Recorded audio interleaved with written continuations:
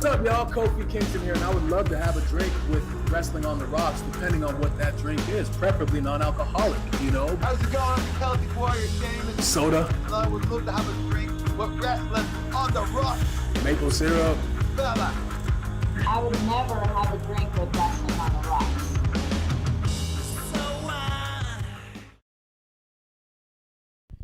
Welcome back to episode 1. That's right. We're going to do episode 1 one more time. We don't move on to episode 2 till we get episode 1 right. And, I think we're a ways away from that. We are Wrestling on the Rocks, WOTR, the show. I am at Ref Marsh. And today, Bishop gonna give it to you. We got Bishop up in here. Bishop, go ahead and say what's up. What up? What up? Thanks for having me back on. Check it. In episode 1 again. Hell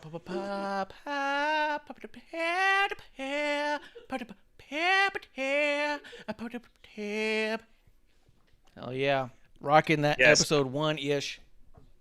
I am Bishop from Terrible Wrestling Takes Podcast. I've been on my floating sabbatical since WrestleMania, in and out of wrestling conversations at all times. Looking forward to getting back in the game. And what better way to practice than on an episode 1 reoccurring? Yeah, just get on episode 1 and do your thing, because less pressure, you know? You don't got to worry about all this stuff. Remember how to plug at TWTakesPodcast on Twitter, Instagram, Facebook, all that stuff. Go to TWTakesPodcast.com for all links to everything. There's YouTube there. There's Twitch there. There's all kinds of stuff there. Every audio platform's up there. TWTakesPodcast.com/TWTs. New merch just put up. Foil sticker packs. These dope-ass foil stickers, not designed by Marsh. This design is actually the reason. Yay! My guy. Yes, early adopters to the website of these beautiful T-shirts that you see behind me. Those who bought those got cool free shit like this foil sticker pack, now on sale. Coasters, now on sale.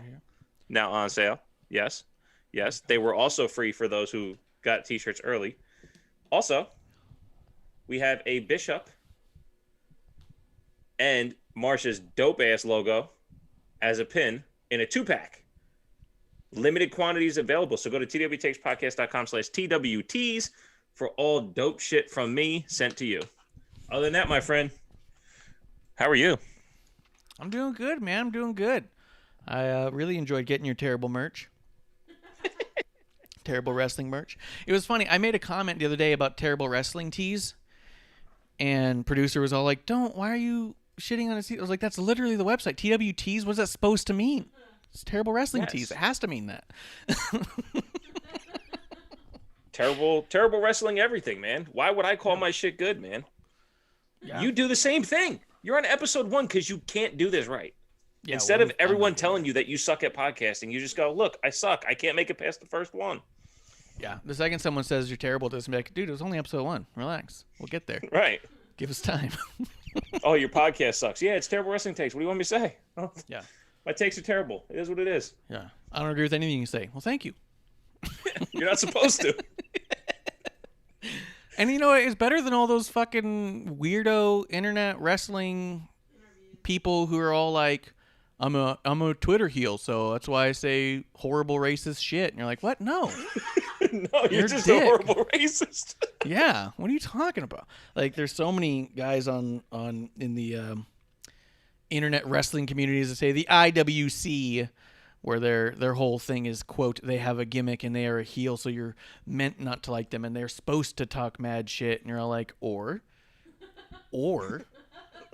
you're an asshole who doesn't like what you're watching. Like, I don't know I don't know why you put yourself through this. Like, I feel bad for those people more than anything. Speaking of assholes. Nope. I mentioned TWTakesPodcast.com/TWTs for merch. Yeah, now, it's a good place to get merch. Great deals, great prices. The best prices in the t-shirt game by far. Nobody's fucking with my t-shirt prices. And it gets even better for Wrestling on the Rocks listeners. I was the asshole. You were a couple sheets into the wind, and I threw out the promo code DE greater than AZ. And it's worked out wonderful. It was a phenomenal promo code, but it's time for that one to go to bed. There's a brand new promo code. You've come to your senses and you Yes. realize AZ is better than. No. All right. All right. But there also isn't a greater than or equals to sign for me to put in there, so I can't Anyway, because there was some controversy with the code, especially coming from your show, and I got to respect your show. I don't want to cause controversy on your show. You have me on here for an episode 1 again. Yeah. And there's really I can't take a shot at all of AZ, right? I can't. It's a beautiful place. There's not much water, a lot of sand. I get it. Sunsets, people say. Yeah. It rises there too. So I figured I'll change the code. 25% off at TWTakesPodcast.com/TWTs. Promo code SuckItClump for 25% off. All one word. Clump with a K. Clump with a K. Clump with a K. Yes. No, that seems fair. It seems fair and appropriate. We'll make sure that we keep putting that out there. So promo code SuckItClump at TWTakesPodcast.com/TWTs. Make sure you go to below the pay option to enter the promo code SuckItClump for 25% off. Yes. Before you click how you're going to pay, click on how much you want off. Yes, and you'll get 25% off with promo code SuckItClump. Hell yeah. Hell yeah. I'm all about that around here. And if you're tuning in for the first time, Clump is one of the other folks on our show, usually on Thursdays. So Yeah, he'll be back on Thursday for episode 1, I believe, if I'm not mistaken. And he's allowed to use the code too. I mean, I'm not going to not allow him to use promo code SuckItClump at checkout for 25% off. He should. He should use the promo code because that's a hell of a deal, and that's an awful lot off. So why would he not want to use a promo code such as that? So effective. You mean SuckItClump? Like SuckItClump. Such as that is not the promo code. The promo code is SuckItClump. It's not such as that. You don't want to confuse the people. I don't have the chat open, so when you say, hey, someone's in the chat, that doesn't mean anything to me. okay, I was waiting for a minute. So Justin Time is in the chat. Thanks for coming Justin. through. Cheers to just in time. Justin says, but Eric Bischoff said it best. Controversy creates cash. Hell yeah, it does. And you can use that cash you've created to save 25% off with a Suck It Club promo. What? Let's talk for a second about what you're drinking here. It is more important to know who you're drinking with and what you're drinking, which is why we've forgotten to do it for so long here. It is not about what you're drinking, but who you're drinking with. We definitely oftentimes have those. Those. I just got the weirdest text. It came through and I saw it and I was like, "What?" What was it? What was the sentence that I said?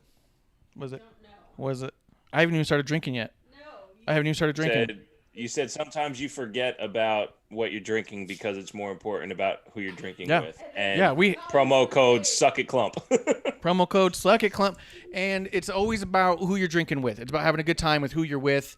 It is not about what you're drinking. But we do like to know what you're drinking so we can buy you a drink, right? I am today, because it is a good friend episode of episode 1. Knock that off. Fucking kidding me? It's COVID. Stop. It's COVID era, and you're relax with that. I don't have a mask. Yeah, Bishop doesn't even have a mask.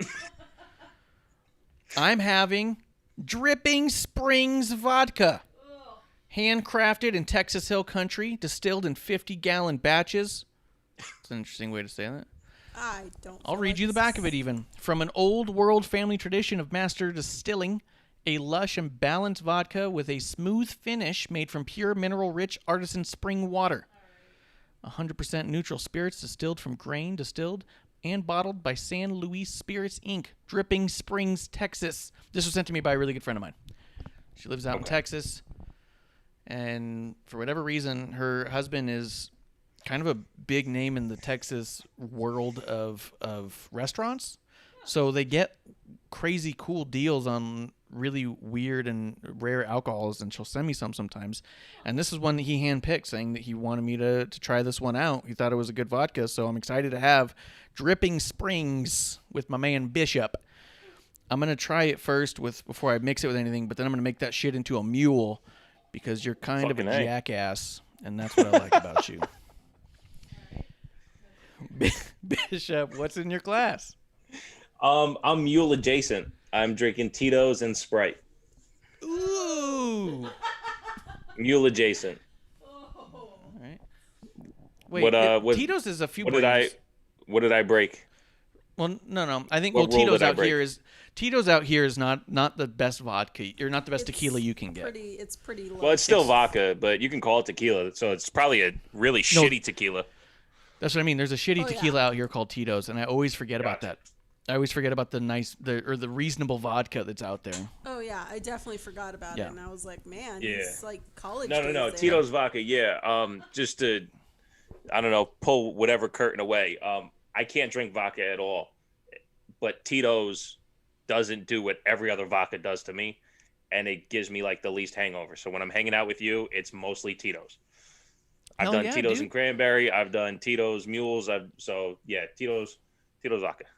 Yeah. So And I can drink it so much I got the handle, but you can't see that. It's a John Cena bottle. It's that John Cena bottle, man. Could be a segue into news. I don't know. It's your show. Yeah, I guess we'll do it. She's real fucking pushy today. Yeah, you're welcome. Episode 1, flying by. Dude, what's with the fuzzy mic, man? I gotta have you mic'd. All this time you haven't been mic'd. I gotta mic you. Dude, I noticed when you put it next to Amanda's face once, and I was like, what the fuck is this guy doing with this fuzzy mic? Yeah, dude. I gotta mic you. If you guys are watching right now on YouTube or twitch.tv/Wrestling on the Rocks, you can find that I have mic'd the monitor now. I've put a fuzzy mic in front of the monitor. Check. There you go. Check. Oh, coming in great. Yeah, you're also describing it for those listening on the podcast. Yeah, for those listening on podcast, it's a little tiny gray fuzzy mic that's It's actually not tiny. It's pretty small. The fuzzball's not that small, but it's a really small mic because it's made for an iPhone. And that's the fucking, because it's made for an iPhone, they put this massive fucking wind absorber on it because it's imagining you're going to be outside filming, and so that's why the fuzzball is so much bigger than the mic even. I thought that So was good. producer lady's hat. Nope. That was all Marsh's grand plan to, I don't know, make it seem like you're actually in the room, I guess. So. Yeah, I'm just trying to include everyone, man. I'm just trying to get you involved, you know? The TV does that. I don't. Yeah. You have a giant monitor with my face on it. I don't understand. You don't need the mic. I Yeah, do it's feel gotta like a bring you in the champion, though. Yeah, I you feel got like the little universal champion. If I stand like this, I'm the universal champion. belt. Hell yeah. Yeah, he is. Oh, showing off the and shirt, showing off the belt. of course, yeah. Why don't you plug your merch, dude? We're 12 minutes in. Yeah, it's true. We got like 5 shirts now on prowrestlingtees.com/Wrestling on the Rocks. You can find a link to all of our stuff at wrestlingontherocks.com. If you go to any of our socials right now too, there's we put a new link in bio that has a way to access everything, including our newly, I mean, I've had it, but I haven't let anybody know, but our newly distributed Discord link. So if you guys did want to join the chat and not on a show day, you could just drop into my Discord and raise hell and tell me what you think about stuff, and I'll tell you what I think. So that's an option now too. So check it out. Oh. I'm gonna try this Dripping Springs. Oh, dude. I got the ironic shirt for the missus too. So we're in here with episode 1 and the ironic shirt. The ironic shirt's pretty dope too. Came on the Nice. Haynes tagless shirt. Mm-hmm. Yeah, I was pretty impressed with the ironic shirt when I got it. That's a What really do nice we think vodka. of Dripping Springs? Dripping Springs is actually really nice. It's no Polish vodka. I'll say that. If you've ever had a chance to have Polish vodka, you may not remember it because you may have thought it was water. Polish vodka, for whatever reason, is the most cleanest vodka. I drank a glass of it once because it was in the fridge that a roommate of mine was storing because they had planned on making like a White Russian. And I was like, that's weird. Someone just put a glass of water in here, but I'm fucking thirsty and it's 150 degrees outside. So I grabbed it, drank the whole thing. And after I drank the whole glass, because I was just drinking it down, all of a sudden I got that warmth in my chest and I went, oh, wait. So, but outside of Polish vodka, this is very good. I would say this is leagues better than Grey Goose. So, but we'll see how it goes, man. See how it goes. I'm glad to have you back, Bishop. You had a vacation there man. with your wife and your family, and it was her birthday and all that. Yeah. I mean, I don't approve of all that stuff, but it sounds like you probably had a good time. Yeah. Yeah, it was great. We got away and decompressed and got outside. Mask on. Yeah. I put one picture out there, mask on, outside. Yeah, dude. Anytime you can get away, disconnect and kind of, unplug from the madness is all good. You well know, and anyone who follows on Twitter, I've been having a hard time since WrestleMania. That's why I'm rocking the lenses. Whatever happened with screen time and trying to get all that content out, something happened and it's been hard to focus. So this is a good way to recharge and hit the ground running. So I look forward to do Wednesday Night Wars tomorrow night. AEW needs a good ass kicking after the shit that they've been putting out the last 2 weeks unopposed from me. So I look forward to getting back to that tomorrow night. Yeah. They got comfortable. They got cocky is what happened. When they're unopposed, they get a shit ton of views. And no matter what they put out there, they just fucking, those AEW throwers just all of it. Yeah. They just absorb it. Well, I think that's good. I will say we've obviously not like retired to become podcasters, but one thing that I've noticed that I think that we have as we watch our listenership grow and such is I do think, because I've also seen a number of podcasts come and go in the amount of time that we've been doing our episode ones. And I've seen a number of them try to do these sprints and mass drop content, or they'll get frustrated a year in, 2 years in, and then just go real hard and be like, that's it, I'm going to triple my content output and just really do it. And then there's a breaking point, I feel like. One of the things you got to hold on to is consistency. If you can be steady as a train, nothing's going to derail you. If you try to upload too much too often, you just start to fry out, man. You're just as much as a computer as what you're using. So I would say it's good for you to recharge and keep up that steady pace, and you'll be back at it, man. Yeah, I appreciate that. And shout out to Pop Culture Wrestling. Since I've been with them, I have not gone a day without being unplayed, and I haven't recorded an episode in over 10 days. I've been averaging 4 plays a day over the last 10 days. That's awesome. And that's without recording a thing. And honestly, my Twitter game, I used to be out there just pressing the podcast, listen to this, listen to that, listen to this, listen to that, and try so hard to generate, and I wasn't seeing the feedback. You take a breath, you walk away. And again, shout out to popculturewrestling.com. Ever since I joined up with them, it's been a consistent flow of listens to at least to whatever my analytics decides to tell me. I don't go a day unplayed over the last 10 days. And that's made me feel even better about disconnecting from everything. It allows me to kind of just breathe, take my time, and come back when I'm ready. And I'm ready tonight, brother. Yeah, dude, I love it. I was glad to see you get picked up by a group like that. I thought that was really dope. Dude, I was glad to see you get picked up about a different group. Yeah, that's true. That tweet you put out today or yesterday, was it? It was yesterday. I think it was announced by Nick Hausman from Wrestling Inc. He keeps calling it Wink, and I love it. I wish that would stick, but sometimes I feel like that he's the only one a part of the Wrestling Inc. that tries to go for Wink. So it's just funny to me. But yeah, he's part of Wrestling Inc. He also happens to be a co-host and I don't know what his official title would be, but he works on Pro Wrestling for Life, the new podcast by Sean X-Pac Waltman, and he dropped a tweet. Yeah, this is pretty good springs. This stuff's dribbling, It's dripping. It's dripping. He announced on his thing. They posted up my thumbnail that I had made for him. He tagged me in it, and then he put out a whole nother tweet welcoming me to the team. And yeah, that's true. I'm joining Pro Wrestling for Life with X-Pac, and I'm going to be doing some editing and video stuff and graphic stuff for him, and Going to be helping out a little bit on some of the social medias here and there, so you might see my name pop up. Like, pretty fucking rad, man. It's working out. It's really cool. Matter of fact, we'll post about it tomorrow, but this Thursday coming up, he's got a new episode, and I go one-on-one with X-Pac himself in a trivia game. And so if you want to see how that plays out. Here you go. Yeah, Well, shit, here we go. Hey, to all of that shit, my friend, cheers. Cheers. I had to pay my dues and prove my knowledge, because it was a little bit of like, okay, everyone says they're a big fan and they know what's going on, but do you know what's going on?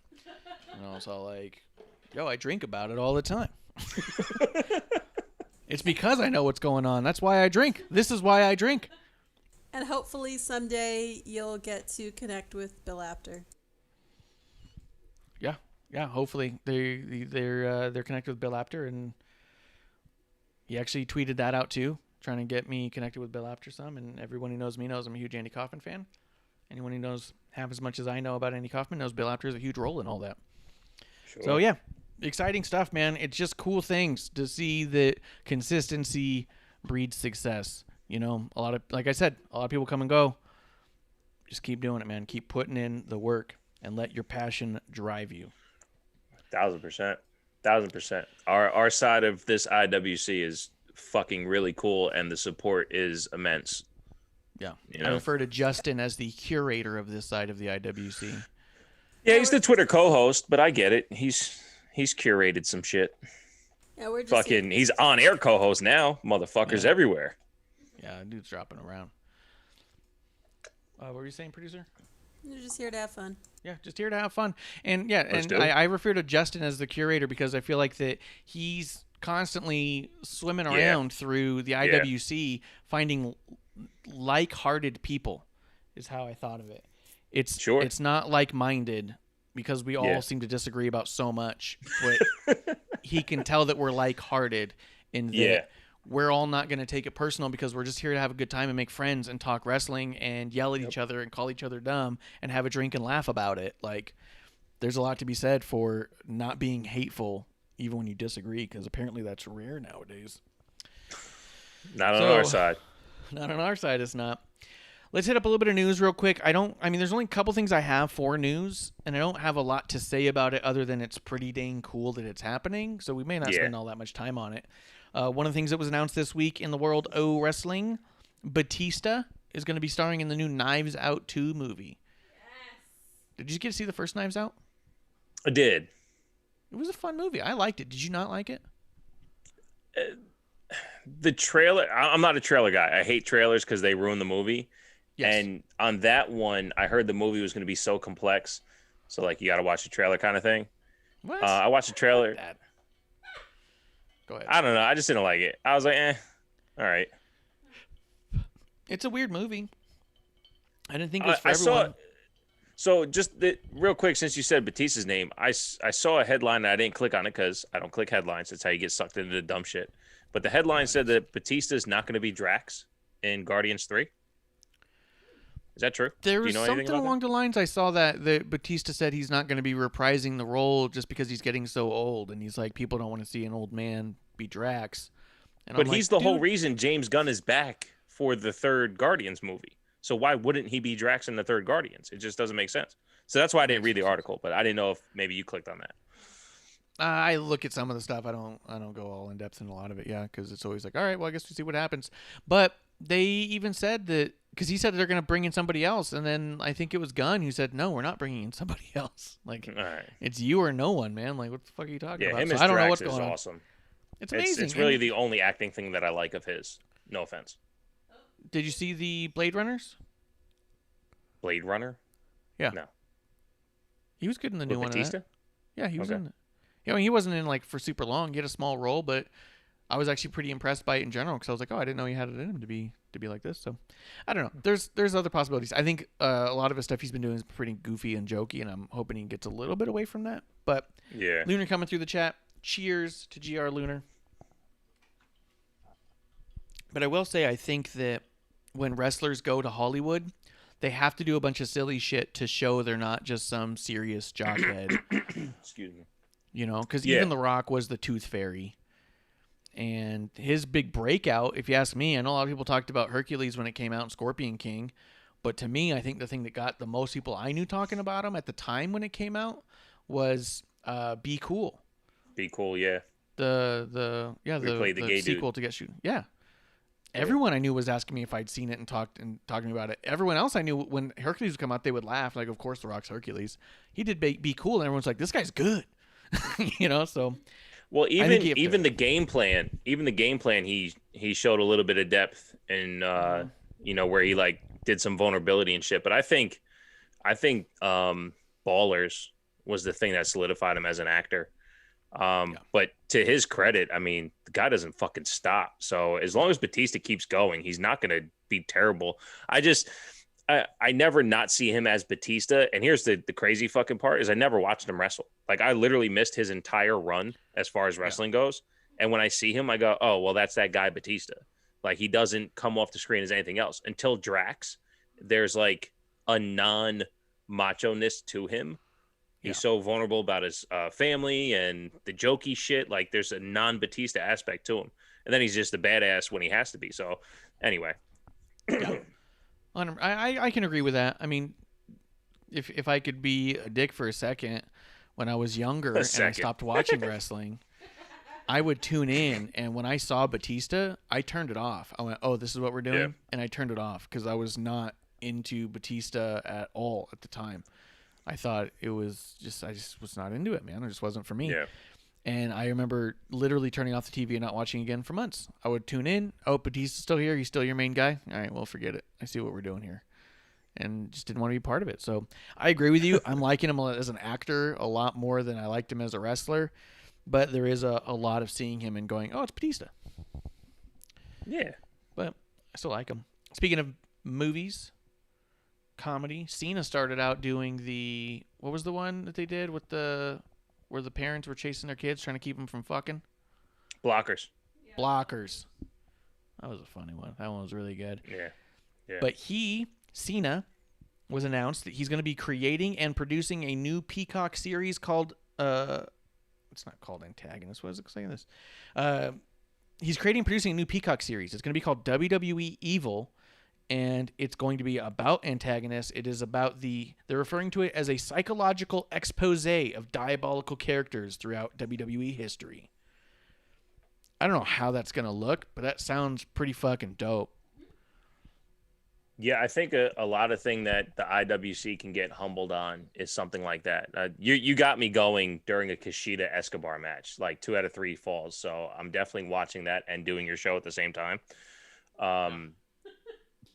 But no, if you can, like, because everyone on the IWC thinks they know, right? Oh, I know this, I know that. But if Cena is like, look, here's the psychology of this, this is what Jake the Snake was thinking. This is why, the Papa Shango angle worked. You know what I mean? Like, if that can all be broken down to a T, like, I'm all here for it. And it would also show the IWC how important Cena is. Cena's so fucking good. Like, I remember, I don't remember if it was Cheap Heat or Sam Roberts, one of the two early adopters of podcasts. They did a Radio Row for one of the WrestleManias. I think it was Dallas. And I think it was AJ Styles that was like, dude, in WWE, like, Cena showed me everything. Like, I know a lot of people don't want to hear that, but like, Cena's the guy. If you need to know anything about how to wrestle, especially wrestle here, you talk to Cena. I'm better as a performer because I worked with him. So as much as the IWC wants to shit on Cena, period, the guy fucking knows his shit, especially when it comes to wrestling. So if anybody's going to put on something like this, I would love to see how that guy's brain works when it comes to wrestling itself. Because even in the interviews he does, he never really talks about wrestling per se. It's always lifestyle mentality and how it applies to everything. It's never really wrestling centric. So if this show is going to be wrestling centric, I'm all in. Oh yeah. Oh, I think he's amazing. Yeah, and I've heard that too. I've heard a number of people. I think Edge was saying that as well, that his time with Cena was incredibly important to his career. I think Orton has also talked about how important Cena was to his career and his growth. Like, if these people who you all think is the greatest of all times are all saying, oh, I wouldn't have gotten there without Cena, and that Cena's what leveled me up, well, shit, he might be worth listening to, you know? For sure. I do think that's going to be pretty dope. I'm excited about it. I agree. I want to hear Cena break down some stuff, some psychology. Go ahead. Especially since producer lady here, all the stuff they've been putting out, these little documentaries on Peacock, have been awesome. Every single one of them. Even if you're just like, well, I'm not a big fan of that person, they've all been amazing. So I'm super excited. Yeah. The AEW ones too, or AEW, A&E. The A&E documentaries have been outstanding. Whatever WWE is doing right now with the content they're in control of archive-wise and relating it to today is impeccable as far as feeling good about what you're receiving. Like, we've all heard Stone Cold stories forever, Macho Man stories forever, Booker T stories forever. I mean, Booker T has a radio show. There's probably fucking 5,000 hours of Booker T talking. Yeah. But how good was his A&E documentary? Like, they're putting out content now that is like untouched when it comes to relating to what they're telling you. I mean, I couldn't believe like how emotional I was getting during the Stone Cold documentary. That might have just been me, but like, I mean, I used to listen to that guy's podcast where he would talk about everything, including his daughters, but not on a level in which like he was like, yo, I fucked up. She was speaking in with a British accent and I started crying. I'm like, wait, you cry? Like Stone Cold cries? Are they ice cubes? Like, what the fuck? Looking like Liv Morgan. Yeah. Yeah, no, 100%. Yeah, I definitely trust what WWE wants to do with their content now, for sure. Dude, when I look at their A&E deal and I look at their Peacock deal and their Fox deal, the USA's been holding on to them for as long as they can. I saw a tweet the other day, maybe it was even this morning, where, oh, you know what it was in response to? I believe. Are you talking about my tweet? No. To Amanda? No, I love it. But there was a tweet someone else put out that said, this is why the WWE is failing. WWE is failing because it can't create new stars. It doesn't know how and doesn't want to. Yeah, that one. And I just went, by what metric do you think they're failing? Yeah. Like, in what way are they failing? Right. They're more coveted right now than they've ever been in their history. More companies want to be associated with WWE right now, established companies, than ever before. You know, everyone wants a piece of WWE right now because they're failing. I have a hard time buying into that. If you want to like point towards ratings, they're still the number one show on the nights that they go on. Everyone's ratings are different now. No one's getting 10 million views a night anymore because the way that ratings are done is different. But WWE is still the most followed presence on social medias. Yeah. They're still getting the number one spot when they're on wrestling nights. So what was it this week? I don't really buy into a lot of what Meltzer says, but he pointed out that on Monday night, Raw was the number one cable television show across the board, including the demos. That on Wednesday night, AEW was the number one, and on Friday night, SmackDown was the number one. So he's all like, take from it what you will, but anybody who's saying the wrestling business is failing right now is looking at the numbers upside down. And it's like, that's hard to argue in general. I mean, AEW is doing great, even though there's people who tune in and tune right out. You know what I mean? But the same thing happens on Raw. There's enough people floating around getting a kick out of wrestling that I don't think any of this industry is failing. Yeah. Yeah. It's crazy because it has the most content it's ever put out. And no matter what comes out, it's constantly engaged with. And I don't know if it's because I only follow Twitter so much and I'm heavily involved with whatever this podcast community has become, that it's so much wrestling to talk about. But even there's people I interact with who don't fuck with wrestling as heavy as I do. And at least they have the nostalgia factor from back in the day. And it's like, dude, Stone Cold did what? Like, you know, there's always something where the mouth of is there. Go ahead. Sorry, that just reminded me real quick, a flashback I had of reading Stephanie McMahon's LinkedIn, and I think she had this little snippet interview where she said, you know, they asked, you know, what did you learn through the pandemic, and she said that she learned how important their nostalgia, their connection with fans back from way back when, having those nostalgic, you know, memories connected to wrestling. And I thought that was really cool, and it shows that, you know, if you take that as being really important and do something with that, I mean, this is what you get. Yeah. Their Hidden Treasure show is badass. It's so good. Yeah. So I'm on board with a lot of the stuff that doing, even from that aspect. You could say you hate Raw and you don't want to watch Raw at all, but if you're not paying attention to what A&E is doing or what they're putting on for Peacock as far as any of these interviews, like they just announced this week, Stone Cold's going to have The Godfather on. I can't wait to hear Stone Cold break down Godfather's career. Yeah, because I mean, what was it? He was what was it first? Kamala? It wasn't Kamala. What was it? What was the name he was when he was a martial artist? The Fighting Machine. Yeah. Kuma? Is that what it was? Was it Kama? Kama. I knew Kama, because when he went to Nation of Domination, he was Kama Mustafa. Mm-hmm. But he was Kama before, when he was supposed to break up that pin at WrestleMania, and then he transitioned into Papa Shango after that. Yeah. Yeah, and then he was back to the I mean, we know our that shit. dude's whole career. Yeah. Yeah, wait till you see how I do on Pro Wrestling for Life. Going one-on-one against X-Pac on Wrestling Trivia. Graphics to come. Yeah, so I'm excited about a lot of stuff in general. So I think this Cena thing is going to be fucking dope.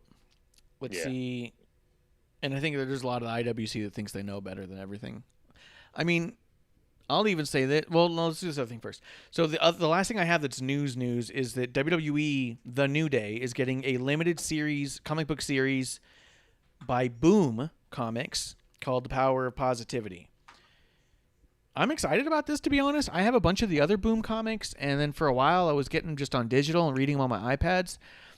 They're not like groundbreaking. It doesn't like give you this in-depth thing, but it is a really fun way of them showing like an imaginary kayfabe. Like it fills in blanks for kayfabe where a lot of it is backstage stuff, and you know none of it's backstage stuff.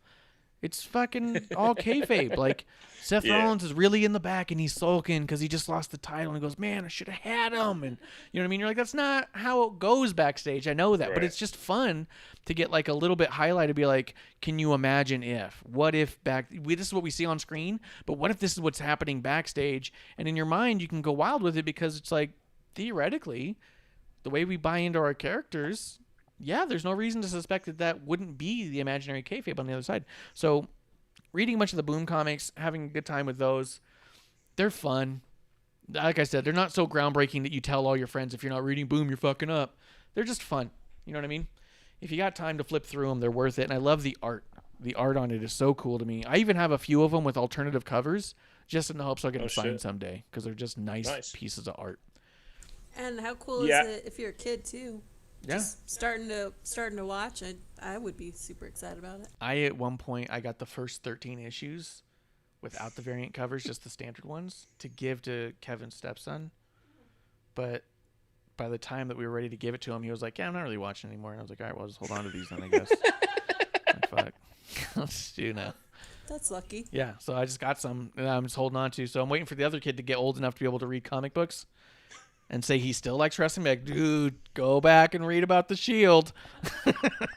Yeah, so really cool for New Day. I also very quickly saw a tweet where Xavier Woods, Austin Creed, however you want to know him by, he's trying to get on this Nickelodeon show. Temple of Doom. What is it called? Temple of something? Oh, Legends of the Hidden Temple. That's the one. Yes. Yeah. Yeah, he's like, hey, I know I've got a really busy schedule and I'm doing G4 and I do wrestling, but hey, at Nickelodeon. Yeah. I'm like, dude, get it, man. Yeah, he's trying to get on. It's actually going to be on the CW, but they are bringing back Legends of the Hidden Temple, and he wants to be on. And I'm all Blue Barracudas, man. Hell yeah, the Blue Barracudas was actually Kevlar's team. They did a. I don't remember the other colors. So. Oh. I know there was Jaguars and. There's a monkey. There's a monkey, yeah. I just think it's so cool for New Day to be, especially during the pandemic. Like, man, they're really doing a lot. You know, Big E's got that Rocks, Schoolhouse Rocks. Yeah. So good. Our Heroes Rocks So good. coming out. Yeah, Our Heroes Rock, yeah. Which we'll be getting some of their merch soon, I think, because we put into that. But I mean, it's just like so cool to see all the stuff that they're doing. I just think it's really exciting.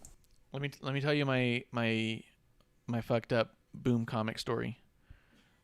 I was at the New York Comic Book Convention, and I was walking around, and they had a bunch of little promo photos, like little like alternative cover type things with like one page of the comic on the backside of it, and it was Boom, and I was like, oh, look, all this WWE stuff, and they're all like, yep, we're doing like $5 mystery bags. We'll just, you give us $5 and we just hand you a fucking thing. And I was like, all right, I'll get like one. The guy gives me one, and I was like, all right, thanks, I gotta go. And so I left the table, and I look inside of there, and it was the New Day. And at the time, I didn't like the New Day, like at all, but I knew Kevlar's kids loved the New Day, so I was like, well, I guess I'm gonna give this to Kev's kids.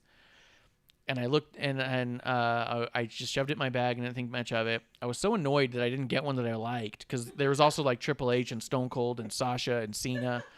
I was so annoyed that I went back and was like, look, I want like 4 more. So I got 4 more, and I opened it up, and I was like, God damn it, another New Day. Fucking, I end up getting, I think, Triple H, Stone Cold, and Sasha. Actually, I got Cena too, so I almost got 5, man. Fuck it. So I was gonna say, how deep did you go? Did you just hand him 100 and it's like, look, man, fuck it, hook dude. me up with all your shit? Yeah, 25. Let's do it. So Yeah. I was super annoyed, and I go home. I even told the guy, or I go home and I look at him, and I send a picture to Kev, and I was all like, check it out. I was like, I got this print for your kids, and I was like, and it's pretty cool. It looks like the artist signed these or something. And I showed him a picture, and then I looked at the other ones. I was like, well, that's weird. The artist didn't sign the other ones. And I looked at it again, and he goes, dude, that has 3 signatures on it. And I was like, yeah, it does. I was like, what are those guys' names? And he's like, Big E. And I was like, I see a big B and an E. And I was like, what? And he's like, Xavier Woods. I was like, well, that's an X and a W. And he's like, and Kofi Kingston. I was like, well, those 2 Ks right the fuck there. And so I was all like, dude, I think I got this shit signed by the New Day. And I showed him a picture, and he goes, holy shit, dude, that's signed by the New Day? And I was like, yeah, and I got 2. They were both signed by the New Day. Oh, no shit. Yeah. And so I went back to the next day to the comic book convention. I was like, hey, you know, I got 2 from the New Day. And at first I was like annoyed, because I was like, I'm not a huge New Day fan. I was like, but they're both like signed? And the guy's like, you got 2 signed of the New Day? And I was like, yeah. And he's like, they only signed like 20, and we put them in the box in random places. When they were in San Diego, they came by the table and just signed like 20 of them real quick. And they put them in there randomly. They're like, we randomly selected 2 back to back. And I was like, fuck yeah, you did. And I was like, and I almost brought one back thinking I was going to try and switch it out and be like, look, I really don't want to go home with 2 of the same. So I was a dummy. But it worked out for the better. We had it up for a long time. It's since been replaced by a Rob Schamberger, because I don't know where it's going to fit now. We're just running out of space. But it is still framed and waiting to go back onto the wall at some point. It was really cool. Nice. No, that's awesome. A rotating gallery, as you can see. Yeah, we rotate our stuff. You got my X-Pac stuff up here right now for the Pro Wrestling for Life show. If you guys want to check that out this week. Why is Pro Wrestling for Life so important? What do you mean? Like, that's a segue for you to talk about how you're still involved with them, because it's an hour in and we haven't talked about anything. Yeah, no, I said just check it out this week. Say it again. I'm doing stuff with them. No, that's not pitching. It's like there's only so much you put over somebody else's show, man. Oh my. Okay. No, you're putting over your work, motherfucker. Engagement on the other show gets you busy. That's a good point. That show's doing better than mine. He's not a businessman, okay? I'm here for the drinks. Yeah, this is still episode 1. Yeah, I'm pouring another one. I'm ready to fucking go. We haven't talked wrestling at all. We're almost an hour in. I love hanging out with you. Just know that. As much as your show fucks with me, hey, TWTakesPodcast.com/TWTs, promo code SUCKITCLUMP for 25% off. Oh, yeah. All right. Where are we going? I don't know. You To the moon! You're the one who threw That's me Thursday, a my bad. curveball. Hey, real quick, before we get into anything. What's up, dude? Have you Are seen we any live of yet? MLW? We're not live. There's no way we're live. Have you? Definitely live. What? There's no way. Not with that producer. Yeah. Excuse you? Hey, listen, the last 2 times I did this show, there was no producer to start out, so I'm just a good not point. used to you being here. Sorry. That's a good That point. was not my fault. You thought, I well, was talking about Marsh. No, it's my fault. Actually, it's the U.S. fault. Who the fuck does daylight savings anymore? All the I know, farm I fucked with equipment's us. digital. We don't need it. that's a good point. That's a good point. That's why Arizona just doesn't Hey, buy in. We just flat out don't do it, and you guys be fucking with us.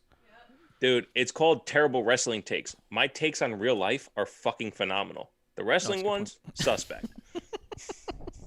I understand life, dude. It's wrestling. I just can't fucking get my head around. Hey, have you seen any of MLW since it's been on Vice? No, I've never watched a second of MLW except for clips that come across Twitter. Yeah. I've seen some amazing athletics come through. I mean, there's some fucking performers there. I've never seen a promo. I've never seen a full match, but I've seen clips where the athleticism is just insane. I'm going to say this. If the opportunity shows up now that it's on Vice, I would say if you've got like Hulu or Vice, have it record. We watched an episode the other day, or at least half an episode because we were trying to do stuff, but it was fucking phenomenal, man. I was blown away. I was like, this is what I've been looking for. Like, I've heard nothing but great things. It gave me, like, it reminded me somewhat of NWA Power, where you're watching, you're like, this is an alternative of wrestling that takes itself seriously. And maybe not all the time. Maybe it was just some of the stuff I saw. I bet you there's goofy shit in there from time to time.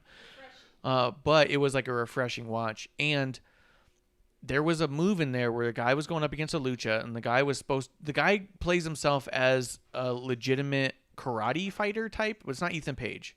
But he was like he was in like one of those dojo gears, and he was putting himself a gi. He was in a gi, and he was like saying, "I'm like a true wrestler, and you're a flippy floppy guy."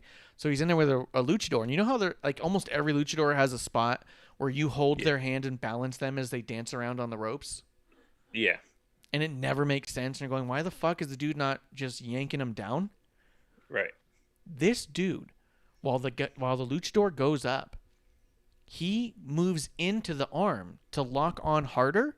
So when the guy comes down off the ropes, he can flip it over and cinch in an arm lock. That's phenomenal.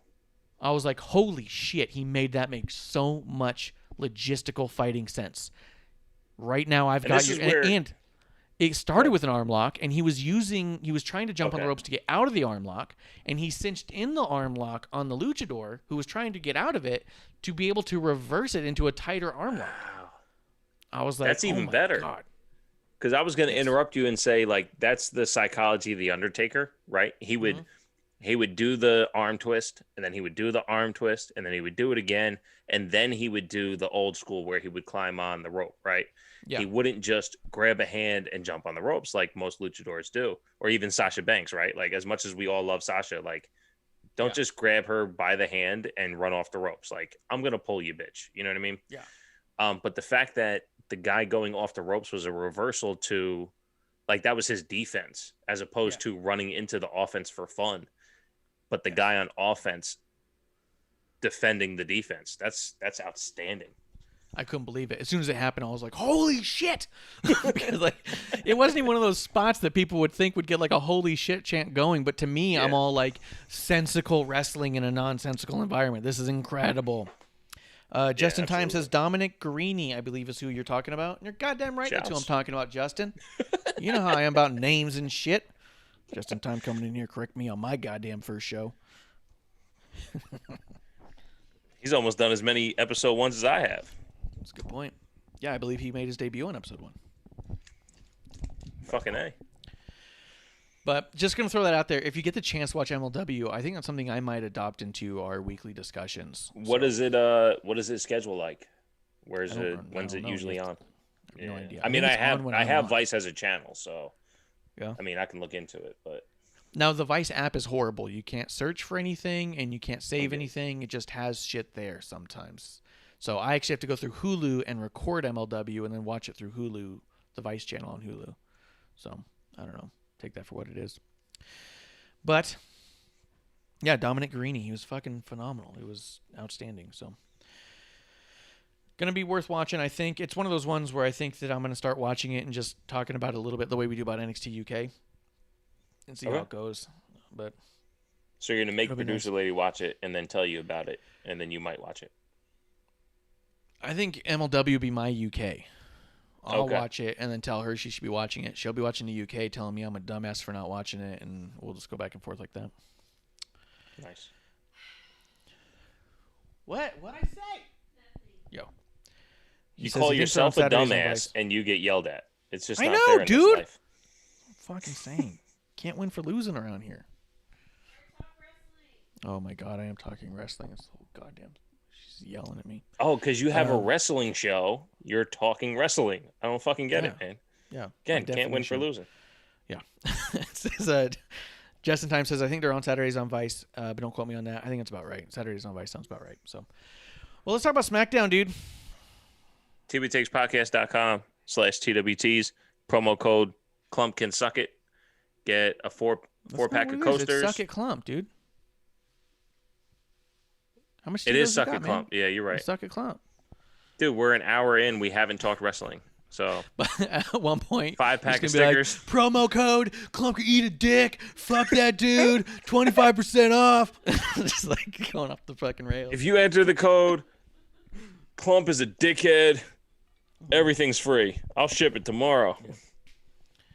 Dude, how quick did you get your stuff? Be real. Tell the people Dude, how fast you got your shit. Dude, you said, hey, tracking information says it'll be there in like 2 days, and I was like, psych, it came in the same day you sent me tracking. Like, what? Like, you didn't even have time to get tracked.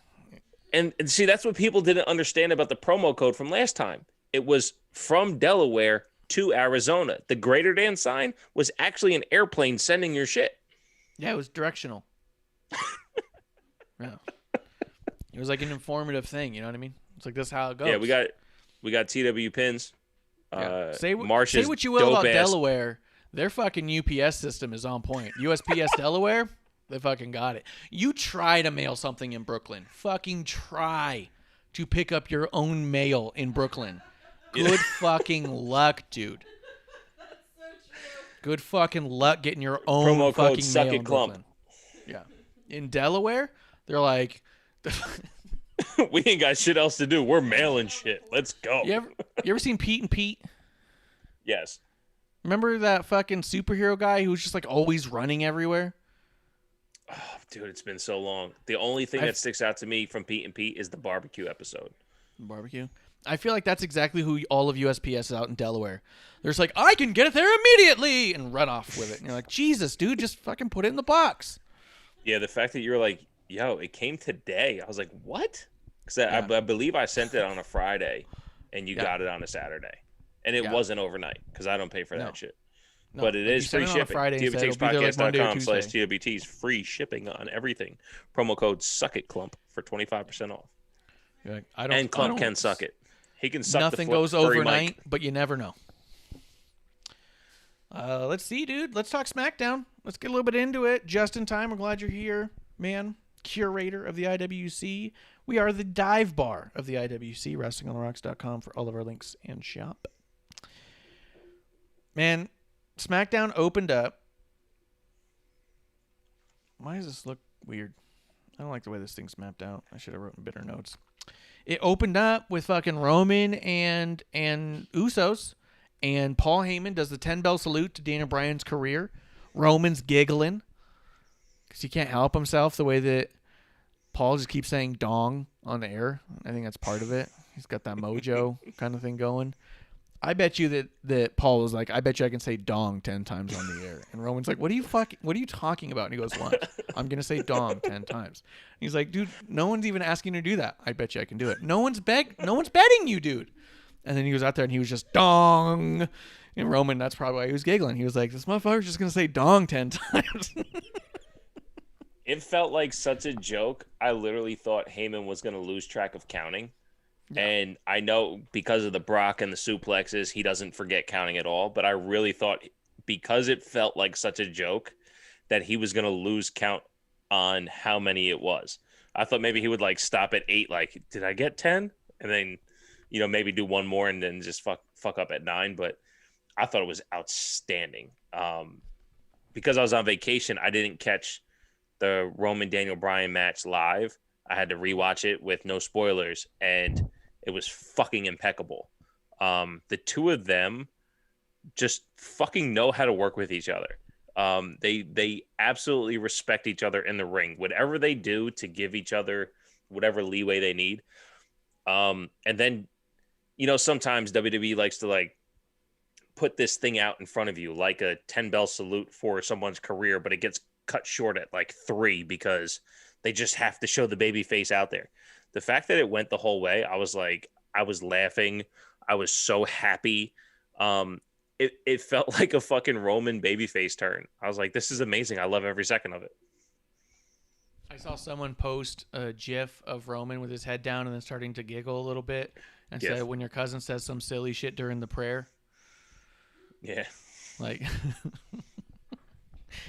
but it was fucking so good, dude. And I agree. It got me in like a good mood for it. SmackDown, I think, is just almost a perfect show at this point. It was the throwback episode of SmackDown, hence my throwback uniform now, which I throw back all the time, dude. I'm always throwing them back. That's right.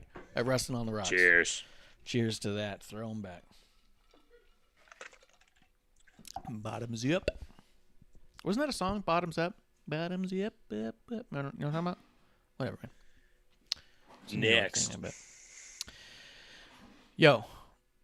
Yeah. Since you're talking about it now and you didn't get to actually say anything about it, Roman and Daniel Bryan, and then finding out afterwards that Daniel Bryan's contract supposedly has expired. And I say supposedly because I haven't heard someone from WWE or Daniel Bryan himself say absolutely it's what's happening. It's just the word that's out there, so that's what's happening.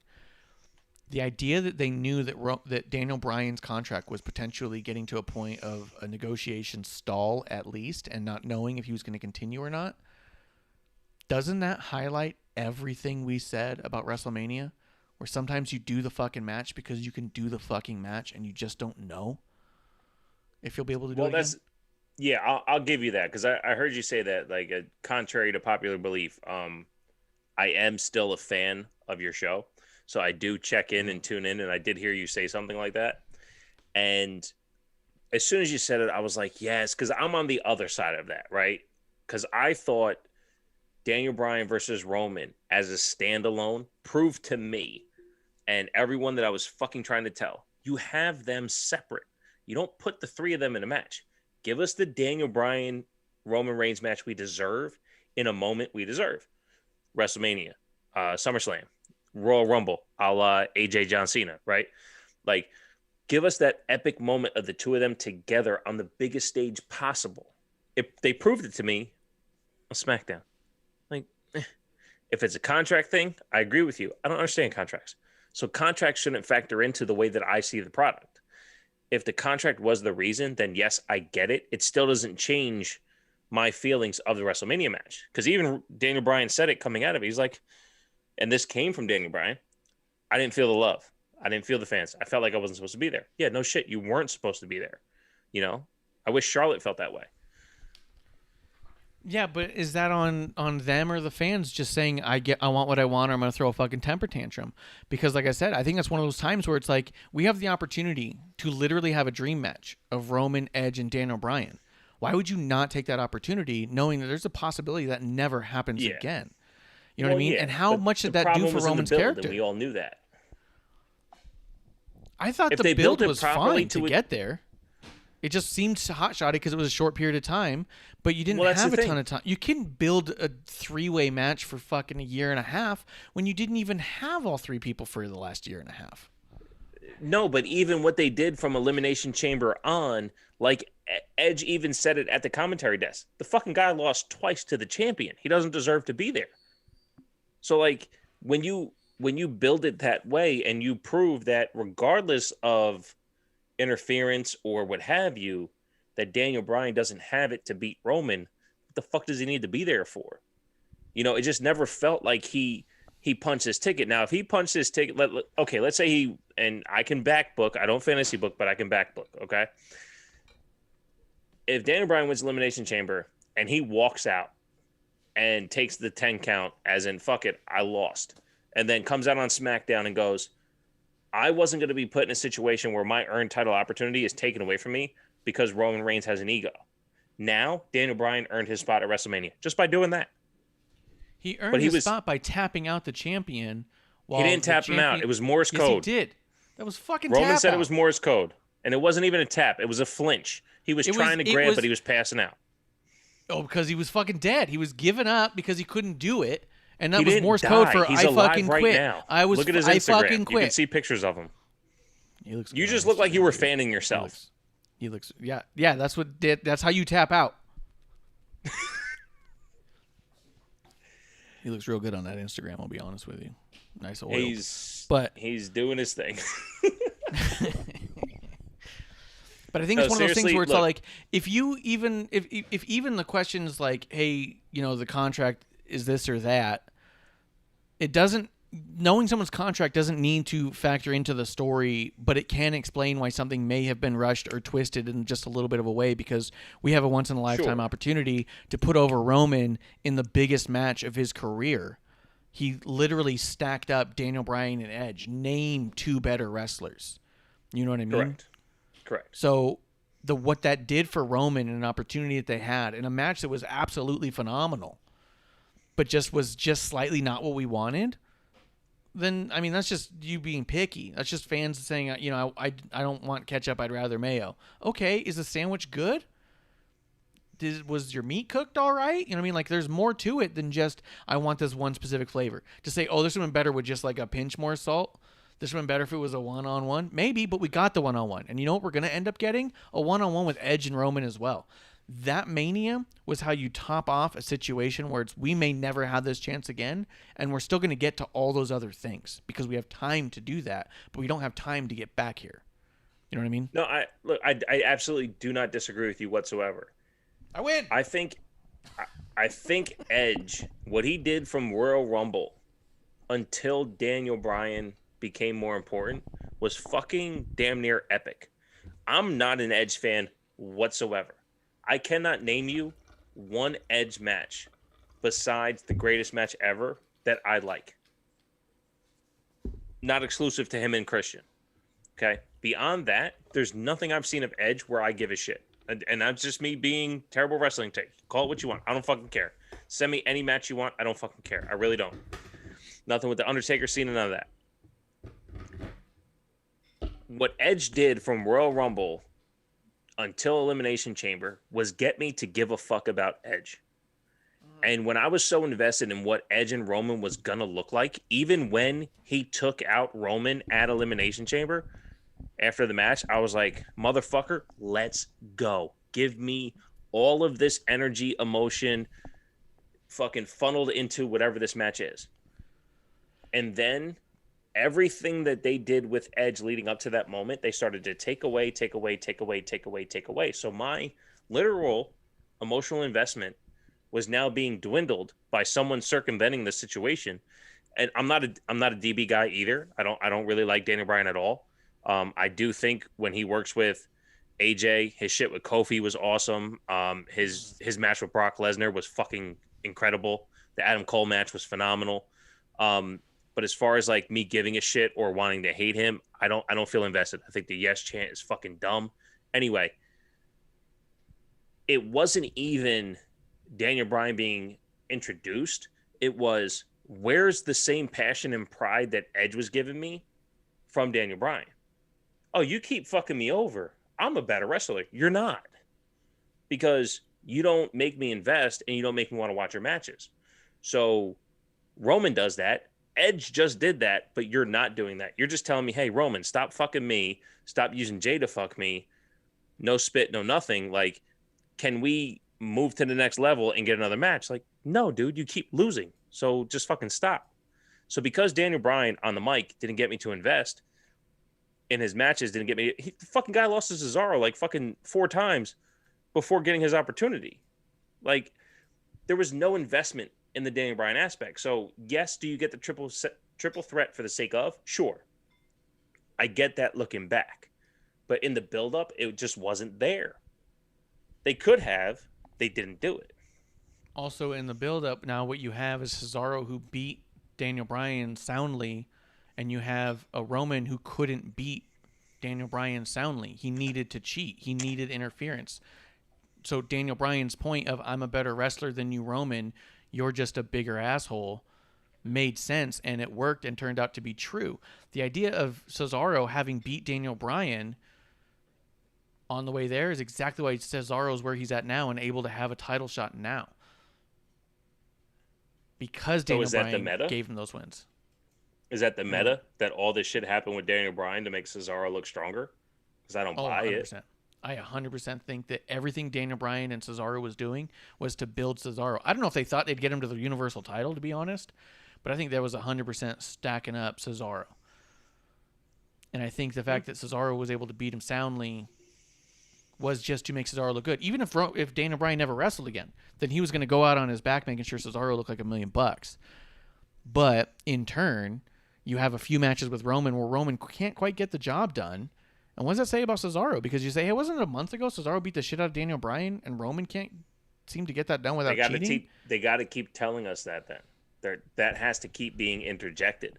Because when it comes to emotions, and I mean, dude, we're fucking adults and we're trying to give a shit about this stuff. I can't choose to do it. You have to make me do it. And it's not making me do it. I wish Daniel Bryan did. I tell you, like, look, I've said this 1,000,000 times, or really 87 times, because that's how many episodes I have. And I might have said it a couple more times. I only have one. Yeah, it's episode. crazy, dude. Which, did you see? You see Graham's tweet about you being on Good Cop, Bad Cop? It'd be like episode 248 or episode 1. Yeah. Fucking math teacher trying to teach me math. Fucking idiot. So good. I like the anyway. idea of it, though. It might be is an 247 honorary again. first episode. There you go. Yeah, it should be 247 again. And everyone goes, what? But I came into it after I came back into wrestling hardcore after the Yes Movement. Also after Daniel Bryan gave the title back. So he wasn't a factor. I latched on to Roman. That Royal Rumble came around.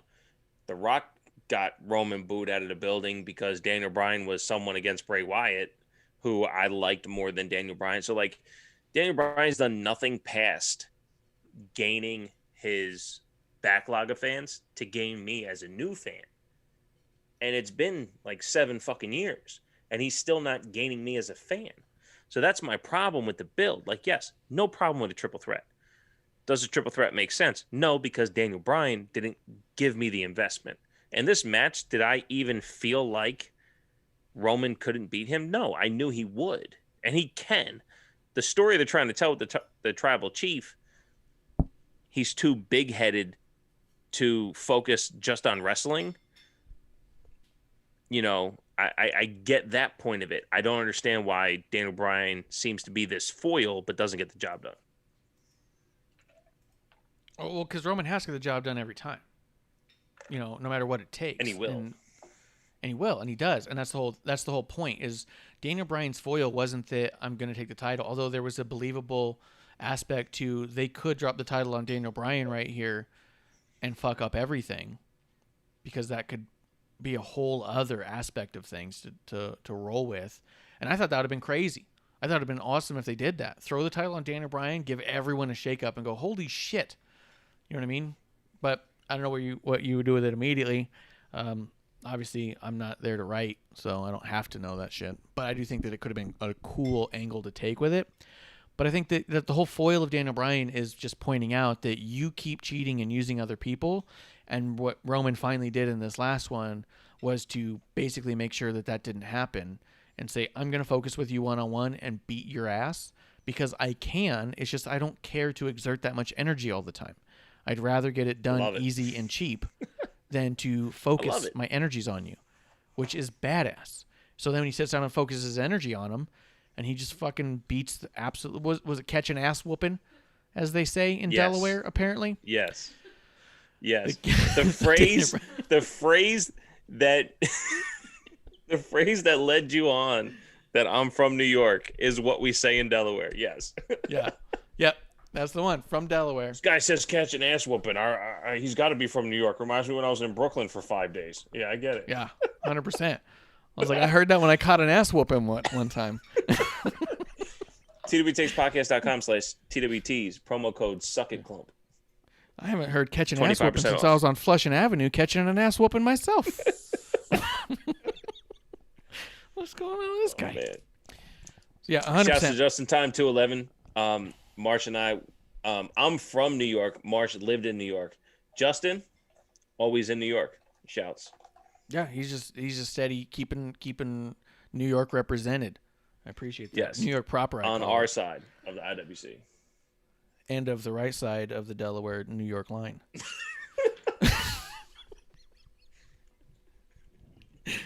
Yo. So here's the deal.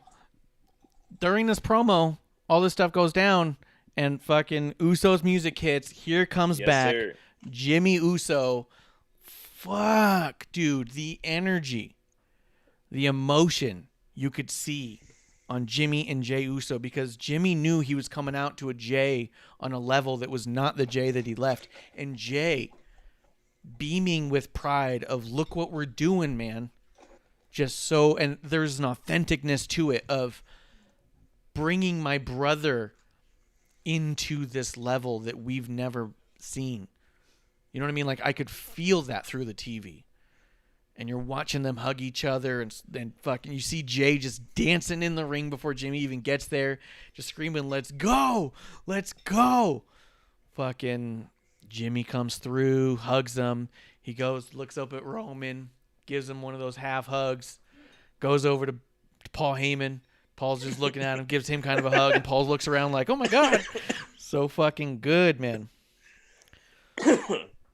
Yeah, I tell you, So look, good. about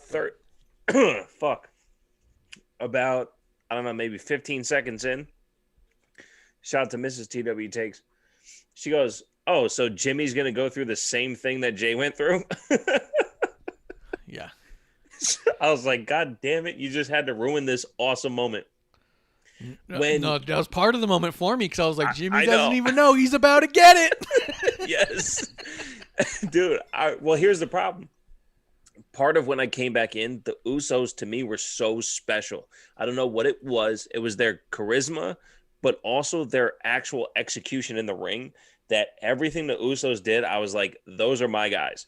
So somehow when I gravitated back to wrestling, it was Paige, it was Roman, it was the Usos. So I had all my divisions on lock, right? And then the Usos were actually really fucking good, and I didn't know that they were really fucking good. And so when Jimmy came back, all my mind just goes is, okay, head of the table, here's a seat, there's a seat, Paul Heyman, cool, let's go.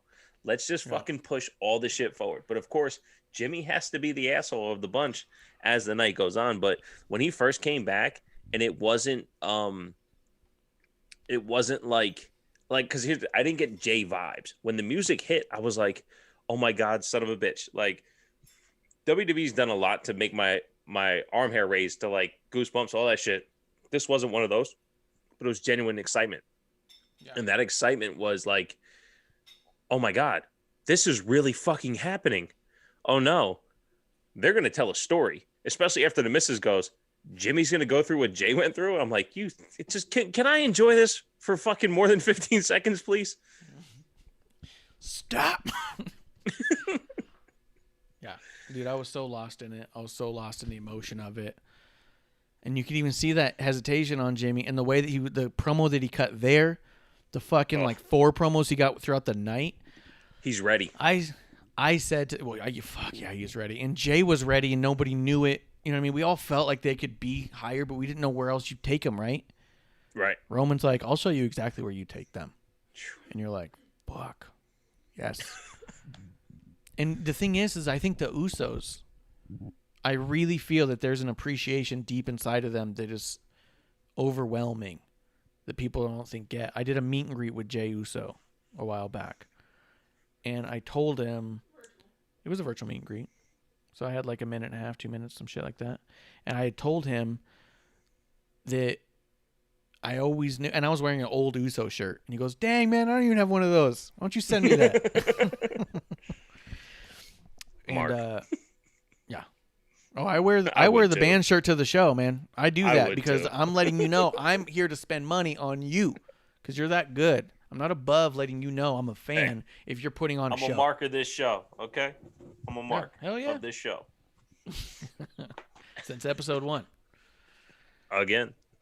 Yeah, I'm sure it makes me laugh when I see it. It's so funny. But anyway, I virtual told meet and him, greet. I said that, look, I always knew you guys were great. And you've always been in my top. And I was like, but the way you stepped up into this role, proving that you were always ready, proving that you've been on that level, and just allowing yourself to get pushed into that next stratosphere. I was like, there's just nothing I can say, but fucking congratulations and thank you, man, for showing up and standing out, not because you didn't belong, but feeling like you always belonged. And he got like choked up, and he's like, shoot, man, and he's like, real recognize real, because they're fucking dope. They're the coolest fucking people in the They're world. The best. Actually, I met him once in a not meet and greet situation, but it was a little less talk. But but yeah, it was just one of those things where I could see him feel emotional, and I was like, "Fuck, this dude's like, he can't believe the amount of love he's getting right now from the fans, because I'm sure he's just getting people after people just being like, dude, you are everything right now." So the idea of bringing his brother up into that, and his brother, they did the Chronicle on Jay right before Clash of the Champions, I think, or Hell in a Cell. Yeah, I think it was Clash of Champions. Yeah. We had his kids and he, all that shit. Uncle Ooh-Ah. Yeah, Uncle Ooh-Ah. Yeah, who do you think's going to win, me or Uncle Ooh-Ah? Uncle Ooh-Ah, get out of here. Go to your room. So good. He's got a dope-ass house for being a tag team. Right? They're smart about how they use their money. That was the first thing I said. I was like, motherfucker splits his checks, and he's got a dope house. Shouts. Yeah, 100%, man. I think that those guys, I think those brothers have stayed in. You know what's crazy is there's no way they don't talk all the time. There's no way they don't talk like every day. But they were able to give you the feeling that he hasn't seen his brother in a year. And I think what it was, I think he dug down into the feeling of what it's like to be in there with his brother versus anybody else. I haven't been in this ring with my brother for a year. And it gave you that feeling of, I haven't seen you for a year, because in their lives, in their world, those are two separate entities. And I feel like that's what the emotion was coming across is, we haven't been in here together for a year, and this is everything. This is what we do. Right. You know? So it was just amazing. It was absolutely amazing. And like you said, Jimmy just stepped up and he's just ready to go. He's good. It seemed like he was waiting for this opportunity. The way he came out, and here's the fuckery, right? I think it was either Twitter or of course it was Twitter, but it was either like the day before, the week before, something like that. Somebody was like, imagine Jimmy coming back and completely noticing the difference between the two of them. They synced right back into the Usos so much that I had to make sure I re-recognized Jay. And that's no slight on the two of them or what Jay has been doing. They were so much the Usos in that moment that they were fluid in, like, put them for the tag team titles right now, and we know what we're getting. That chemistry, that connection when they were interacting, I was like, wait a second, they're standing next. Okay, so that's all right. That's Jimmy. That's Jay. Gotcha. Okay, like that. Like you said, that chemistry of them being back together was, I'm with my brother again. Let's fucking go. Yeah, let's fucking go. It's awesome. Because no one goes like us, dude. And I'm even down if you want. We can just keep talking this storyline, and then we'll just talk about what else happened, kind of a deal. It's your show, bro. Well, it's only the first episode, so we can kind of play it by the hip, as they say, up and in it, I think they say. But the promo that they had in the back, well, actually, you know what? A bunch happens throughout the show. They do such a great way. Keep going, bro. SmackDown, yeah, just go. SmackDown is one of the only wrestling shows at all that seems to clearly, definitively wrap storylines within the entire show, with other storylines going on within that show. They have on Raw, Charlotte and Drew keep poking their fucking head up for no fucking reason and saying something but you don't feel anything, and it's not intertwined. Yep. It's just like, it's just there again. And you're like, God damn it, Loch Ness Monster. You know what I mean? But that's McIntyre, right? Yeah. It's a Scottish thing. I get it. Oh, I need about a tree for Eddie. Oh my God, Raw's gonna be fun. And so then, but in SmackDown, they have it intertwined because look at what comes up after this. We have Seth Rollins versus Cesaro. Pat McAfee dressed up like Vince McMahon. Always a joy. So a couple things real quick. So I believe Seth Rollins did a cutoff again, and then Cesaro came out, or Cesaro came out first, and then Seth Rollins attacked him. I think that's what this week was. Sorry, I watched them both back to back. But I saw a lot of dickheads on Twitter because fuck the other side. And I hate when our side retweets the other side. Like, that's just a dick move. Like, stop retweeting the other side. You know what I'm saying? Yeah. They were bitching that it wasn't a throwback SmackDown, but they told us from the commentary table, it's throwback weekend at Fox. So when you put on whatever fucking NASCAR race, whatever left turn action is going to happen, that's going to be a throwback broadcast as well.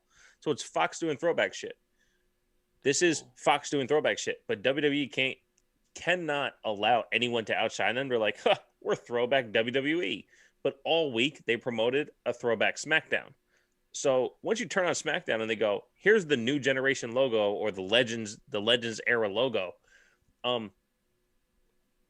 Now take what you see on TV and ride with it. Don't say, well, where the fuck's the fist? We only got the fist once. Like, look, if you want to get fisted, go ahead. The fist was on TV. That's enough old school SmackDown. The rest was old school broadcast. Pat McAfee doing Vince McMahon from back in the day. It's fucking awesome. So funny. And here's the thing. I said it on the show. So we had a bit of a spat here on the show. I believe it was episode 1. Where producers all like, oh, we need to talk about Throwback SmackDown. I was like, I have nothing to say about it. And she's like, okay. And then we missed an episode, or the next episode, she goes, hey, we got to make sure we talk about Throwback SmackDown today. And I was like, I literally have nothing to say about it. I don't know what we're going to get out of it.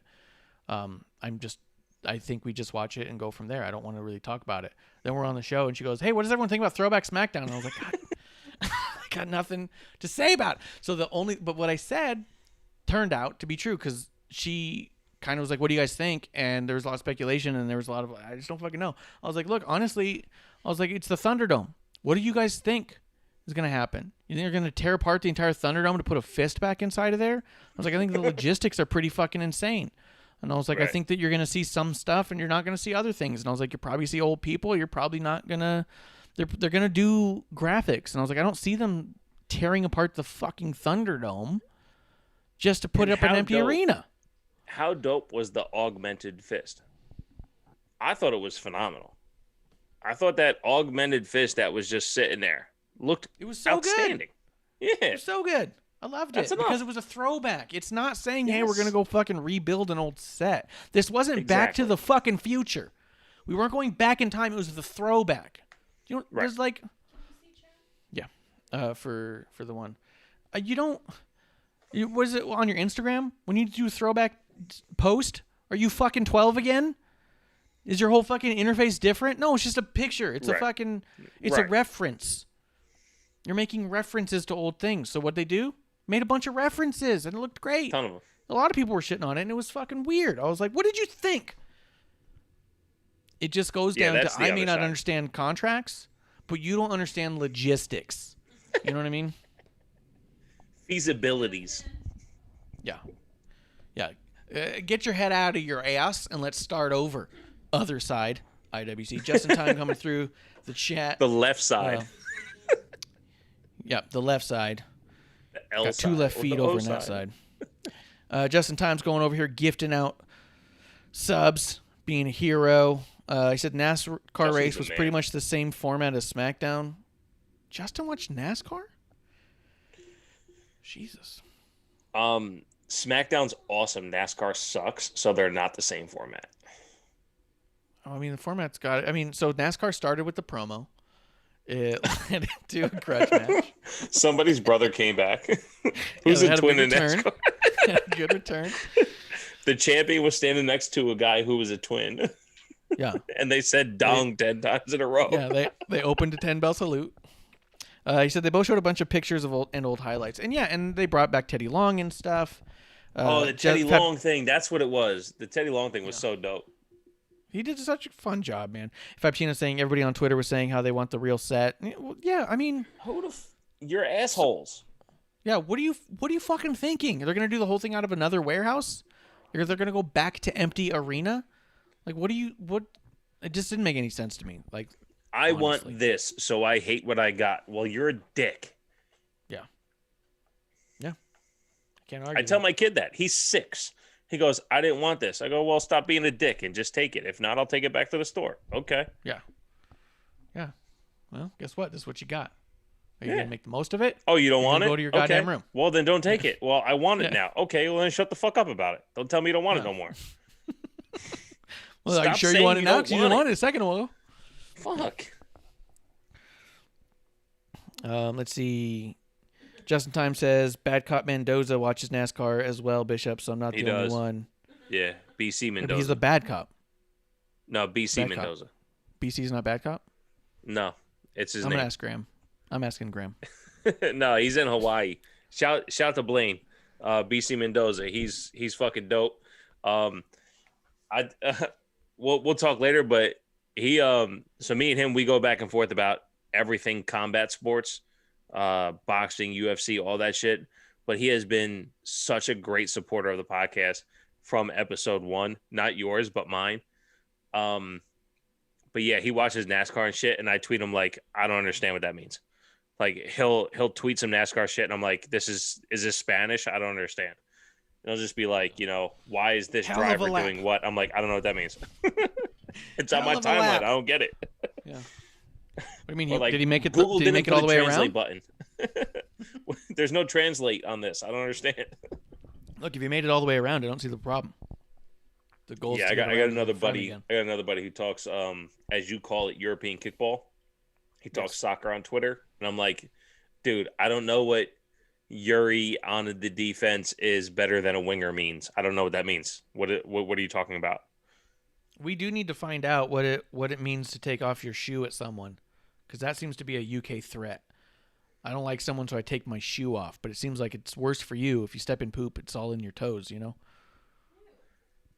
It's weird, bro. I don't get it. Yeah, That's why you wear shoes. Is no one wearing shoes to step through poop?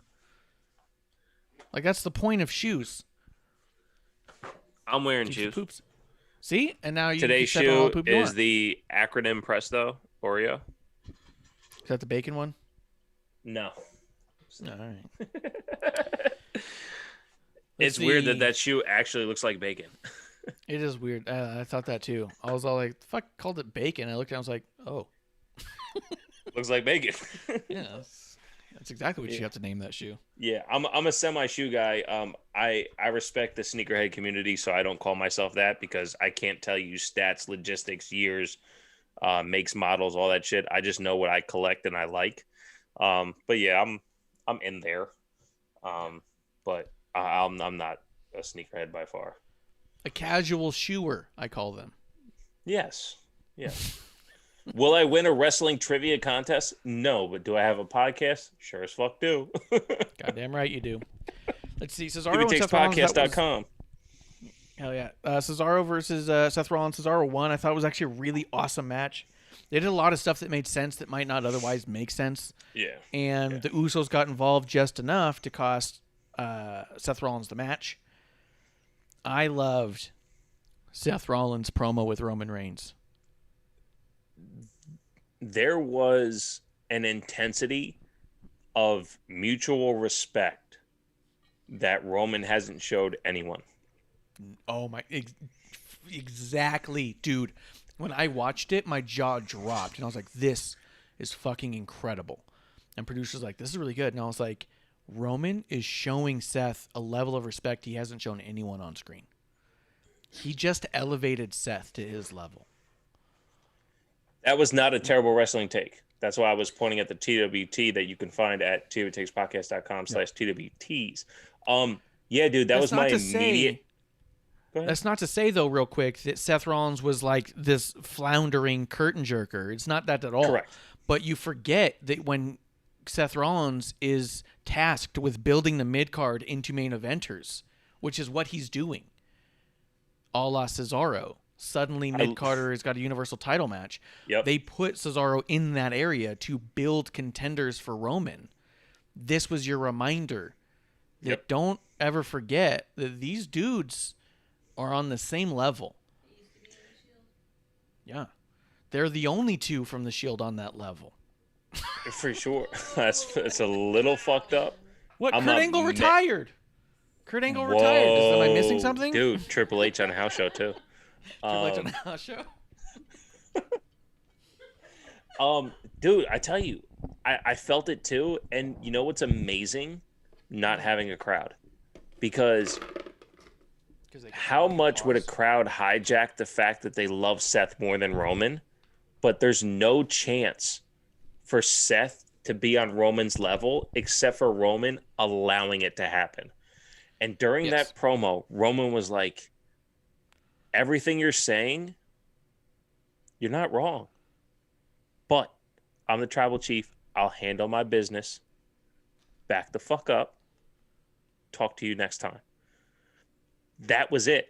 I was like, motherfucker, let's go. Seth's going to keep doing his thing. And at some point, this is going to get too much for Seth.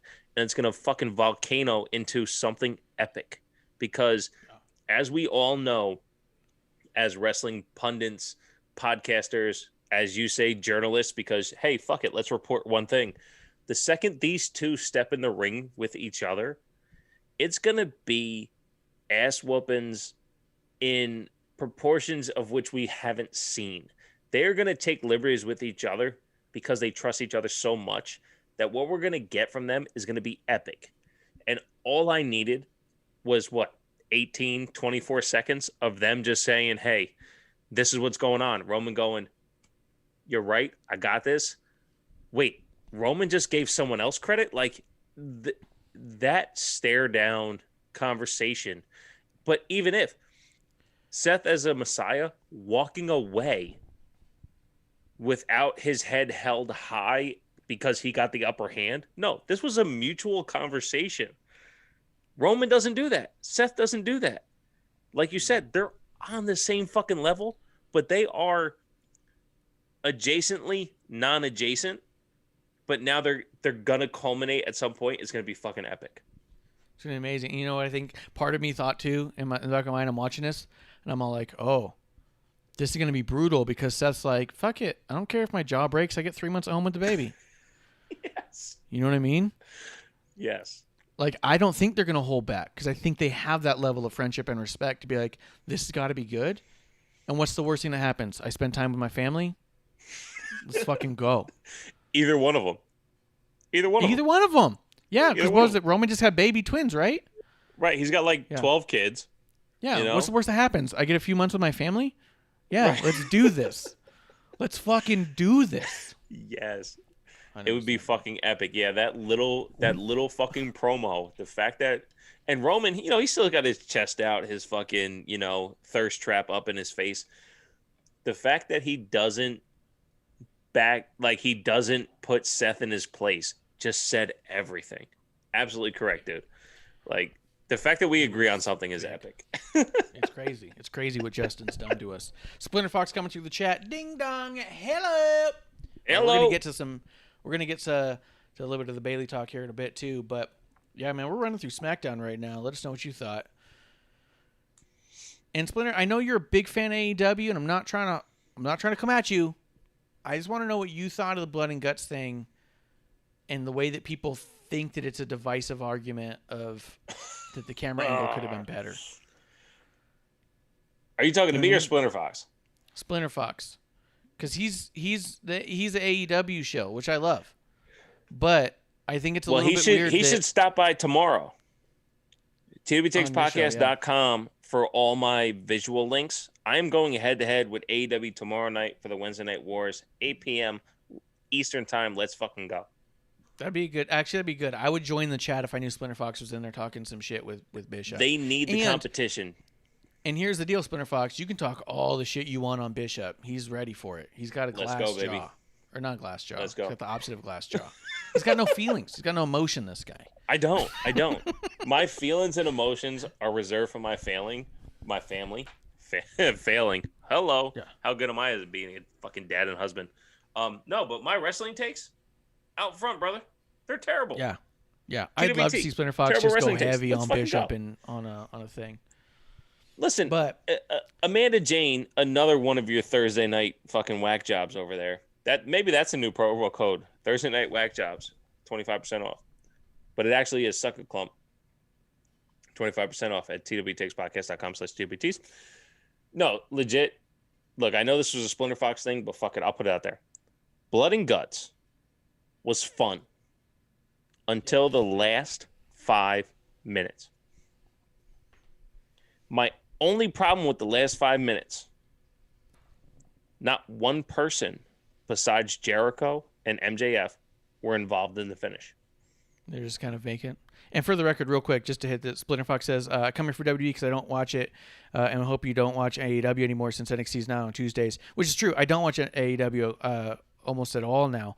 I was saying specifically the argument that there was that bad camera angle at the end, and people suddenly made it into an argument of should it be dangerous or not dangerous, and I was like, I thought this was a production conversation. So to me, I'm not asking you like, hey, do you like AEW or not? I know where you stand on it, and I love that. Yeah. I thought it was an argument of production, and other people are taking it into an argument of like safety, and I just thought that was a really weird take. That when people go, oh, this looks terrible, why didn't they shoot it a different way? Other people went like, well, what do you want him to die? No, I didn't. What are you talking about? I said I didn't want. I thought it should be shot different. I mean, that's what I'm asking. What do you thought about that argument specifically? No, even the camera angle itself. The problem is the diamond plate. If you don't diamond plate the top of those and you just make it black, it is what it is. And then paint the bottom black too. That'll look like wood. It'll look like wood, and it'll be fine. Because when hit the diamond, when Jericho hit the diamond plate and it popped up, you could see the wood underneath. Well, yeah, we're stupid, but we're not that stupid, right? So paint everything black. Yeah, just make it black. Who cares? I had zero problems. I heard Bully Ray's take on the camera angle, and I thought it was phenomenal. I was like, you know what? You're absolutely correct. Shoot it. Never show the close-up. If it's a close-up, it's a tight shot of his face. 1,000%. That's the maturity of doing live TV. Absolutely. Go ahead.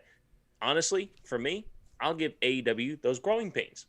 For me, as a fan, it's always the psychology of the match. Like you've said it countlessly on episode 1. Give me something to invest in because athleticism is everywhere. If you want to show me dope shit, okay, I see dope shit everywhere. But if I'm not invested, I don't give a fuck.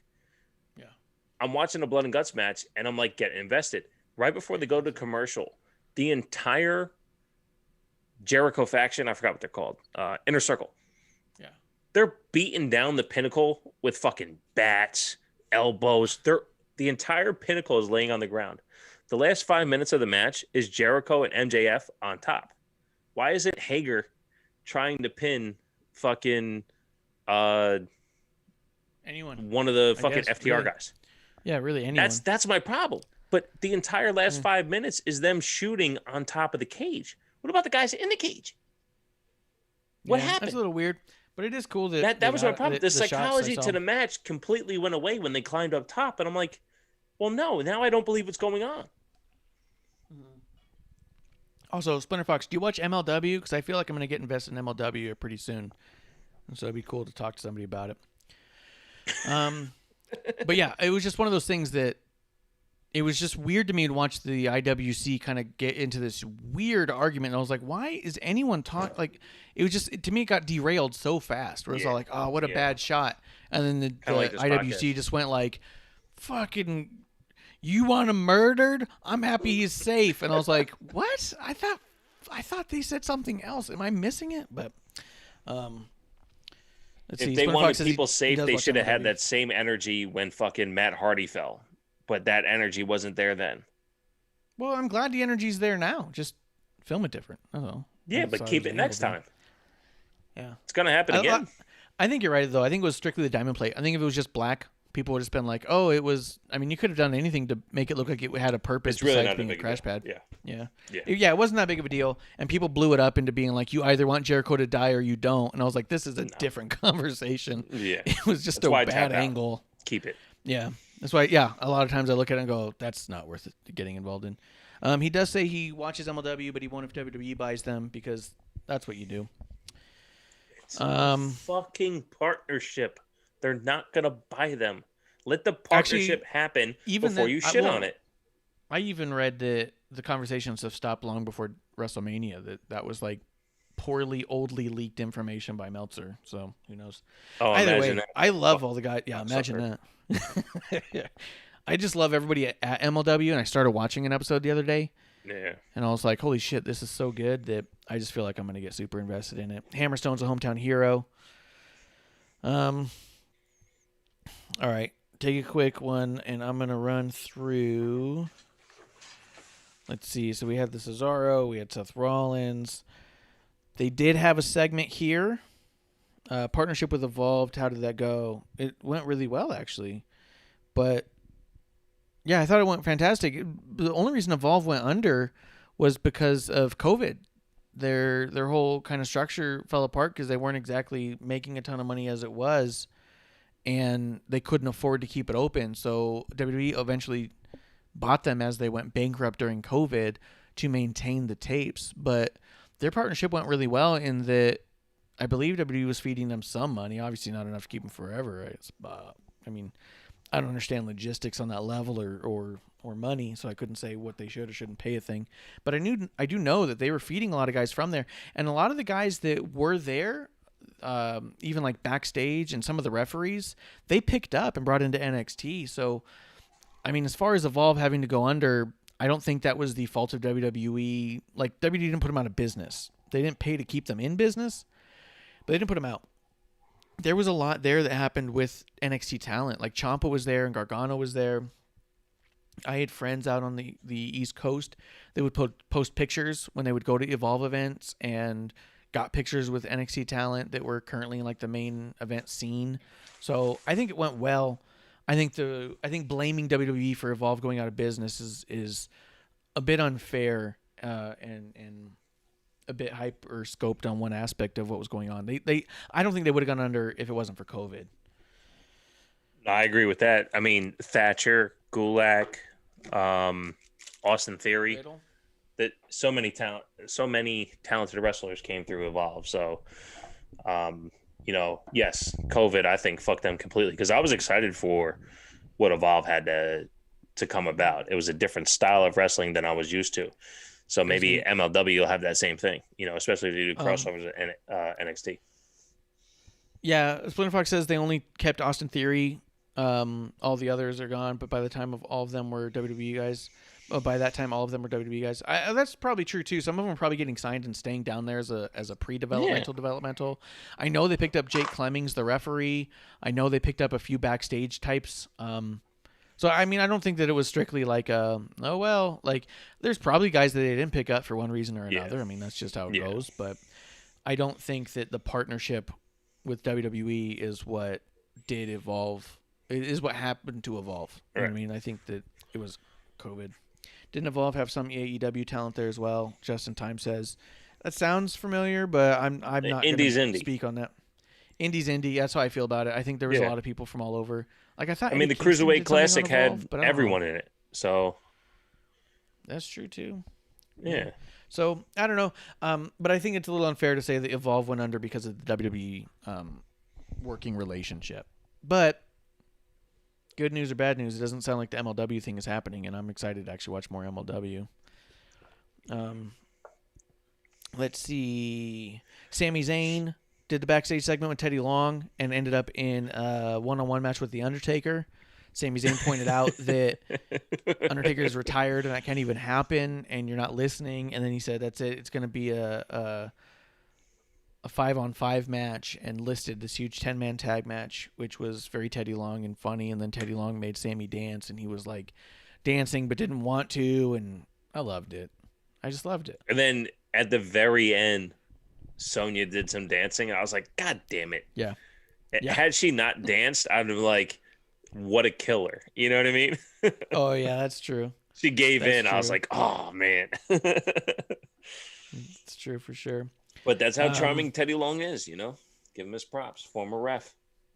That's true. He started off as a ref, and look where he is now. And I got an autograph by him that came in one of the crates. And at first glance, I was like, Teddy Long, that's a weird one. And then I went, oh, shit, I got a Teddy Long autograph. You got a Teddy Long autograph, player? Playa. Dude, I have a ref jersey signed by Tommy Young, and I am itching to get that signed by some other top-tier legendary referees like Charles Robinson and Jimmy Corderas and the like. The Hebners. I want all three Hebners. Who's the I third want one? Brian, their son. Okay. Earl's son. What about I should say, Girl? not their son. No, she's not legendary. Not even remotely. Let's see. Splinterfox says, all I'm saying is there's no more out there than WWE, and I'm totally excited about that. There is more out there than WWE, and I'm totally excited about that. Yeah, which is dope. Look, if MLW is solo dolo, I would be really happy, especially with the underground storyline. Yeah, I don't have any problem if they don't. But that partner. doesn't make it. Listen, let me ask you this. All right, Splinter I think it makes Fox. no difference to me if they Only do or question don't. I'm going to ask Splinter Fox. Okay. I love Splinter Fox because he riles us up. But what if AEW had a working relationship with WWE? Like that's a curious question. Because at the end of the day, there's a production value, because we talked about it earlier with John Cena and his ability to understand wrestling. There's a psychology to all of this stuff. There's resources. There is the opportunity to just fucking enjoy it. I get it. A lot of people fucking can't stand Raw, but that doesn't mean don't watch NXT. NXT tonight was phenomenal, and then I came on this fucking show with Kushida and Escobar on. Like, now I got to go back and watch that because I know it was amazing. Oh yeah, you know what I mean? And how good is SmackDown? Like, so there's just because it's a WWE product. Like, do you not watch the documentaries on A&E? That's a good question. If you watch the documentaries, the Finding those are Treasures, cool. like just because WWE is involved doesn't mean they're the fucking devil. Like, there's good in all of this stuff. You know, it's allowed to happen. You don't have to just fucking hate everything because it has 3 letters on it, especially if it's TWT. TWTakesPodcast.com/TWTs, promo code SuckItClump for 25% off. That's a good point. Splinter Fox. You should get a TWT just because terrible wrestling takes. It's kind of the whole nature of all of internet, I think, right? So, like, my Pointless Aggression shirts, I was like, well, that's the name of the game on the internet. Pointless Aggression shirts should be going crazy because people are like, that's me. Give me what I want. What do you think? Yeah, give me what I want. Yeah, he doesn't like the idea of the partnership of them. He doesn't think WWE would because of their ego. And he goes, why would you even... Yeah, I mean, I just think from, like, a thought experiment, I just don't know what it would look like. I think it'd be interesting. And, like, even with the Evolve stuff, like, he said that WWE sent NXT people there, and it went well. Like, I mean, we ended up with really good matches that are on the... Right. I mean, Peacock like, now. Gulak lost, but I believe it was... To Riddle, I think, at the time. It was Gulak against Theory, right? Oh, that's right. That was cool. And he lost, and it was a WWE talent on an Evolve show. Like, it's not about WWE making sure that they're better than everyone else. Like, listen, I hand up, the match I wanted at WrestleMania Orlando was New Day versus Young Bucks and Kenny Omega because they talked about it on the internet. And WWE didn't make it happen. And you know the logistics. New Day wins, right? But had that match actually happened, WWE's correct in not doing the match. You know why? Because I would be fans of the Young Bucks and Omega right now. I just would be. Because there's something that the New Day has that makes you give a fuck about the other people in the ring. But if you're going to say, hey, I can't watch WWE, then you don't see who the New Day touch and then give a fuck about those people too. There's a psychology to this business about giving a fuck and investing into other people. Yeah, there's all sorts of weird investments. Like, so I went to the 2019 Royal Rumble, second row, and even with everything I absolutely loved about so much of it, I do remember afterwards feeling a little bit disappointed just because it was the way everything was timing out at the time. If you remember, that was December or January 2019. That was weeks before AEW was even announced. But everyone knew that Kenny was a free agent, but people didn't know that AEW was going to happen yet. They had just had rumblings about AEW happening, and no one knew who was signed and who wasn't. I remember being a little disappointed that Kenny wasn't there because I thought, what a moment that would be. There's so much hype behind him. Who knows what could happen? And in hindsight, who knows if anything good would have happened? Who knows? I know that a lot of people speculate that he'd be champion by now. Maybe. I don't know. I don't know. I can't say whether it'd be good or bad, but I will say that at the time the hype was so big that I remember feeling disappointed not to see Kenny that night. You know what I mean? Well, especially when you get Nia Jax taking out R-Truth as the 30th in the Men's Royal Rumble. Yeah, that was wild. So I can agree in that particular concept, but call me whatever the fuck you want to call me. Podcast name, Terrible Wrestling Takes. So I don't fucking care. It's true. You know what you are. Fuck, I care. The only time I was super invested in any Kenny Omega match ever is the first 10 minutes of every single match he has. Past those 10 minutes, he fucking loses me. I'm not excited for him to be anywhere. If he walks into WWE and wrestles the same exact way he does, people will say WWE is burying him. His particular style of wrestling doesn't emote to me. And that's me. Yeah, but it doesn't hit everybody, but it does hit No. an audience for sure. So he won't work in WWE because I like WWE wrestling, and he can't wrestle that style. His match against Jericho is the best full match that I've seen. He had a great match against Janela. His first 10 minutes with Mox until they fucked up all the explosions was awesome. His match with Swan, I did watch it because I want to be objective. I watched the match with Rich Swann, and the first 10, 12 minutes was like really cool. They were feeling each other out and all this shit. And then you know what I thought to myself? I'm like, wait, this guy's wrestling Moxley, Rich Swann, Cruiserweight champion, Moxley, Intercontinental champion. Yes, he did have a heavyweight title run. Nobody loved it. I did. Nobody else did. He doesn't wrestle people of gravitas except for Jericho.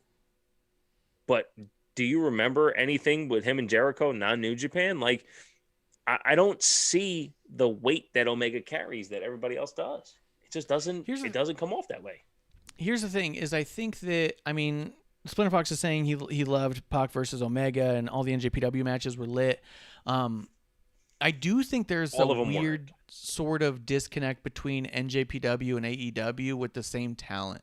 Like when you see Moxley in NJPW, he feels different over there. Something's different about him over there. And I think Omega's similar. I think Young Bucks are better are similar as well, where there's something different about what they do in NJPW. So I do think that the matches I have seen that I've liked have typically been under the NJPW umbrella. So I wonder what it is that makes it different. Maybe they're trying to change their style too much to appeal to an American audience, but it's not what they're best at. So I don't know. I mean, it could be any number of things, right? None of us are backstage because we don't know them. Yeah, none of us know them. So I will say that, in their defense, it seems like it's possible for them to accomplish those things, but it doesn't seem to hit everybody every time, everywhere, right? Like Omega, if you ask any huge Kenny Omega fan their favorite match, I feel like they all list a different one, which is just, to me, shows a little bit of an inconsistency, not necessarily negatively, but such a variation in what he's doing that makes him interesting to follow. You know what I mean? He's doing something different all the time, which is fascinating. Well, okay, so I'm not saying that it's in always the exciting to watch. saying, I don't like them all, but I'm saying like just kind of being aware of him and following him and listening to what he's doing. It's very fascinating because people go, "Oh, this was his best match ever." People go, "No way, it was this one." That's all I'm saying. He's a very fascinating watch in that regard, as far as like being aware of him and all that. Yeah, I actually take it the other end that if he's so great, then there should be a singular moment where people are like, "Look, this is the fucking thing," right? A la Steamboat Flair, right? There's a rivalry there where even though if you say greatest rivalry of all time, you get Steamboat Flair. What's Flair's best match of all time? What's Steamboat's best match of all time? Well, Steamboat's best match is against Savage at WrestleMania 3, right? That's the collective unconscious saying that.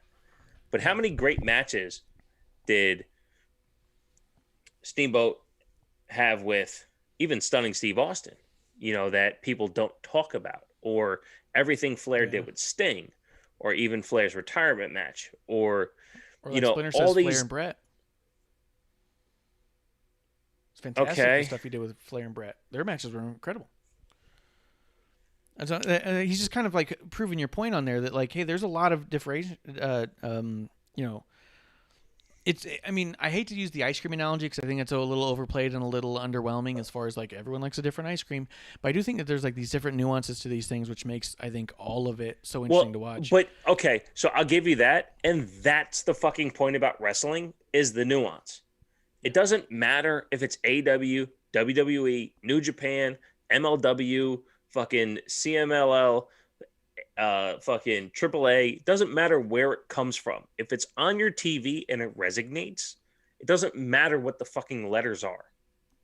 That's my point.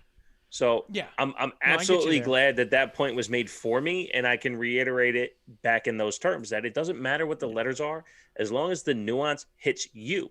And if you just go, oh, the 3 letters of WWE, let me dismiss that. Well, you're missing out on some really cool shit. For sure. I mean, I don't watch AEW at all anymore, and I'm told from time to time, oh, I should watch this match or that match, and I might be missing out on a few here and there. I do go back and catch certain ones, but I do think that as a fan of the investment and of wrestling, that knowing that I have a bias in things that I'm having a hard time being invested in one way or the other, that I might be missing out on some. And I think it goes both ways. Some people don't watch WWE at all because they go, oh, well, it's WWE, so therefore it's garbage, and they're missing potentially matches they would otherwise love with that weird bias. I mean, as long as you're aware of your own bias, I think that's a whole other conversation. To be like, I know that I don't watch AEW, so I'm not gonna put over one thing or another, or I'm going to say that I'm sure it was fine, but I'm not going to have watched it, versus the WWE alternative of, well, if WWE gets involved, then it's going to be garbage. It's like, well, we don't know that. I mean, it's possible. They've been around so long. They have a huge record of failures as well as successes. So it's really hard to argue the idea that they couldn't have a failure. Of course they have. They've been around for 50 years, you know? Right. Let's see. Splinter Fox does say that we're judging Omega based from his current to past. He goes, Omega's just almost out like the Young Bucks, which I think is a really interesting concept. The idea that maybe they feel like they're on their final run. If they like ended their career early to on screen to do stuff backstage, I think that would be fascinating as well. No hate on that. Okay. He goes, I'm more invested tell in the story on TV. It'd be neat. But yeah, I mean, I don't think they have to. I would buy in. I'd buy into the story. I'd probably be more curious to watch myself. If Omega said this is my last year wrestling in some casual interview, just being like, I just want to get this a couple stories told and put over the next people, I'd be like, I might need to watch the rest of everything Kenny does. That's even too far. A perfect example. Both entities are champions right now, right? If they come on TV and go, we're banding together with the Elite, with the Good Brothers, all this shit, we're together because we know at the end of the day, we may only have this one last run in us. I go, God damn it. Well, how long is this run going to last? Yeah, that's fascinating. Yeah, 100%. Yeah, but I they think don't it'd be a do fascinating that. take. They don't, and maybe that's not their mentality. Maybe it's just what we're assuming their mentality is. But I do think it's a fascinating concept. And if they did come out and say it, I might be a little perked up to say, well, maybe I need to stop missing some of it. So, but he does say he's invested in Lucha Brothers, Pac, Sammy, Ethan Page, Hangman, Jungle Boy, Sky. I will say that Scorpio Sky, I think, is fucking phenomenal. From their first pay-per-view, I was like, why is that guy in a tag team? There's something about him that exudes such a big star power. And I even said early on, I believe it was episode 1, I said, if they hitch their wagon to Scorpio Sky, I think he has the charisma for that audience to be their Rock. I really felt that at the time, and I still think he's got that potential. I think he's fucking phenomenal, Scorpio Sky. Yeah. I haven't been impressed with what I've been seeing with him lately as far as where they're moving with the story, but the dude's got everything there. Yeah, I think that's what checked me out. I mean, not to get too far down the AEW rabbit hole because this is your Tuesday show, but I think that's what checked me out because he did have a match against Jericho when Jericho was the title early on, and he lost. And it flamed back that to would be a cool moment. Yeah, like he flamed back to SCU in a like secondary role to, I believe it was Kazarian at the time because Daniels might have been injured, but like, you know, again, I've said this about AEW over and over again, and I have no problem. This is the other thing what people don't understand about my terrible wrestling takes. TWT, terrible wrestling takes. TWTakesPodcast.com/TBTs to get this dope ass merch. I watch. By the way, Splinter Fox isn't buying your shirts because you're too WWE, and I think that he's probably right on that. but that's fine. He can also use the promo code Suck It Clump for 25% off. And if he wants to DM me, he can get everything for cost, including shipping. Yo, how cool would it be if you did it, but for Splinter Fox specifically, you like X'd out your own logo, like It'd be Bailey fantastic style with the hugger stuff. I would love it. You know what I will do? I will mask and tape everything, because if he understands that the conversation is the reason why the podcast is called Terrible Wrestling Takes, then respect is on both sides. Yeah. It's a conversation that matters. I think Splinter Fox is dope. Having the I love he comes in conversation. here with a fiery It's passion. awesome. He's willing to talk a little bit. I love it. You know what's dope? You know what's real dope? He came in 2 hours into the podcast and didn't realize that we only went through 3 matches. Yeah, we barely talked about. We're barely in SmackDown. He accidentally derailed us just because his presence alone gets us so excited. Splinter Fox, we're a big fan of yours.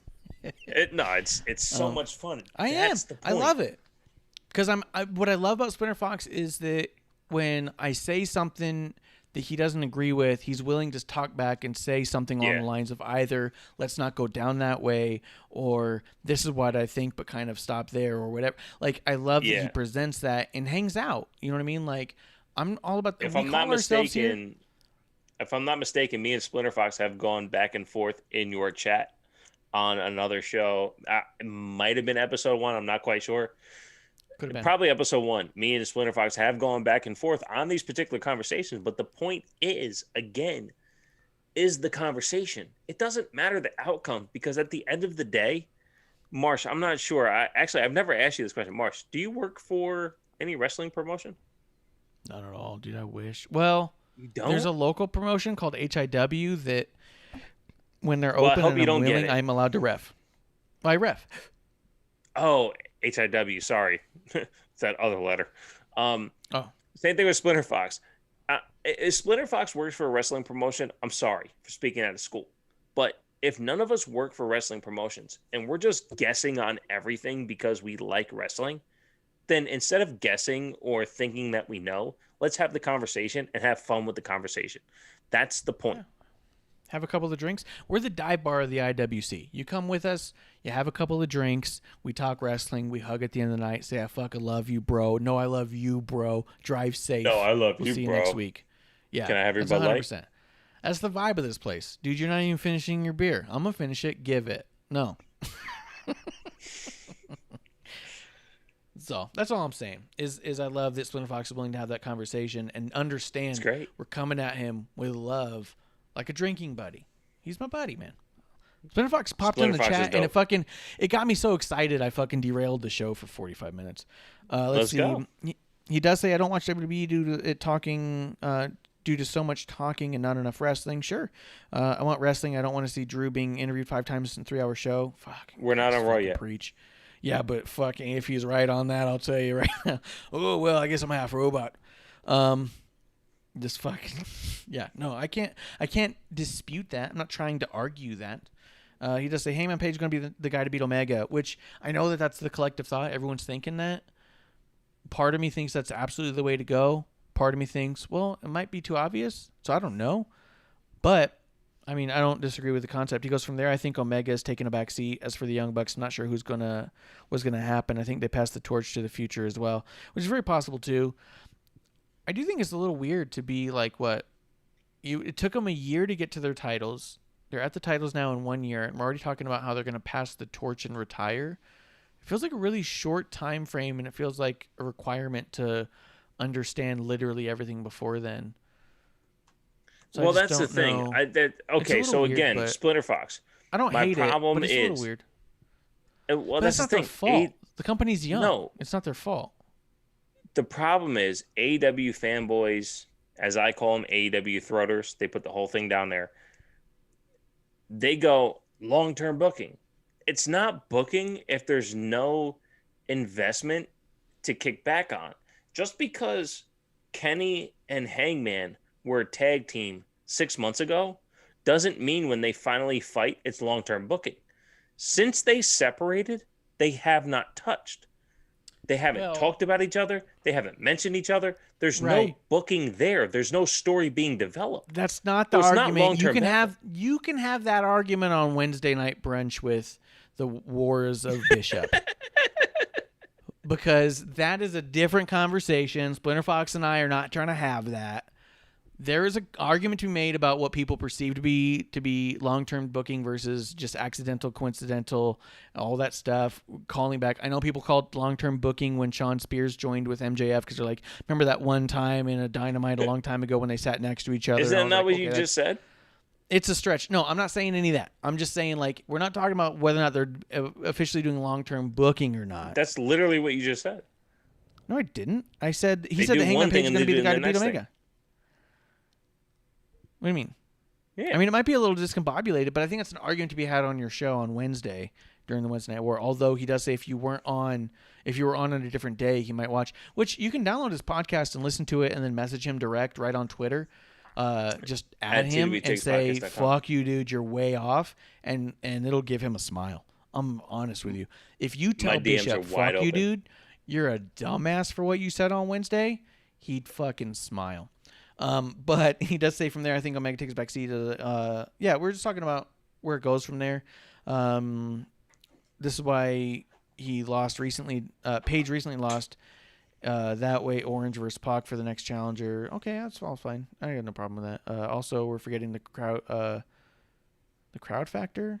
That could derail everything. Yeah, I mean, because they're going to start touring here in like a month or two, they said, and it'd be really. I'm fascinated to see what happens as they go nationwide, the reactions they get, and if that makes an impact or not. Because sometimes I feel like some promotions or even promoters in general, from every aspect, can hear a response and say, this crowd here doesn't know what they're talking about. So it'd be curious to see what happens either way. But either way, what do you have to get in, Bishop, before we get back to Carmella? Nothing. Go back to WWE. Before I go back on camera, fuck this AEW shit. It's all nonsensical bullshit. We're carouseling around the same fucking point. It's all what ifs and what have yous. At the end of the day, it's a billionaire with a wrestling company, not a wrestling company worth $1 billion. They are trying their best to do whatever they think is dope. And the people who fucking enjoy it, eat it up.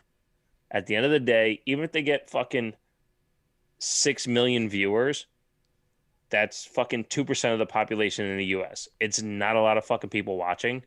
So do what you have to do, but make that shit entertaining and stop making excuses for it. Right. I think there's an argument to be had as far as like, are fans excusing too much from one promotion and demanding too much from another? Maybe not. Just watch. I think that if you find what you like. Like I said, I watched MLW this week and I was like, holy shit, I think I love this show, and I'm definitely gonna be watching more in. So I think it's a whole thing. But I will say this, Splinter Fox, I want you to listen to one episode of the Wednesday War Bishop from podcast. Listen to it a day or two later, 3 days later. I don't care. Message him Saturday. or even Sunday. at him directly. Yeah, on a Sunday. And just fucking tell him how he's full of shit on stuff. I'll join in and I'll take your side of things to just really aggravate Bishop, because I fucking love it. I can play devil's advocate, dude. That's not a problem. Let's team up on Bishop over the weekend and just tell him that he's so full of shit on this or the other. I think it'd be great. TWTakesPodcast.com/TWTs, promo code Suck It Well, you don't Clump. have to. Clump can suck it. What is it? Sure. Suck It Clump. But listen to it. Suck It Clump. Just in time says, hello, darkness, my old friend on Bishop. Let me see. Buy some shit. I want to go to the post office, motherfuckers. Splinter Fox makes a great point. He goes, you want to call AEW bullshit, but No, you he want to doesn't. talk about Carmella? He goes, give me a break. You want to talk about Eva Marie next? Get the fuck out of here. Dude, fuck yeah, I want to talk about Eva Marie and Carmella. Let's Hey, do it. stick around for the fucking podcast, because I'll tell you what. Okay, let's talk about Carmella. Carmella's Reginald character. That, shout out to Jeremy in time, whatever his birthday is. Jeremy, during the watch along at TLC, goes, I've never been a Carmella. At the end of the Carmella fan, at the end of the match, he goes, fucking A, that match was fucking phenomenal. Carmella can go. And you know what Carmella did? At the With the end one of the with Sasha? Reginald run. Excuse me? The Carmella Sasha? Yes. Yeah, that was a great match, dude. It was outstanding. outstanding. Her feud with Sasha was so good in ring. At the end of it, Reginald walks away. She comes back at Money Mella, and nobody notices. Carmella is in ring doing Carmella shit, and we're not going, Carmella's just hot and a character. No, Carmella can fucking go, and this has been the development for 6 months. She is part of a tier, like letter A tier of women's wrestling in WWE. She is. I think now she pays a lot more part of attention to the conversation. details than people Yes. give her credit. Because I will Yes. say this, I did want to mention that on this one. Carmella comes out, she defeats Ruby Riott via submission in what I thought was a pretty solid match. Yes. It did highlight to me the Ruby Liv being just friends who Sucks. just seemed happy to be there. Sucks.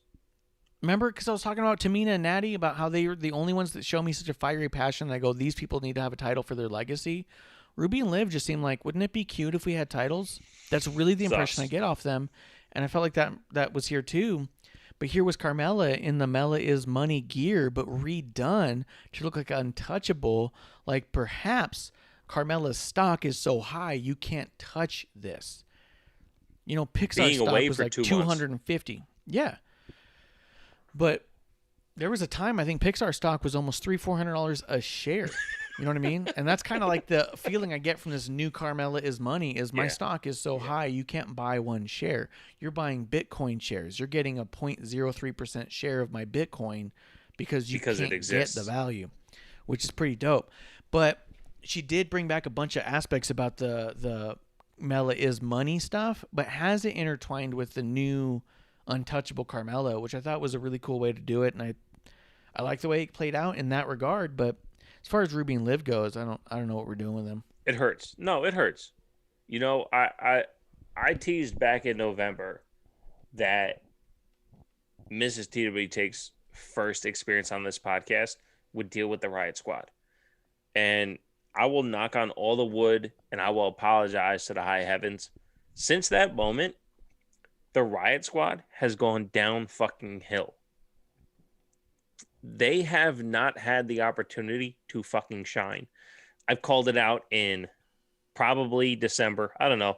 Anybody out there who listens all the time, please let me know when I said it. I would assume December, January, February, March, April. We're in May now. Put the Riot Squad back on NXT.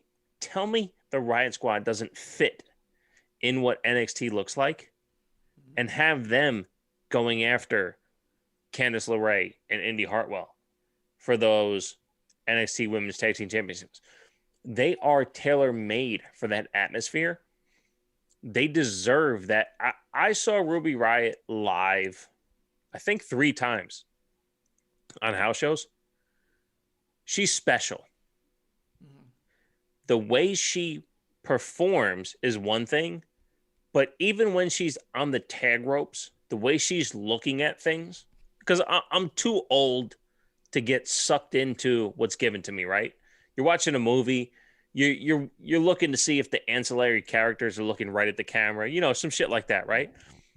Ruby during a house show is performing on the apron, looking for the next moment, getting the crowd to a crescendo that we are going to be all behind her. She understands what the fuck is happening and has such a reverence for who she is as a character.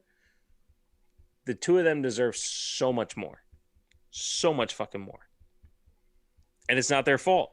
There's so much time on TV. But put them in an ecosystem that gives a fuck about time on TV. They are the ones you care about the most. I'm heavy getting into a spot where I think that I'm starting to... I think that there's especially when it comes to SmackDown, I think that I have a low tolerance for not their fault as far as the talent's taking advantage of time. I feel like everything that Liv and Ruby did here, in their minor entrance they got, undermined the importance or aggression of their characters. They're hugging, Liv smacks Ruby's ass, they're giggling, they're smiling. What do you want me to think of you? Are you maximizing your minutes here? Are you making me think that you are a contender? Are you making me think you're a real fucking tag team?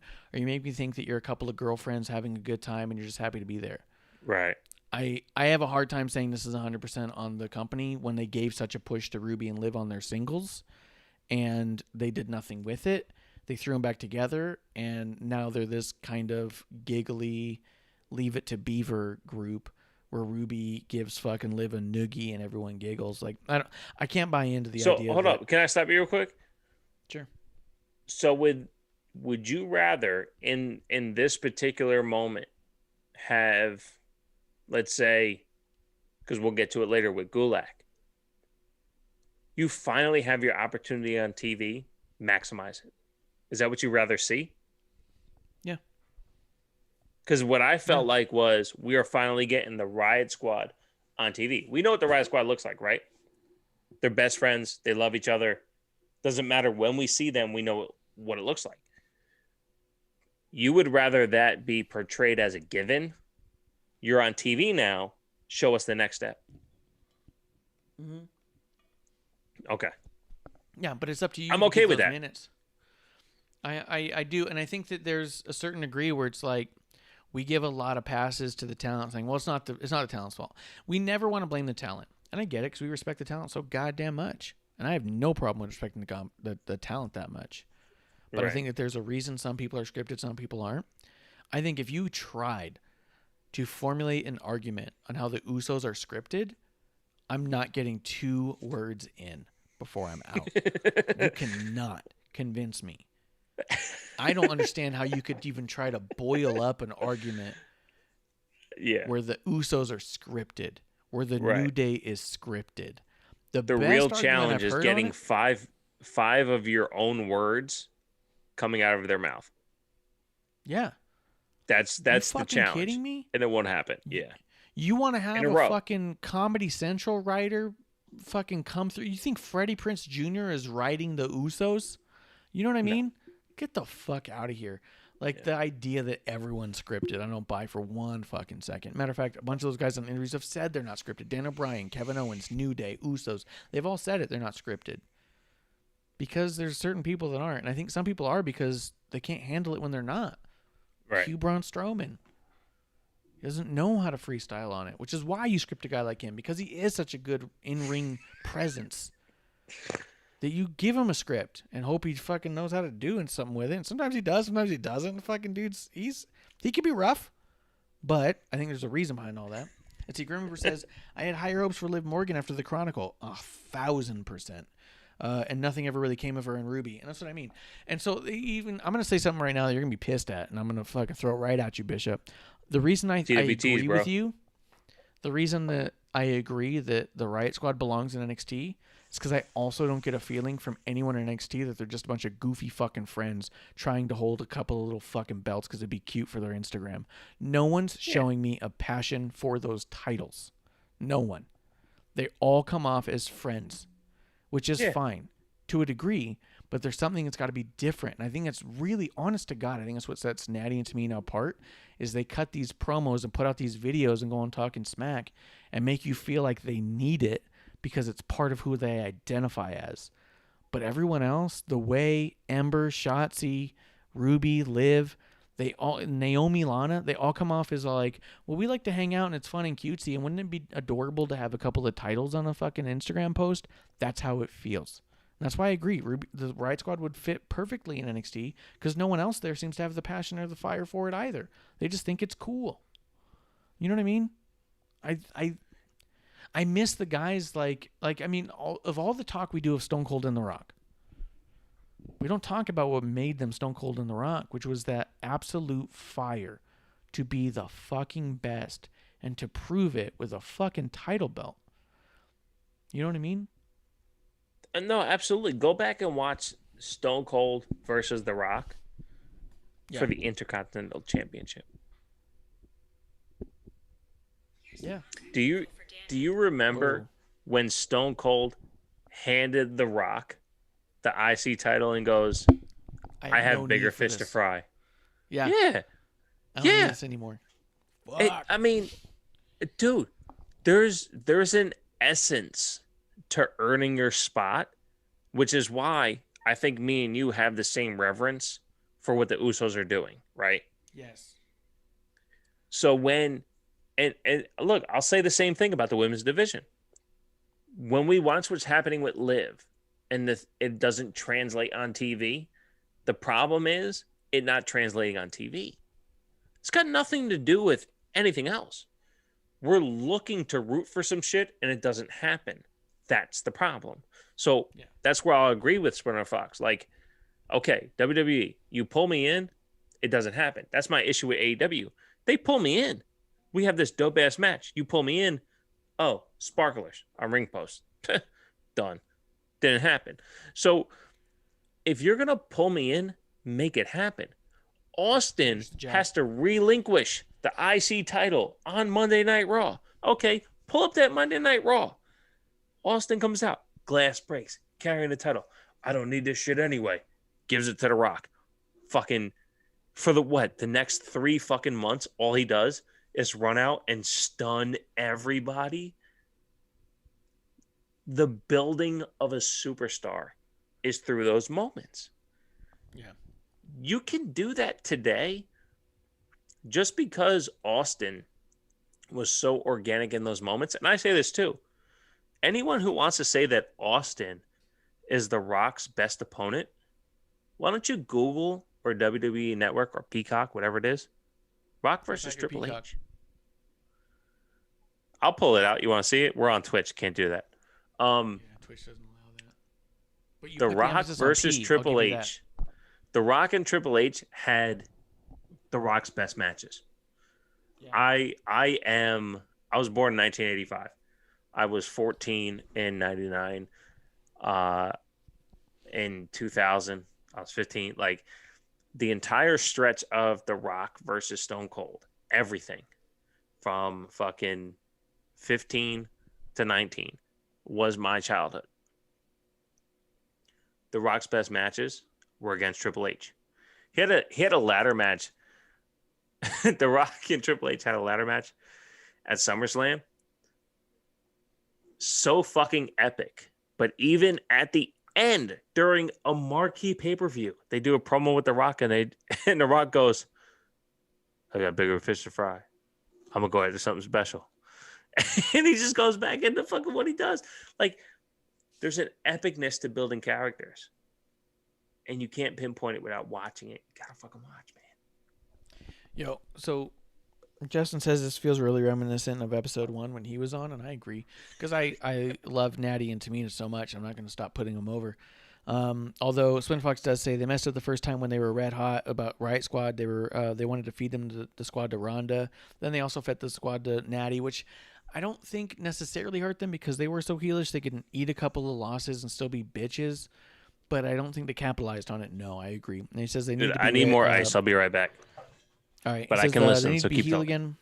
again. They need to be heel again and maybe bring back Logan if she wants to even come back. I guess that's just a whole fucking whirlwind of speculation on if Sarah Rowe wants to come back or what Sarah Logan. I would love to have her back. I think that she's got such connection with those with the other women that I just assume she would, but I don't know. I don't fucking know. But it says, no, I remember the Riot Squad that was a squad that ran wild in the whole women's division. Yeah, when they first showed up and there was Absolution on one brand and Riot Squad on the other. It's fucking fire, dude. Then they let it slip between their fingers.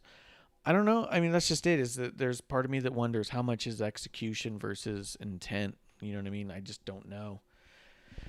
I don't know. It's all a bit wild. So at the end of the day, Carmella got the win here over Ruby Riott, and it was just, I think, putting Carmella back in the footing of she's getting wins. I know that even on commentary they said something ridiculous like, this is such an important win for Carmella, and it's all like, why? Ruby's been losing, but it's just one of those things I think about momentum. Let's see. Oh, Spinnerfox says, how to book the Riot Squad. Reform the OG Riot Squad. Bring Logan back. I'm already loving it. I fucking love it already. Make her bring back the mean streak from them. Oh, even like, remember right when Logan was leaving? She had just started the howling on a different level. She had the face paint coming out and fucking like, I forget the name for those kind of like skins of the fur. and she was just getting real into that like dirty hunter Viking kind of shit. Like bring that back, have her just be like get them gritty, 100%. Even if she does not want to wrestle anymore, let her be their manager or their advisor. Yeah, just bring him back one way or the other and have her even as a presence. That would be, I mean, it kind of reminds me of this guy with a big mustache. I know they gave him a really dumb name here, but Dutch Mantel. You see, she was becoming a star, and I don't know what happened. Well, what happened when she got pregnant? Well, I mean, I guess they let her go, but then she got pregnant. So I guess you're right on that. I thought she was right on that cusp, too, of really connecting. And if you've ever seen any of the Table for Three with the Riot Squad or the even the Ride-Alongs, I feel like Sarah Logan was quite a standout in both of those. Very cool. I love the booking of Splendid Fox of the Riot Squad, to be honest. As we get into booking that I think Splinter Fox would be good at, we do have Bayley coming up right now. She cut a big old promo on Bianca Belair, and she was going down a list of all the women's champions, talking shit on a bunch of them, which was hysterical. I thought Bayley did an awesome job. Oh wait, he says bring back the Crazy Liv, Ruthless Riot. Liv, I've seen her training, and man, Liv is getting really good. 100%. Yo, watching the clip she puts with her and TJ and Natty and everyone else who's in that workhorse wrestling training area, whatever that is, she's fucking on point. They're just, I don't know what's gonna take. I think your stuff could help though.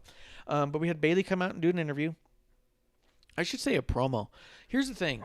Think about it from a multiple year perspective. A couple years ago, Bayley was the last one to be called up. She was considered a weak promo. She did promos that would just get booed. She couldn't even get her words out. At this point, they just straight up gave her like 10 minutes and said, just go ahead. Her promo game right now is so strong. She goes up, she puts up a bunch of different women's championships or former champions on the board. Talks about them, talks a little bit of shit about them, comes off as just a asshole heel where she's saying that what she sees in Bianca is an insecurity and she wants to help her and make her better. So it's this, I don't know, man. It was just so solid, so good. And then eventually Bianca comes out. She's talking her shit. I think the two of them talking back and forth is incredible. Splinter Fox says Bayley is the best now out of the four horsewomen, and I mean, I know I'm biased, but I couldn't argue that from a tit for tat point. I couldn't say like, well, there's this, there's that. I do think Bayley's one of the greatest all around performers in the WWE right now, personally, between her talking and her in-ring, her ability to put over talent while seemingly tear them down with her words. Like that's the clever shit. Like when Seth Rollins did that with Cesaro, coming out there and talking shit on Cesaro, but when you really think about what he said, you go, all those things make Cesaro sound pretty cool. I think Bayley's got all that. It says that she got crapped on at WrestleMania. That was a shame. Well, the argument is that she had so much screen time. The argument being she had a lot of screen time in general, like sort of. For WrestleMania, like I think that she's such a big talent. Yes, you could always use her in a main event, and it's good. I don't know that we've seen the last of Bayley where she won't get there. Yeah, but I also feel like just what we've seen in interviews and if we go back to the curtain a little bit, I think that there's a world where Bayley wants that, but also prefers. If she has the chance to put someone else over versus being the star, I think that's what she likes. Really? I think so. I think that as much as being a star is impactful, it's a utility to get someone else to a higher level star. I don't think that if you ask Bayley, should she have been in the main event this year, that she as a person or performer would even hesitate to say absolutely not. It needed to be Sasha and Bianca. You know what I mean? In that context, no, I disagree. I think in that context, her and Sasha did everything through the pandemic to earn that particular spot. I mean, me in particular, I know I was trying to almost force the issue that Sasha and Bianca during the build didn't earn the main event spot. Just the build. At the end of WrestleMania as a whole, they were the second best match of WrestleMania, right? They're the best match of night one. The Roman triple threat at night 2 was the best match of WrestleMania for me. So, and I think that's a fair argument. I think that would be a preference. I think some people might argue one side or the other, but I do think those are the two matches that people are going to mention either way in that argument. But if it was Bayley and Sasha on that stage, are we not going to get something epic in that same moment? I think it would have been absolutely the best match of WrestleMania, regardless of whatever happened night 2, because of, like we talked about earlier tonight on episode 1, when you have that friendship, when you show that respect, when you go through those trenches. But I don't think that Bayley cares in that moment. I don't think that either of them, I don't think any of them think that Bayley and Sasha are done by next year. I think that there's every bit of belief that they're going to work towards a Sasha Bayley main event at some point. And I don't think that story's over. I think it's like Kevin and Sammy. I think they go forever. They had their one-on-one match at WrestleMania, but they want to throw a fucking title on that someday. I'll tell you right now. Like, I think that there's certain pairings that will just always be there. The Rock and Austin went on for their entire careers. Yeah. You know what I mean? Shawn Michaels and Triple H. On again, off again. They were the Ross and Rachel of WWE. And I've been saying it for a while. I think Sasha and Bayley are the Triple H and HBK of the women's division as far as historical value goes. I think they'll go down at the end of their careers. They will be the Triple H and HBK story. I think we have plenty more years, and I think that they think there's plenty more room to get there.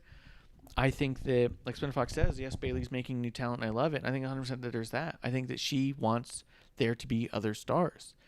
I think she sees something in people like Sasha and Bianca, and nothing makes her happier than them being in that spot. I think more so than her being in that spot. I really, truly think that.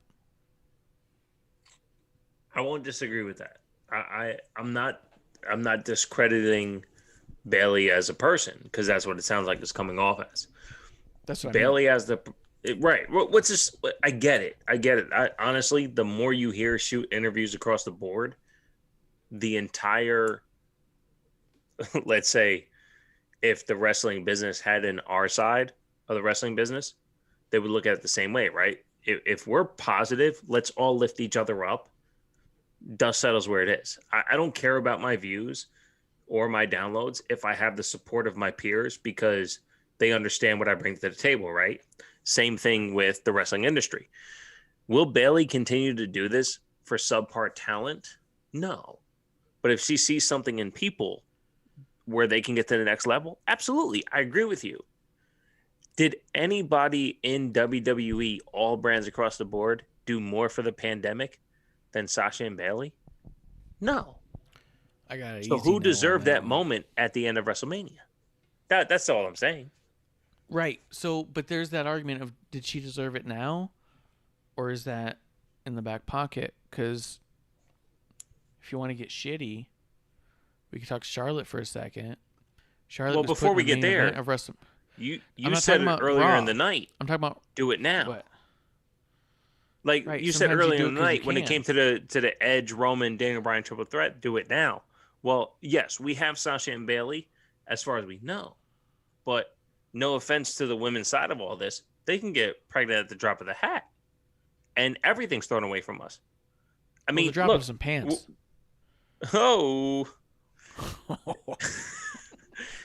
As we're talking, me and you, we've had offline conversations about at least who, in my opinion, is the greatest women's wrestler of this generation. And today is the 1-year anniversary of her not being on TV. Yeah. As a dad, I cried at the moment that she said she would stay home to be a mom. As a wrestling fan, the same tears came about because I love Becky so much. She has the ability to resonate on the mic, perform in the ring, give you everything you want across the board, a confidence and arrogance and execution. In all of those contexts, we're missing that. I think that Bailey has all that. Splinter even says, let's see, Seth versus Cesaro, he thought was the best match of night one. It was a good match. Let's see, he goes, but night one was way better than night two. They had so much fire to bring it to the crowd. I do think from a technical aspect, yeah, I do think that the emotion was in Sasha Bianca. He says, I want the new Bailey and Becky O, man. Let them go Iron Woman match, best out of 3 match, change the game again. I think Bailey and God damn it. I think Bailey and Becky. Name another one. Yeah, they could do a fucking best out of 7. They could do it like the old, like they used to do. They could do that. He does say Bailey versus Indy Hartwell, 100%. And I think that Bailey would put over Indy Hartwell in a second because I think that Bailey gets so much joy out of making a star. And I think that her star, she's only interested in raising her star power to be able to shake and bake the next. Like, the whole concept of shake and bake in the Talladega Nights is that if you catch someone's drift right behind the car in front of you, you can whip around, right? You have to have a number 2 if you're going to be number 1 every time, and you catch that drift. I think Bailey's that shake and bake. She's happy to be up in front, but she's hoping someone catches that drift behind her, fucking whip around. You know what I mean? Well, we talked about that, right? We talked about it when Bailey and Bianca were pushing towards Royal Rumble. We were talking about, wow, how is it a testament of Bailey that WWE is putting her in this position to build that next star? Now, while I'm not disagreeing with what you're saying, the catalog isn't there, though. Who else has Bailey put on that next step? I would love to see her do that with. I mean, look, as much as our side of the IWC loves Ruby Riott, what would a Ruby Bailey feud for 3 months do for Ruby? We haven't seen that. Can we have that? When Bailey was champion, she had a rivalry with everyone on that roster. And then when she was a tag champion, she did everything she could to be part of the NXT title scene as well, to put them on a pedestal as well. What I think the difference is between like a Bailey being a champion for 500 fucking days, although they want to call it 380 because of 5 days to fucking Charlotte, so Bailey could cut her goddamn hair, is that at the end of Bailey's title reign, everyone said, who's going to come after Sasha? Because there wasn't a clear number 1 because everyone seemed possible. Everyone seemed like a possibility. Everyone looked like they were bigger than. Tamina's greatest match to date in my mind is Money in the Bank against Bailey. Although her WrestleMania match was great, the difference is with like a Charlotte is when Charlotte has a title, everyone says it's not a who's going to contest because we have so many people. It's, well, who the fuck are they even like who's going to lose next? Who's losing next, I guess. Like, yeah. No one seems because of the way that it goes, right? Let's see. Splinter Fox saying some stuff. And like I said before, I love Splinter Fox, man. Conversation. Hartwell's going to be up there. She is so good. She's going to be over more than Gonzalez and Rhea. Indy Hartwell. I don't disagree with that. And I think it's something pretty remarkable that she started wrestling in general and training, I think about 6 years ago, because of Sasha Bailey Brooklyn. And she got the chance to meet them, and for her to be a title holder now and to see Sasha and Bailey comment and say stuff is pretty fucking cool. I see a lot in Indy Hartwell as well. She impresses me. I do too. No, I do too. And I still think she needs a couple of years, though. Yeah, exactly. My mission statement across the board is women's wrestling above all. Because at the end of the day, the way people shit on bad women's wrestling, even Marie's back. She hasn't even fucking done anything in real time, right? It's all vignettes. That's true. The way people shit on women's wrestling, when women's wrestling is fucking dope, you can't touch it because of how low the zero is. A 0 on a men's match is like a standard 0. But a 0 on a women's match is like, let's go fucking take a piss, eat some popcorn, right? I'm not even going to watch this, even on like a fucking level 4. But when it's at 10, you're like, oh my fucking God. Again, shout to Justin's brother, Jeremy. When we watched Sasha versus Carmella at TLC, he's like, yo, I'm a Carmella fan because I never liked her before, but this match is fucking great. Yeah. And then go into the next couple matches they had. Great. Good shit. So when women's wrestling can perform, yes, let's go. I've said it every step of the way, no pun intended, when it came to Indy Hartwell. I look at her, I go, fuck, man, she's close, but she's missing something. She's close, but she's missing something. Indy Hartwell, in my opinion, can be special. I love the Index. They didn't do it this week, at least as far as what I saw. Get ready for this fucking show. I love it because it gives you depth outside the ring, a la give me a reason to give a fuck. Indy Hartwell can do that. She's approaching that 6-footer range where that already puts her in a different category. But her springboard elbow is getting better and better every time.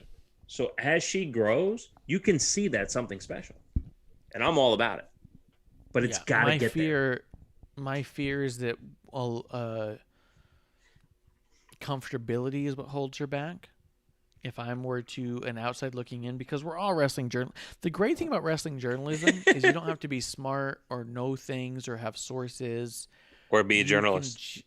Or be a journalist or even watch wrestling, and you can be a wrestling journalist. That's the best part about wrestling journalism as a career, and why we delve into it, because we already have one thing above most wrestling journalists, which is we watch. So,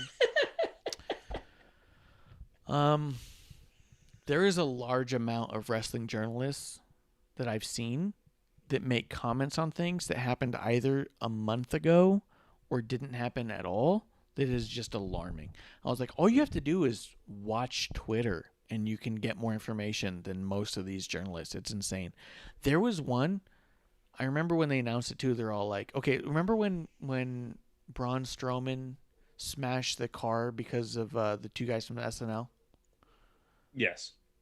And they said, oh, look it, on sale all of a sudden is a breakaway car set with Braun Strowman. Remember that? I didn't see that particular post, no. Do you remember the car set? Oh, yeah. It wasn't even related to that. But it was the same car. Oh, yes, you're right. It was related to that. Yes. Yeah. And it was the same car and color and everything. And they're all like, look at this. Predetermined. Immediately after the segment, they sell this toy. Here's the deal. Right. If you pay attention at all to wrestling at all, or figures at all, or cards at all, that figure had been out for 3 months. I had already held it in my hand twice.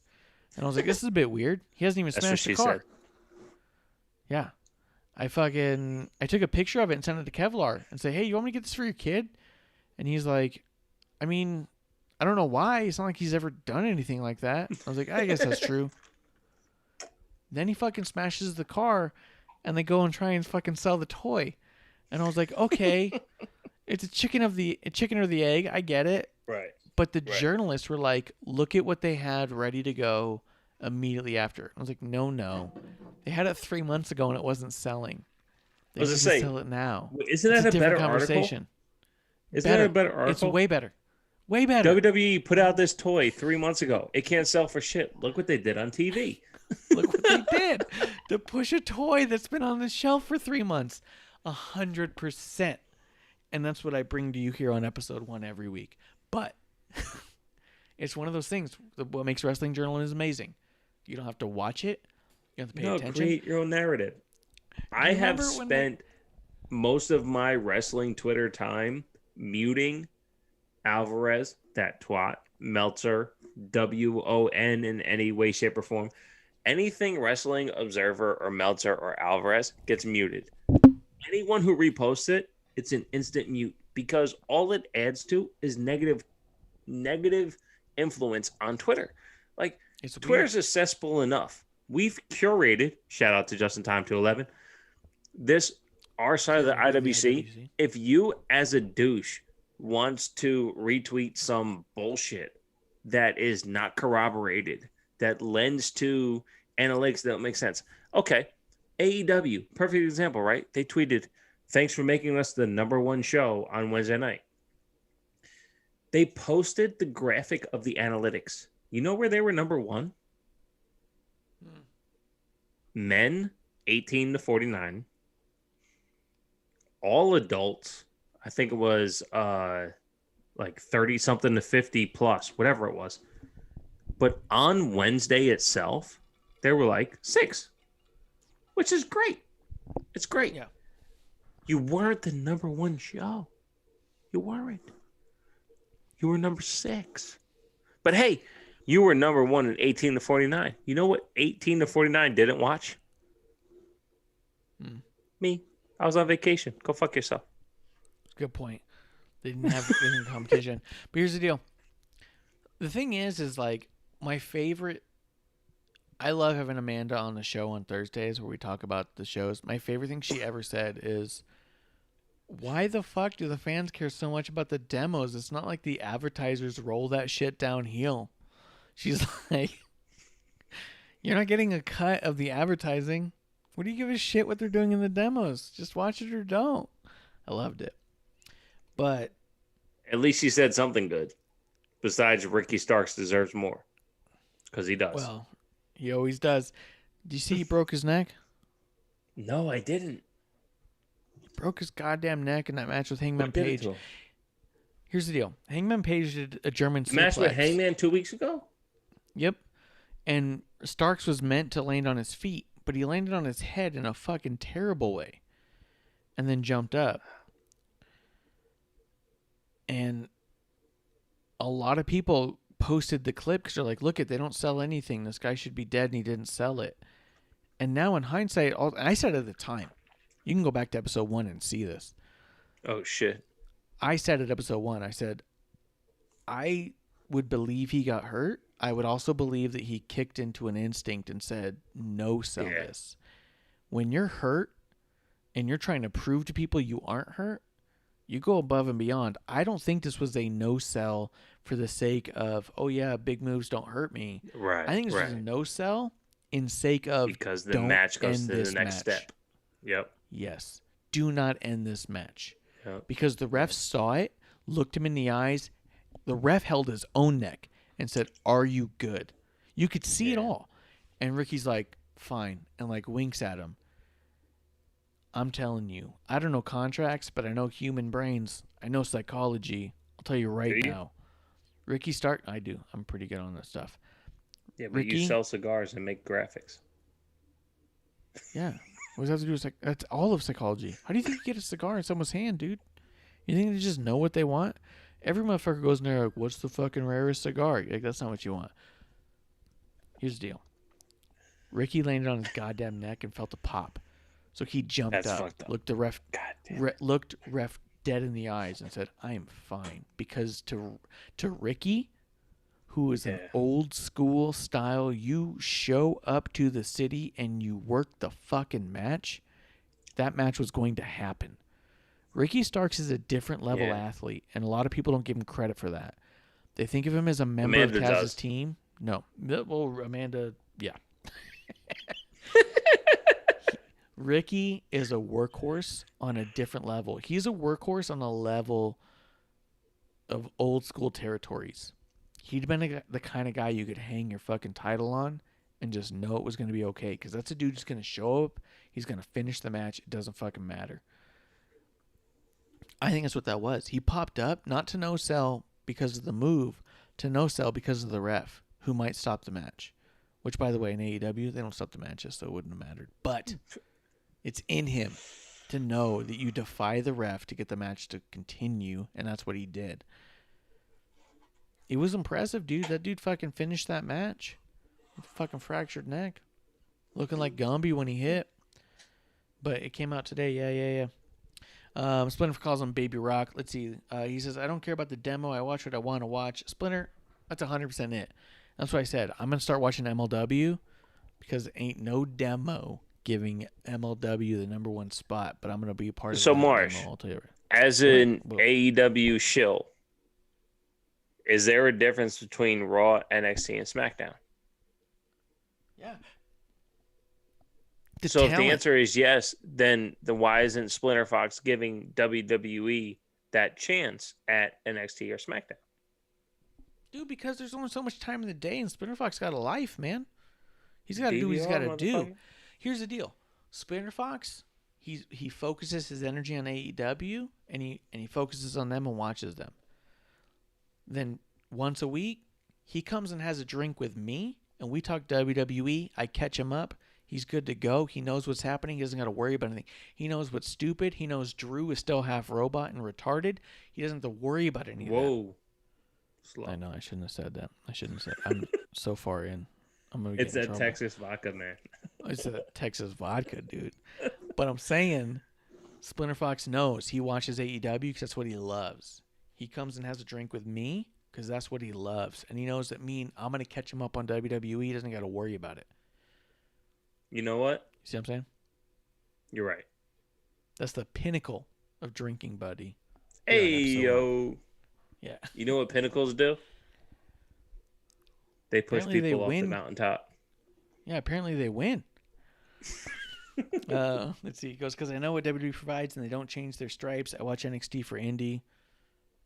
If I were to try to button down, I like the idea of this. I'm just going to, as a thought experiment, if I were to button down, why do I watch NXT outside of for the show and have a conversation? Yeah. I think fucking LA Knight's a big one. Brooklyn Nine-Nine. I think I do like watching indie progress. I have really enjoyed that. So I would say let's bring it down to a number. I think watching what Finn Balor is doing for the other talent is incredible. So I would have to say a Balor. I would throw indie, LA Knight, Bronson Reed. So good. As much as I love Cameron Grimes, I don't know that I watch for Cameron Grimes. I'm going to be honest. Which is fine. I love him, but I don't know that I would say I would watch for him. I would say LA Knight, Indy, Bronson Reed, Finn Balor. I want to say Karrion Kross, but for me, Karrion Kross feels out of place in NXT. Sucks. So I don't think I'm not gonna include him. He doesn't suck. Fucking get out of here. In NXT. It I doesn't think that resonate. There's something there. He's a Yeah. bigger fish. Yeah, it sucks. Which I'll give you. LA Knight's a bigger fish too, but for some reason No, he's not. working. He fits perfect in NXT. But he's also bigger. He talks the same shit that Gargano does, but executes on a level that makes me give a shit. Everything you hate about Gargano, Knight executes. If he does that on the main stage, Raw or SmackDown, he gets lost in the shuffle ahead of Cesaro, but behind everyone else on the top level. In NXT, Knight is a fucking superstar. If he goes to red or blue instead of black and gold, goodbye. Go somewhere else. Does not add up.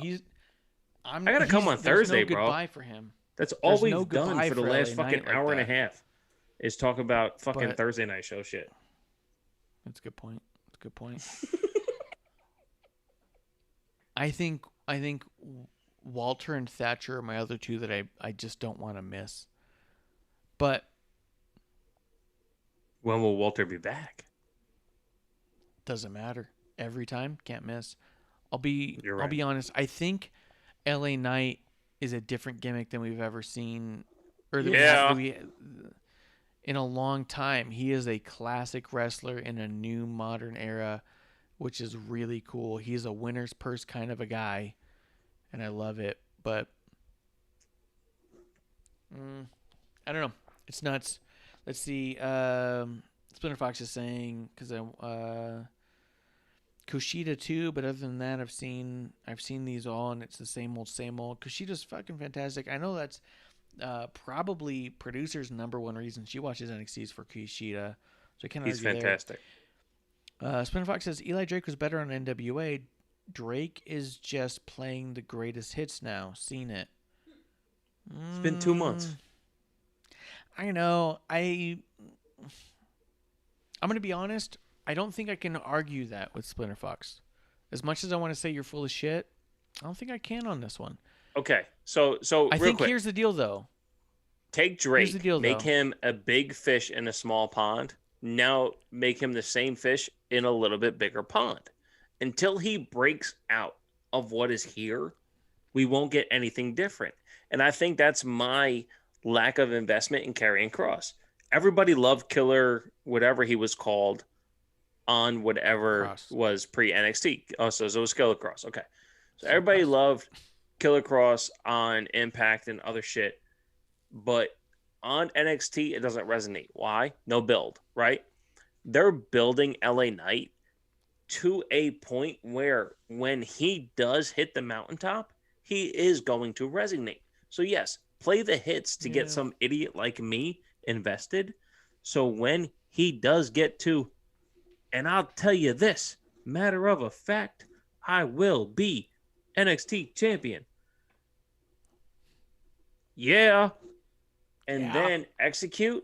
Sure. But he's building himself to the NXT audience.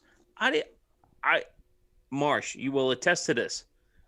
When he signed, I put out there on Twitter, who the fuck is LA Knight? Never seen him once in my life. Until last night. Buckle the fuck up.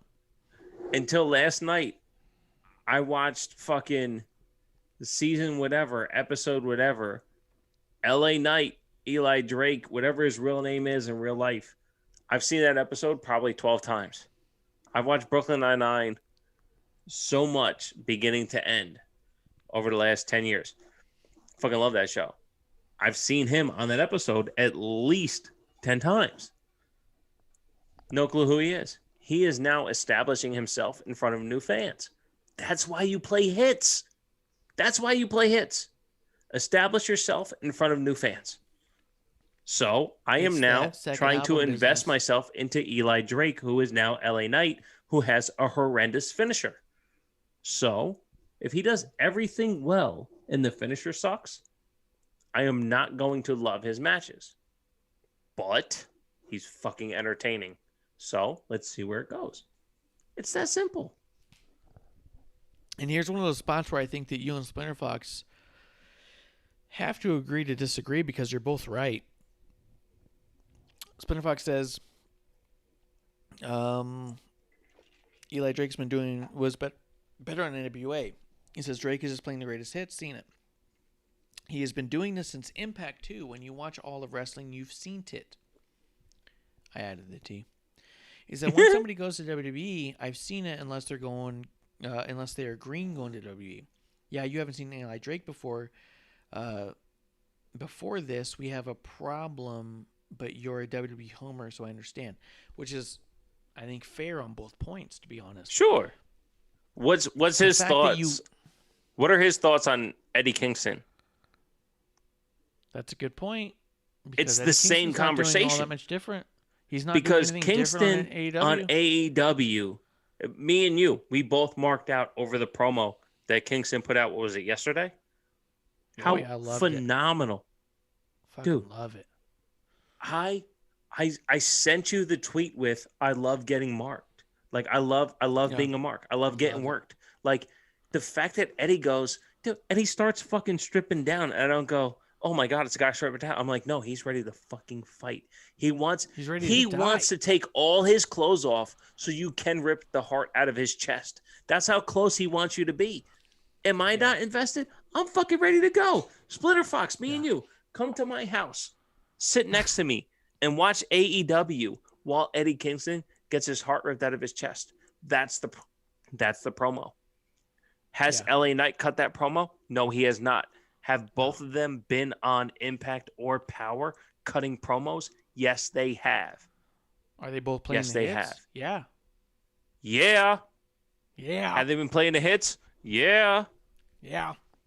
But what have they been doing? Trying to build characters to get people invested.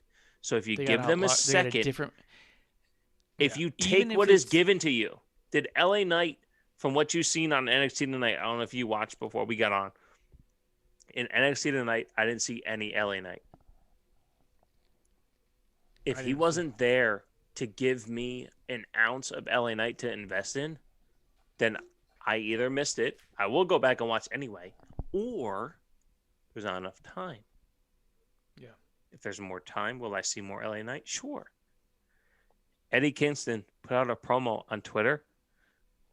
I was like, my fucking world. Eddie, I'm behind you. Let's go. It's that simple. Yeah. Same thing. And then Same thing. He's gonna see a couple of sparklers. He's gonna fucking pass out. Go, take cover. Just fucking around. I'm just fucking around. I'm just kidding. Did producer lady go to bed? She set the levels and was like, fuck it, I'm out of here. You two assholes She's- need to fucking stop. Literally been sleeping this whole time. Let's see. 100% all of that. It's a lot of talk for the wrong night, but let's see. He goes. It's all the same. Kingston can talk and always could. Kingston has always been original, so you never see the same thing out of him. I'm gonna agree to disagree on that one. I agree that It's he the is one of the same best fucking talkers ever. Every one of his promos, watch them all back to back, and then you start seeing like, oh, all of them about how real this is to him, all of them about his heart, all of them about his past. There's a lot of similarities there, man. And I'm not Marsh. disregarding what he's doing. Kingston is probably the best promo in the entire industry right now. Marsh, we've talked over the last month or so. My heart has been hurting. DMX passed away. Yeah. 9 gonna out give of it to every you. 10 DMX songs are the same fucking lyrics. But it's the story he tells you with those lyrics. So Eddie Kingston can tell you how he grew up. He can tear a wife beater off. He can say how homicide is the GOAT and all these fucking things. But in the instance in which he tells you this story is what makes it most important. So when the LA Knight vulnerability comes is on a still there. scene that he has never been before and he tells you the story, hits or not, WWE, AEW, NXT, NJPW, AAA, doesn't matter where he fucking shows up. When the words come out of his mouth, do they resonate? That's what fucking matters. So it And doesn't right matter now- if it's the hits. If the story is twisted that pulls you in, that's what matters. And at the end of the That's it. day, he's playing the hits because he's trying to get you hooked on that hit single. You know what I mean? He's trying to get Did you it on work? that fucking greatest hits album. Because more is coming. I don't think this. Did it work? I don't think we're seeing LA Knight's greatest hits because this is all. I don't he's think got. so either. I think we're seeing the greatest hits because he knows it's gonna hook you, and then we get to see fucking Abbey Road. You know what I mean? He's going to kick me in my face, and I'm going to go, you asshole. And I'm going to, and you're going to tweet me and or text me and just go, dude, you got worked. Yeah. And you know what my response is every fucking time? My response every time to you when you hit me up with you got worked, I go, yeah, that's the point. If you don't get worked by wrestling, you're the asshole. Yeah, you're not having fun. I'll tell you, all Just the stop fun's getting watching and worked, pretending like you motherfuckers. know more. Yeah, quit being too smart for it, dude. Being too smart for it sucks. Just in time to say this episode one is So all over the dumb. place, and I fucking love So it. This is fucking true. dumb. This has been a goddamn mess. I don't even think we're gonna talk about Raw tonight, except for Eva. No, Marie, let's go. because Keep going. Splinter Fox wants Fuck it. it. Splinter Fox says Kingston tells you the story and it draws you in. Yes, but he tells you that story every time. That's the point. Same story. He knows how to draw you in, and that's not a hit. It's not a AEW. negative. That's Kingston. That's what I'm saying, but it's not a negative thing to say. He's telling you the same story every time, but he's fucking brilliant at it, so he draws you in every time. That's a good thing. I'm saying he's repetitive but effective every time. Every time he cuts a promo, people go, "This is the greatest promo he's ever cut." But when you really watch his promos back to back to back to back to back, which I've Same done, ones. you go, a lot of the same stuff. But his fucking heart is out there, and that's what's fucking important, and it's amazing. Amazing. Resonate. Which he is says why Eli- Seth and Roman were so good. Yes. Which is exactly. And he says, Eli, I know what he's going to say next, just putting Knight instead of Eli Drake. Eli Drake, he says. I agree with that too. Eli Drake's trying to sell a fucking t-shirt. He's fucking trying to get his rock slogans in so he can start having a promo that's ready to go. I don't know who Eli Drake is. I am thankful I know who LA Knight is. I am part of the audience he's trying to captivate. So if you wait your turn and enjoy Eli Drake being somewhere else, it will be your turn when LA Knight gets to the next level. So once he pulls me and everyone else who doesn't fucking know who he is into the level in which you know who he is, we will all rise together when he's a fucking superstar. That's the point. Great point. The point is that he's told all of his friends and followers and everyone who's been a fan of his, all right, guys, we got to play static here for a minute. You're going to see some things I've done before, but just play along with the hits. I got to get a whole bunch of new people on this fucking boat. And that's what he's doing. Yes, sir. He's getting everybody on this fucking boat. Because I'll tell you, on the other side, when that boat hits that iceberg like it's meant to do, you're going to see some shit. You know what I mean? And everyone's going to fucking benefit. Everyone who's been a fan for his for the whole time is going to fucking love it. You're going to see fireworks. You're going to hear the violins. You're going to hear the babies crying in the water. Oh, it's going to be amazing. Why the babies, though? That's fucked up. I don't know, man. I watched Titanic. They were the first ones on the lifeboat. Yeah. And fuck Rose. Jack was on the door. Jack was on the door, and you're like, yo, get off the door, bro. It's fucked up. Yeah. Splinter Fox does say that is if you don't get buried getting called up. He's got a shitload of typos. Splinter Fox, what's in your glass, man? He says, like the rest, Black Cesaro. Cesaro, who's got a fucking Universal title shot this week. Okay, so Alistair here's what I'm Black going to has tell got you. a whole new fucking look. I'll tell you this right now, dude. A fucking shit ton of... Oh, let's just go through WrestleMania. Cesaro, Seth Rollins, Roman Reigns. Daniel Bryan went through NXT. Hey, you got Sasha, you got Bianca. Shout out to Cheap the Heat. whole fucking thing's NXT. Cheap Heat. Stack Eye Gred said to Triple H on Cheap Heat, every single match had a wrestler from NXT on WrestleMania. And guess what, motherfucker? WrestleMania was 2 nights. No shit. Look at every single match. Hey, did Bray Wyatt, the Fiend... I love that, dude.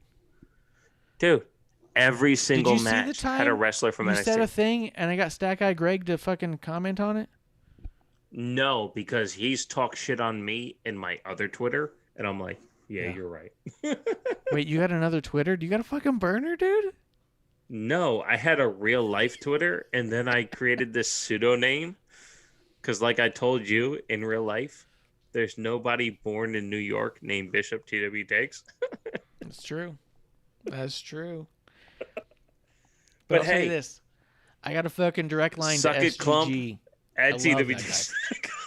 Suck it clump on TWTs. Splinter Fox says, finally, how long was that? You can't pull that. You cannot pull took too long. No. Wrestling is wrestling. If it happened, it happened. Okay, you know what, Marsh? You can't Can pull we it agree on one long. thing? You can do it. What's up? Splinter Fox's real name? Mark. It's Fox. Oh. No, all right. It's Mark. Hey, Mark Fox. Let me tell you this. Dick. It's fucking wrestling, bro. It doesn't matter where it comes from. It's all wrestling. It is performers doing some shit in front of your face. It doesn't matter where it comes from. Have fun. If you don't like it, don't watch and walk away. But I mean, it also comes if down we say, to hey, dude, it's dope. Check it out. Sure. You can't pull the how long did it take card in general. It just doesn't work with anything, I don't think. You can't say like, oh, we made this huge milestone. We did this big thing, but it doesn't matter because it took too long. No, it happened, and that's why it matters. It's not and you also don't get the meaning without the time taken as well. Compared to what? Anything. Literally anything. Think of a first time of anything that is undermined by it took too long. Okay. Think about going to dinner. If you want to really boil it down, think about going to dinner. And you're there, and you're sitting there, and you hear a bunch of dishes clash in the back, and the waitress comes out to you, or the waiter, I don't know. They go, I don't know if you heard that noise, but that was all of your food. And you go, oh, like it's going to be another like 20 minutes. You go, okay, well, can you get me another drink? Oh, yeah, I'll bring it right out. Hey, Don't Marsh. get the food and then go, yeah, but it took too long. You could get the food and go, God damn, this fresh prime rib. So good. Can we finish up SmackDown so we can get through Raw? We're not getting through Raw. I'm telling you that right now. Why not? Here's the deal. I have a. We're 3 hours in.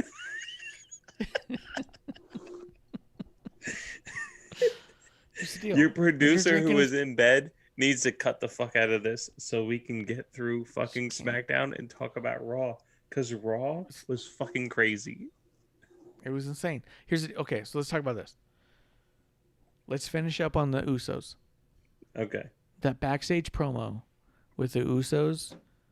Jimmy with and Jay. Well, let's go a step before that. Jimmy and Roman. You're not gonna talk to me like that. You're not gonna talk to me the way you talk to him. I'm not your bitch.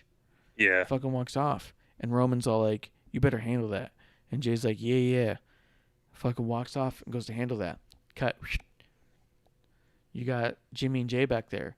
And he goes, you ask Roman right now if he needs you. Ask him if he needs you. He's going to say no. He'll tell you no. He goes, I'm going to tell you right now to your face. I'm going to tell you now. I need you. Weird. Fuck, dude, the amount of emotions. The amount I got choked up during SmackDown watching the Usos talk to each other and talk to Roman. And Roman trying to be better than. It's fucking crazy, man. Now, when you got choked up, Yeah. was this in a closet and a belt around your neck by yourself? I mean, which time? We trying to get specific. No, during the Uso segment. Dude, that conversation they had in the hallway was fucking... It was It epic. was so good. It was That so was all good. You know how bad it was? I'm mad we're on separate coasts. Because when this shit happens, I don't know if you see it when I see it. Like, no offense to anyone else in the world.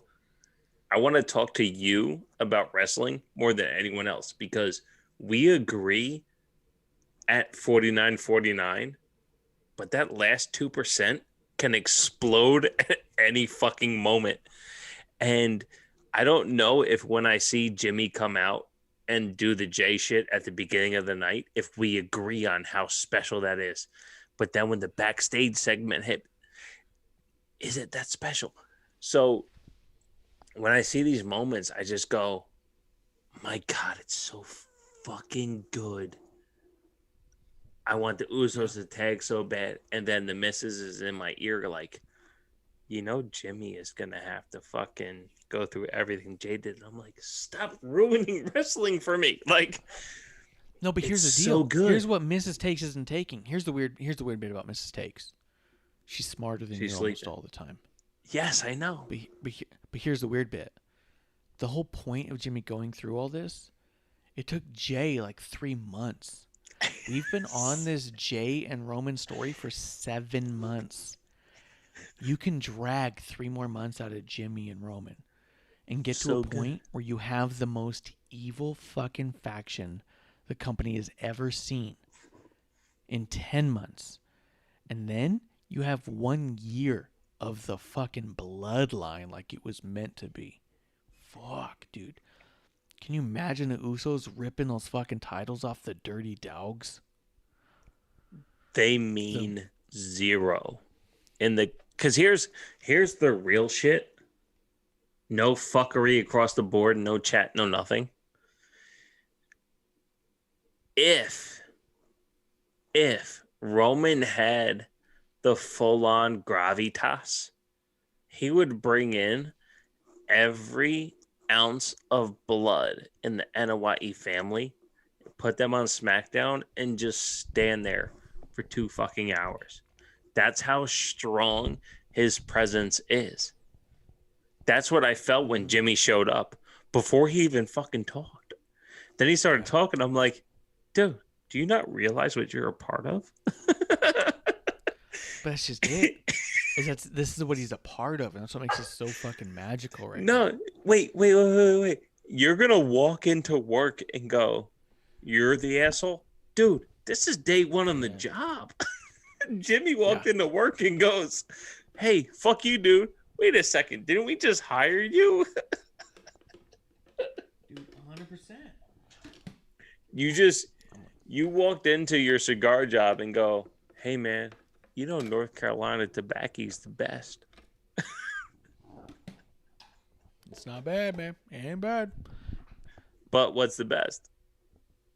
So I mean, like, what Jimmy and Jay and Roman are doing right now is fucking incredible, and no one else is doing, including themselves. There's no other storyline in wrestling that's been going this long. Weird. It's been this captivating and this good.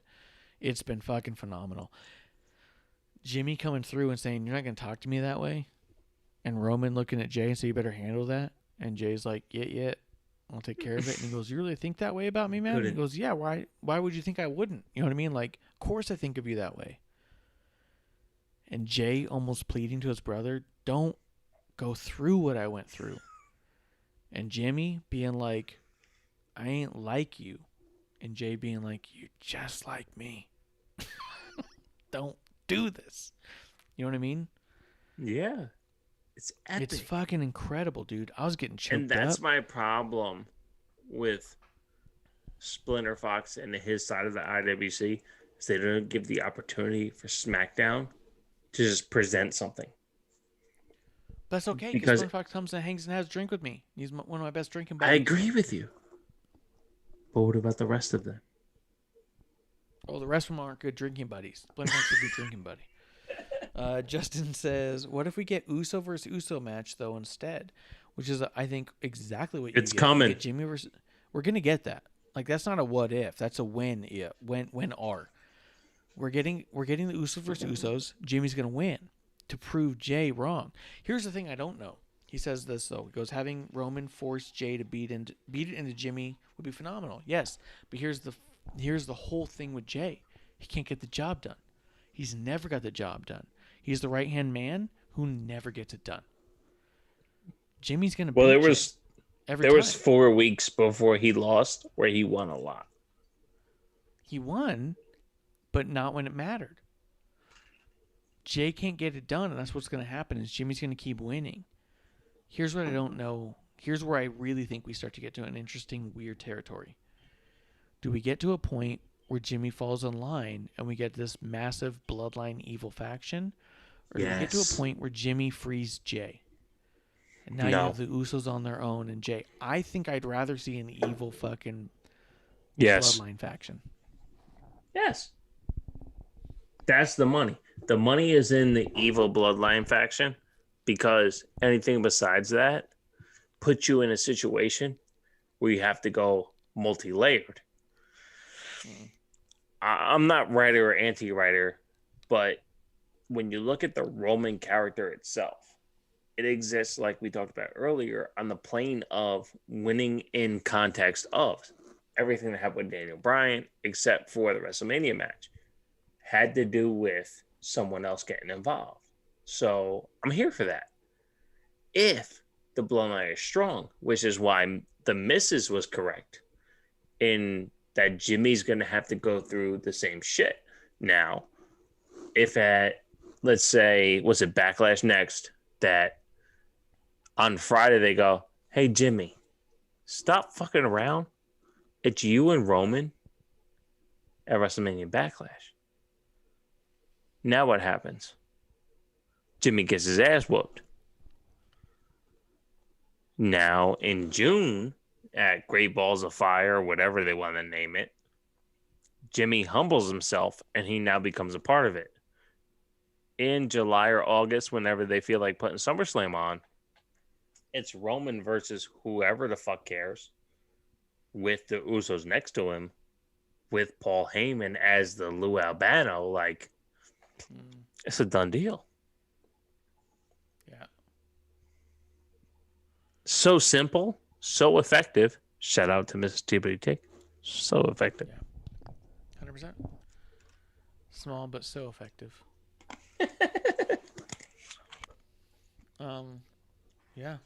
No, and I think I'll show off I think that SmackDown. this- Let's get into Raw. Make this your first 5-hour podcast and call it a day. Yeah. Splinter Fox says, if there is an evil bloodline stable, you need a great face. Who would it be? Seth again, really? I mean, we Anyone. know Cesaro won't win, They but can build it. Brian is done. Well, we don't know Brian's done. We don't. KO is a thing of the past. Who will take No, down it's that not. evil empire? Big E. Well, that's just it.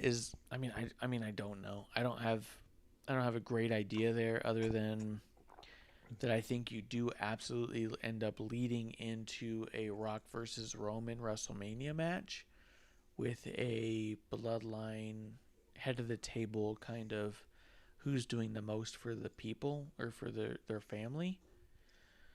So That seems let me like ask so you this, far Marsh. out that it's From a little a bit- it'd be a little man-to-man, muddy. non-podcast, let's say this is a text message question. If Roman doesn't wrestle for the next 6 months, can the New Day build to Kofi taking the title off of Roman?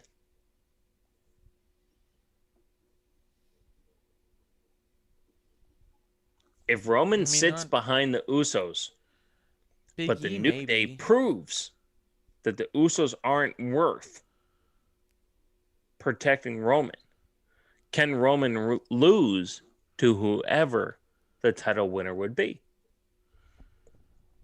I think Big E could. I don't think Kofi Doesn't could. matter who in the New Day it would be. Do you think the New Day can outweigh the Usos over the next 6 months to have Roman lose that title? I mean, for one, they're on different shows, so it makes it difficult. But I do think that you could. Context. Make it happen. I mean, you got the shakeup coming up, right? 3 for 3. It Draft doesn't or matter. something. Fantasy book it. I think you could get Big E to a point where he deserves to be there, and is arguably the one to do it. But So outside what of I'm that, saying like, is that I mean, think about this though. When you think ahead. about like Rock, Stone Cold, Cena, Roman, who else has that level of potential star power? Is Big E really that guy? I'm not going to say no, but I don't know. Well, here's the important part about Roman. He doesn't build the tribal chief without having a tribe. That's the point. If Triple H was like, I'm the tribal chief, it's like, well, who the fuck is your tribe? Yeah. So that's what I'm saying. So if you have to negate the tribe, you're doing it with the New Day, quote, posse, right? You're taking Kofi and Xavier, or E and Xavier. If you have Kofi versus Roman at WrestleMania 39 and you build to the point where Roman is trying to put his chest out and Big E and Xavier are standing next to Kofi like, you might be the big dog, but you're the only dog left. Mm-hmm. There's a chance that you get that context. That's what I'm saying. Like, I love that Roman is so untouchable that you can't even book around him losing the title. That's great. Yes. Oh, yeah. I'm just curious if there's a chance the New Day as an entity. I don't care who the third person is. Even if it's Woods winning the title over Roman, I don't care. The only way you negate the Usos is through the New Day. There's zero else. You can't bring up MSK, put them with AJ Styles, and have MSK take out the Usos. It doesn't add up. Because AJ's not beating Roman Reigns. Big E, Yeah. you can find a way. AJ, sure, you can find a way. No one else you can find that way. That's all I was saying. Yeah. No. I'm with you. Splinter Fox says, unless you have a new stable, and how about a club from NXT, I meant, or they can say, screw it, bring The Rock for the Hollywood Mania. Yeah, I mean, I think I'm very interested. I don't think I believe that Cesaro's going to do it. I think that a Big E might, with a New Day backing them. How because cool New is Day it? and Usos, you know what I mean? It's already there. Yeah. How cool is it that Roman has the title and no one can picture it coming off of him. Because he's the fucking boss, dude. But he wins the Royal Rumble and gets booed out of the building. How cool is it that he has the title, Fuck that dude. but you can't tell me who takes it from him? How great is Brock that? Lesnar. Dude. Shouts to wrestling. Shouts to wrestling. Shouts to Brockling. Yeah. Shouts to Brock Lesnar. Look, I don't Who's want to gonna run take your it off show, but I definitely want to talk about Raw. So jump into Raw because SmackDown is Roman's show. SmackDown's fucking perfect. And that's the thing, is I can talk about SmackDown all day because it's so fucking good. Here's It's the deal with so Raw. fun. Here's what happened on Raw. Humberto blew out his asshole. Eva Dude, Marie what is coming happened? back. What do you mean what happened? He blew his asshole out. But reports is that he's fine. No. He's Did not he have an fine. Who Xbox said that? situation? Well, Speaking here's of the deal. X-Pac, X-Pac blew out his asshole. dude, On speaking of on X-Pac, Thursdays, Pro are Wrestling you gonna have for to Life change your whole on shit up? Thursday. I ain't got to change up anything, I don't think. you have to go all We're not- black, all green? We're not competition. We're not a Dude, partnership. You are. I'm not talking about WOTR. I'm talking about at Ref Marsh. That's two separate accounts, motherfucker. Do we have to talk Yeah. offline about this? No, I mean, like, as far as I can post stuff to his account, but I can't be like fucking doing shit on my account. But I could do whatever I want on my account. It's me. It's just me. Wait, which one? Ref Marsh is just me. Pro Wrestling for yeah, Life. but I might isn't post at on Ref there. Marsh a part of at For Life Wrestling? Pro Wrestling for Life.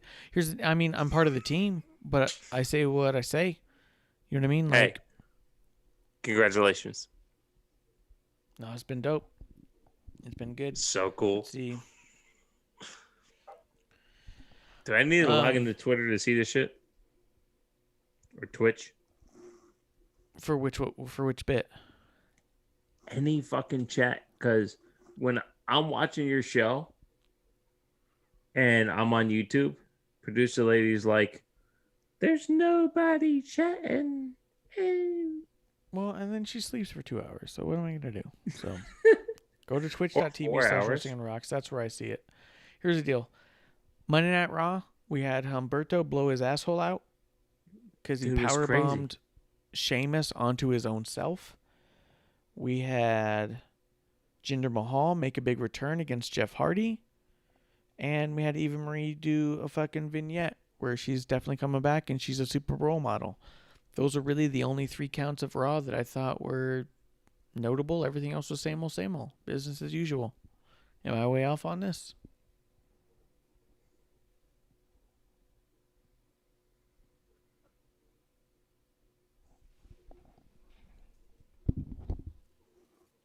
No, you're not, because I think and sorry for the pause, but I'm trying to fucking mute the Twitch stream. There we go. Okay. Tell me the biggest heel in the women's division right now. All of women's divisions? Marsh. Biggest Are you- heel, women's division. Are you saying is it? like all Raw, SmackDown, and NXT combined, the biggest heel? Fuck, I lost you on fucking Zoom. Can you hear me?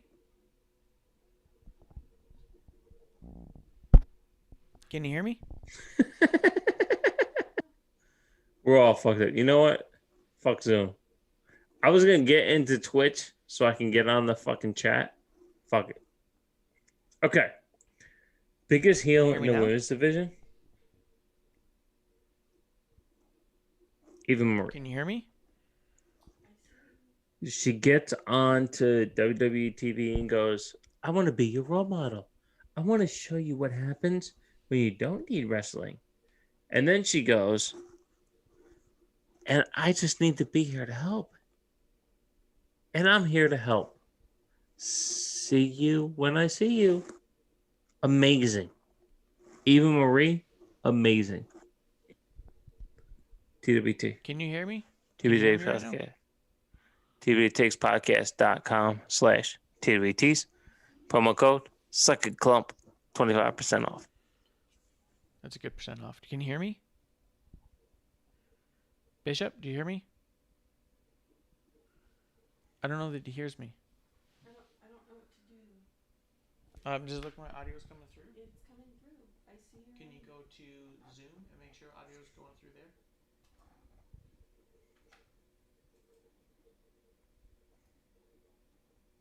Bishop, do you hear me?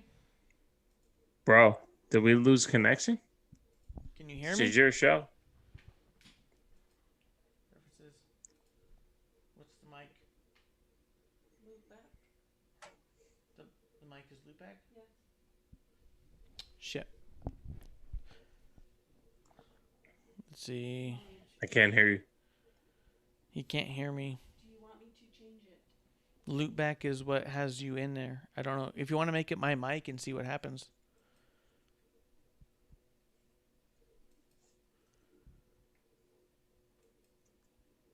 Try now. How about now? Can you hear me now?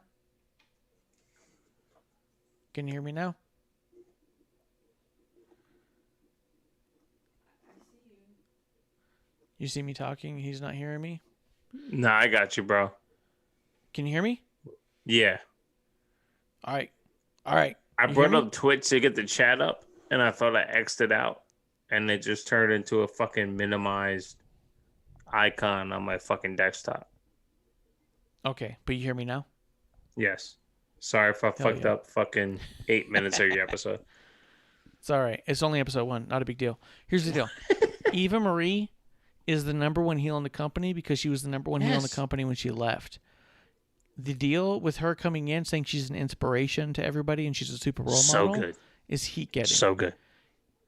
Here's how I view this potentially going. And who fucking knows? I know you don't fantasy book, but that's because you're dumb. I'm smart enough to fantasy book. Fuck you. Here's the deal. What'd I say? What'd I say? Spit Here's the on deal. it. You have Eva Marie come in and talk to all the women's wrestlers and say, you guys fucking shit on all the divas. You want to talk shit on the divas. Yeah. And here you are, barely getting 2 minutes a week. You're not doing any better than we did. How about you give us a little bit of respect for what we built for you? You have Eva Marie usher in the Bellas because they're going to be coming along either way. There's no way of stopping them. The Fantasy Bellas come book. out. You get Eva Marie, the Bellas, and you get Carmella. Carmella, who's right there on the edge. Is she a diva? Is she a superstar? Nobody knows. She's untouchable. She's Savage. outside of that realm. She comes in, she joins with Eva Marie and the Bellas and says, I think all you guys have been up your own ass this whole fucking time.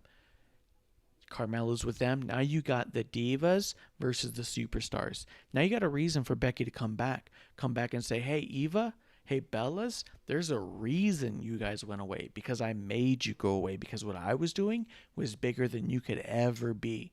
Don't come down Based here off of who? after I take a break. Huh? Based off of who? Based off of Eva, based off the Bellas. Becky comes back and says, don't you guys come through here. I worked too goddamn hard to get toe-to-toe with John Cena to tag. I worked too damn hard to stand elbow to elbow with The Rock and tear apart Baron Corbin. I worked too goddamn hard to be the first woman ever to main event WrestleMania for you divas to come back and try to undermine the entire foundation that I had to relay that you guys left in a gravelly state. You have a reason for Becky to come back. You have superstars versus divas, and you can have fucking a year of that back and forth. So, besides all that bullshit that you just said for the last fucking 4 minutes, Because I made it up.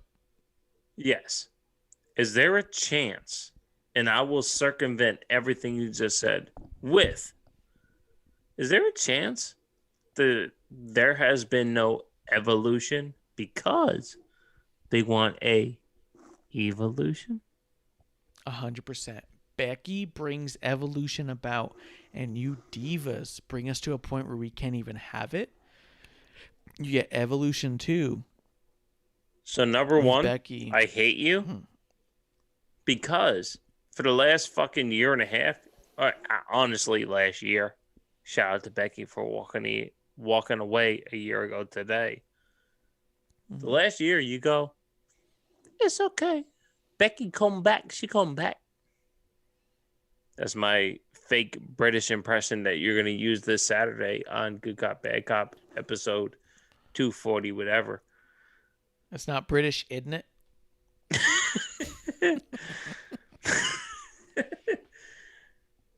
Point being, dude, I lost it. But Becky coming back for the Divas? There's nothing Eva Marie can do to outweigh a Becky reappearance. Right. I am But the all heat- here. Hands up. I am all here for anything Eva wants to do because the promos themselves. Listen to what Eva Marie has to say. Positivity. She wants to make sure that, hey, Dana Brooke. Dana, listen to me. Dana, anything you want out of this life, come listen to me. Dana, I have you. I will take care of you. I will put you in the next position to succeed in life. Why wouldn't Dana Brooke take that offer? Right. Here's the deal. I've followed Eva Marie's Instagram for a long time, and I'll tell That's you right your now, fault. for years, she's had little clips here and there of her in a warehouse in a ring. I don't think she has not been not training. I don't think this is Eva Marie just fucking Your willy-nilly fantasy walking booking. back in. I'm just saying I think she's going to be better in the ring than we expect. I'm not saying I expect her to be Daniel Bryan. I'm Yes, saying you do. I think she's not going to be what she used to be. I think she's going to be further along. I don't know What where used that to be? lands. She used to be garbage, dude. She was bad in the ring. Listen, I'm not check saying the shit that out. she's I got so worked. Her last match, quote, match of all time. She jumped on the ropes to get love from the crowd, hopped down because her halter top broke, and I was like, wait a second. I think her top just broke. I got so worked. She never came back. I was Yep. so pissed. never came back. She Here's the never deal. came back. I was so pissed. I was like, wait a second. I don't need to see her titties. But the fact that I believed that they almost came out, God damn it, where are you? Yeah. 3 weeks later, I want to be the next rock in Hollywood. Well, go fuck yourself. But her promos on Raw have been the most investable thing, period. Yeah. Yo, and Jeremy says it in the chat. He goes, any chance they make Eva Marie women's champion, that would get her nuclear heat. 100%. I think that Biggest she heel in will the be company. better than people expect. People are not expecting her to be good in the ring. I think even if she's mediocre in the ring, it's going to look like she's phenomenal in the ring. I don't think she's going to be Daniel Bryan out there. I do think she's going to be better than we expect, and I think you can do a lot with that. And I think one of those things is you could probably take a title off somebody and have people pissed, and you could bring back somebody like a fucking Becky to just blow up and say, there's no fucking way I'm having this. Yeah, you got Nia with the belt. I mean, Nia's got a title. That's a good point. So, Zoom just shut down. what'd you shut down? Zoom. Lost him. It's gone. So, I mean, yeah, he seems completely gone. okay. Oh, Here he he's is. back. There's an absolute chance to do everything with anyone. Yeah. And that's been my point the whole night. Yeah, 100%. 100%. I think that here's to me here's the deal. People are shitting on Eva Marie before seeing literally anything. Like you said, she hasn't even cut a Give promo it a in the ring. chance. Yeah. Just It's see how it plays vignettes. out. I'm interested. That is enough. I don't need to say So- this is the next big thing for wrestling, but it could be. It might not be. It could be absolutely terrible. But as of right now, that vignette was the 2 vignettes we've seen have been good. She has sounded solid. Her Well, that's promos my on those question. vignettes have been great. But how many takes did it take? I don't know. When we see her in the ring cut a promo live, we'll know. When we see her wrestle, That's we'll my know. point. But until then, so between me and you and everyone who listens,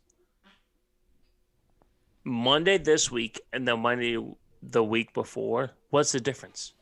Half a promo? It was the same fucking thing with some extra bumps. So it's not like she's reinventing the wheel. No, She's telling you, hey, I want to be a role model. Hat on, hat off. Take my picture. Smoochies, give me a kiss. Okay, bye-bye. Hey, listen, I want nothing for any other diva than to be able to get my success. I'm going to tell you this shit dead up. 6 years ago, me and the dude I work with, I'm like, yo, even Marie says she wants to be the Rock of Hollywood. Okay, what did the Rock do? Biggest superstar in the world. What did even Marie do? Came back to WWE. Because why? Zero value outside. I remember like a year into her being in Hollywood, she had to dye her shit back blonde. Now she's back at a red version of what she was. Can she perform in the ring? Hey, Splinter Fox, I don't fucking know. I don't know. But when she finally steps in the ring, what am I going to do? I'm going to watch and see if she can. Let me ask you this. What if she can? Yeah. Is it possible she's better now than she used to be? Marsh, I think it's me possible. and you, we love women's wrestling. What if Eva can throw the fuck down in women's wrestling? You going to hate it? Are you going to hate it? No. Why would you? I'm on board for this. Splinter Fox says in the chat, there's too many factors, though. You have the future right now with Gonzalez. There's zero Rhea, factors. Belair. There's do it or don't. He goes, are you going to have them take a back seat for this? I don't know. But maybe Who cares? because you know what Gonzalez and Rhea don't have right now? Is a fucking story at all. Yeah. You know what producer said watching? We watched Raw twice. We always do. As she came home from work and she saw it back on, she goes, God, I just wish I gave a shit more about Rhea. I know she's so good. I've seen her so good in Raw. NXT. But on Raw, I just wish I gave a shit more. And you know what everyone's doing about Eva Marie right now? Giving a shit. Either fiery hatred or fiery excitement for this is changing everything. And I don't know that it's going to do either one of those things. But what those women don't have is the fucking fire right now that Eva does in the story. So I don't think that you take a back seat. I think that sometimes you go the route that's going to have the most fire with it, right? Well, let me ask you this. What happens if it stays adjacent to? If Eva Marie's just a part Eva of the story like Marie everybody else? stays adjacent to the title. So have the No problem Raw with that. title. There's nothing. Because that gives you 5 people that fucking matters. That's what I said. Like That's you the have goal. a Divas, you can have a Diva faction versus a Superstar faction, and you're fine. No title involved. You could do a title if you want. You don't need it. Agreed. Splinter Fox says Eva equals the Miz. I don't care for Miz either, which is fine. But how I good don't is care the about Miz? I don't like him, but I hear you. Well, no, because you can't have it every single way. Oh, I don't get investability. Oh, I don't get matches. Pick one. You want matches? I don't I'll like give you Miz on any of matches. that. I don't like Miz's But- matches. I don't like his fucking promos. You don't like Miz's promos? They don't pull you I in? don't like either. No. Nope. Okay. Not at all. I thought literally turned it off. specifically this past Monday, I thought he brought us back. But that was last Monday. How? That's too short of a leash to hang myself on. Producer lady, are you still awake? I wasn't drawn in by Miz on this one. How do you think he drew you in, or do you want to talk about Jinder coming back? Let's go with Jinder. So I watched about the Jinder? Saudi show, and in the Saudi show particular, I felt I knew what I was getting to, right? Like, I'm not gonna be the Splinter Fox and go, oh well, WWE just wants me to care about these people. No. If Jinder is back with Saudi people, I will get behind Jinder and Saudi people. A lot of people hated on the Jeff Hardy aspect of the Jinder Jeff Hardy situation. I'm sorry on everything. Since Randy Orton, Jeff Hardy in the Hell in a Cell, there has been 0 places for Jeff Hardy to go. He was number 3 in the TLC match between AJ Styles, Jeff Hardy, and Sami Zayn. The handcuffs through the earlobe and all that shit. There's nothing Jeff Hardy can do to make me give a shit. And I would love it. Absolutely love it. I was born, like I've told the world, I was born in 1985. Jeff Hardy is a piece of my soul. He understands what gets me to the next level. I don't care. I do not fucking care when Matt Hardy tweets. It means nothing to me because I have not seen 1 second of Matt Hardy in AEW. Then he goes, oh, let me click on. So if Matt and Jeff want to go to AEW, go ahead. Be the greatest tag team of all time because you got belts in every fucking division possible. Go ahead. See, go ahead. Bye. But there is nothing that Jeff Hardy can do in WWE to raise his stakes.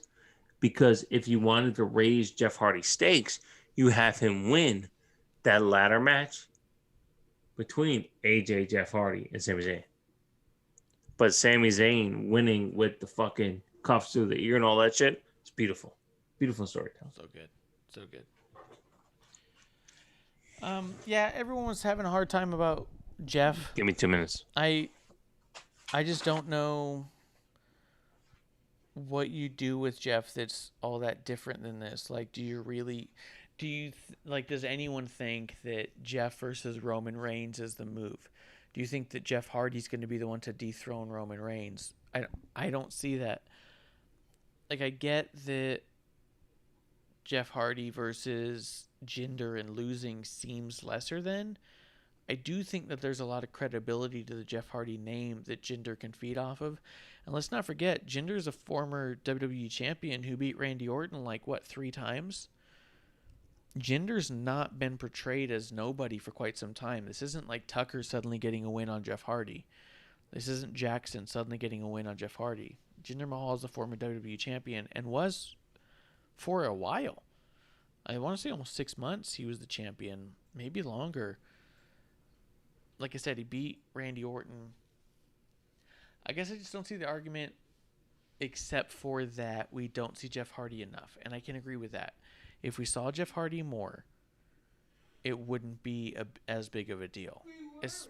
Especially because he had that whole fucking story with Sheamus, who's the current U.S. champion. Why not have him try and take that away from Sheamus, who fucking framed him? We did see him a lot before his dad passed away. That was why he went away. That's a really good point. His dad passed away, and he disappeared for a long time because his dad passed away. Maybe he doesn't want to do as much right now. That was the only reason. He was supposed to be in the last pay-per-view, right? Or no? Yeah, he was supposed to be in the last thing, and then he got pulled out, and it was like, oh, his dad passed away. Yeah, I don't know which one, but yeah, he was supposed to be part of a pay-per-view and got pulled out because of his dad passing. Was it Backlash? I don't think it was Backlash because it's this one coming up. Oh. But there was something. maybe it was Fastlane before WrestleMania. Yeah, I think he was supposed to be in. Yeah. I thought he got pulled. But his dad passed away, and that changed a lot of things, understandably.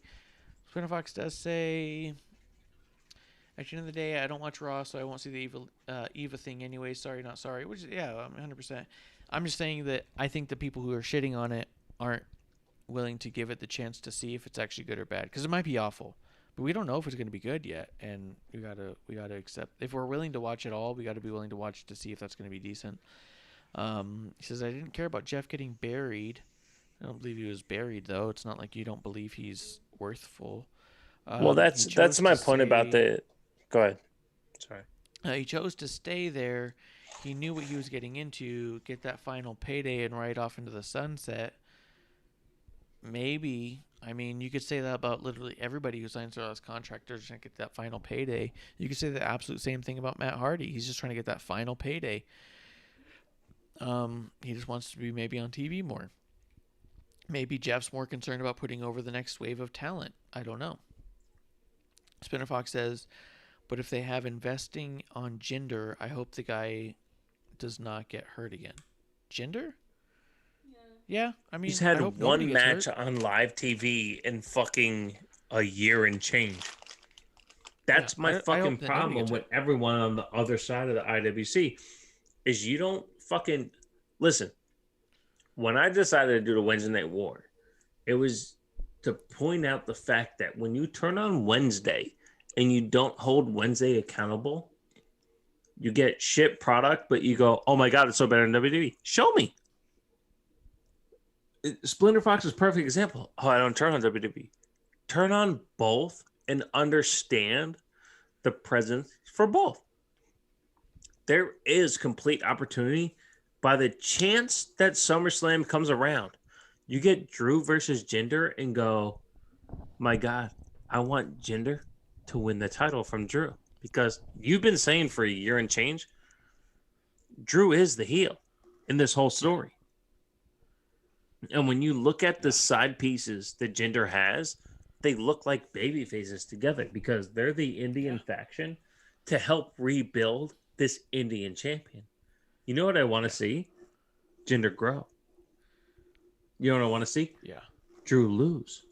Can we crescendo this at SummerSlam? Fucking A. Let's do it. Yeah.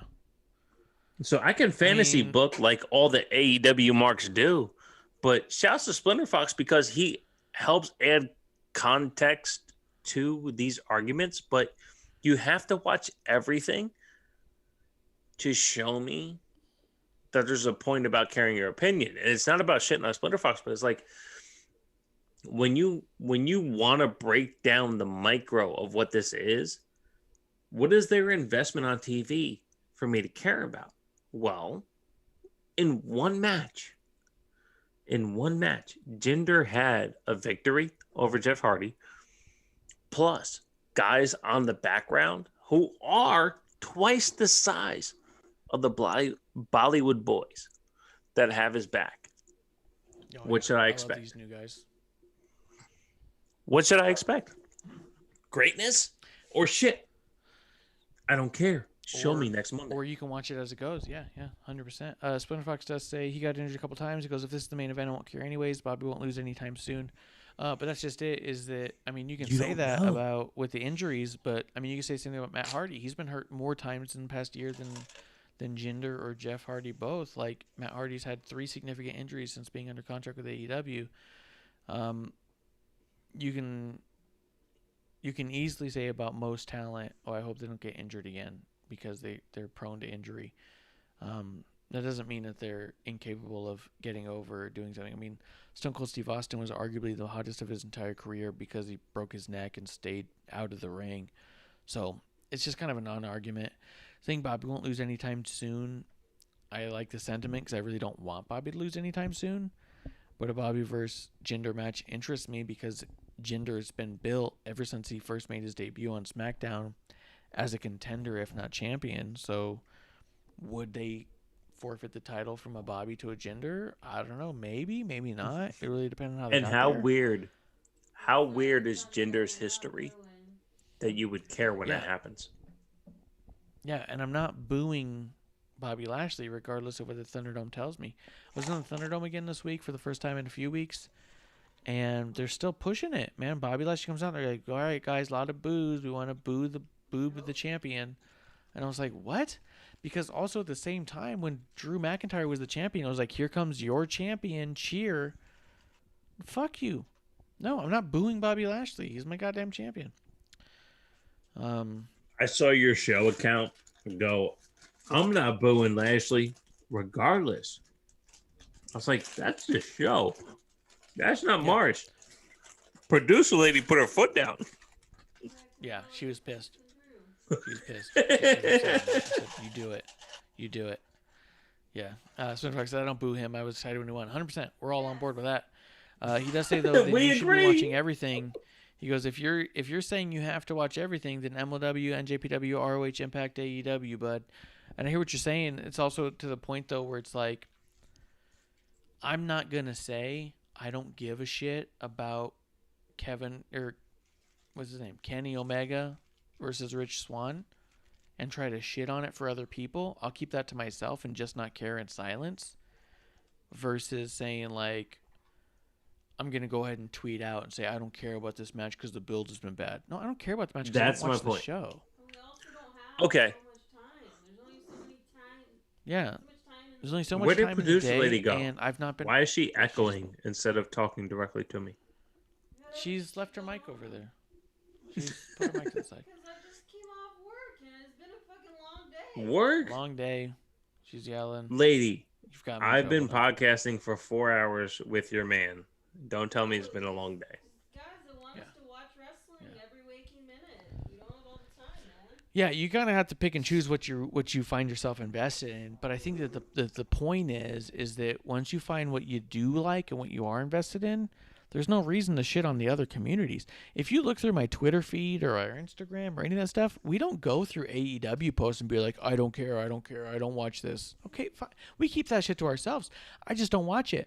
On Thursdays, when Amanda's on and Clump is on and they watch it, we talk about it and we talk about their perspective on it. And I say, okay, that's cool, that's nice. I'll ask them a question here or there. But there's a lot of narrative out there of pushing this idea of, I don't watch it, therefore it doesn't matter, versus because I'm not invested, it doesn't matter to me, doesn't mean it doesn't matter at all, which is more where we stand. We stand more in the, well, it doesn't matter to me, but if you're loving it, I'm not going to fucking piss on your leg. There's no point. That's kind of the whole deal. Go ahead. I think the biggest problem is that me and you talk about wrestling so different than anyone else does. The ability to infiltrate anything besides SmackDown and Raw is not a good look for your Tuesday night show. What do we talk about Raw? One match? Yeah, but that's all that mattered, really. Listen, they put over the power for the slam sake of pretty your good again. show and conversation, I love Splinter Fox.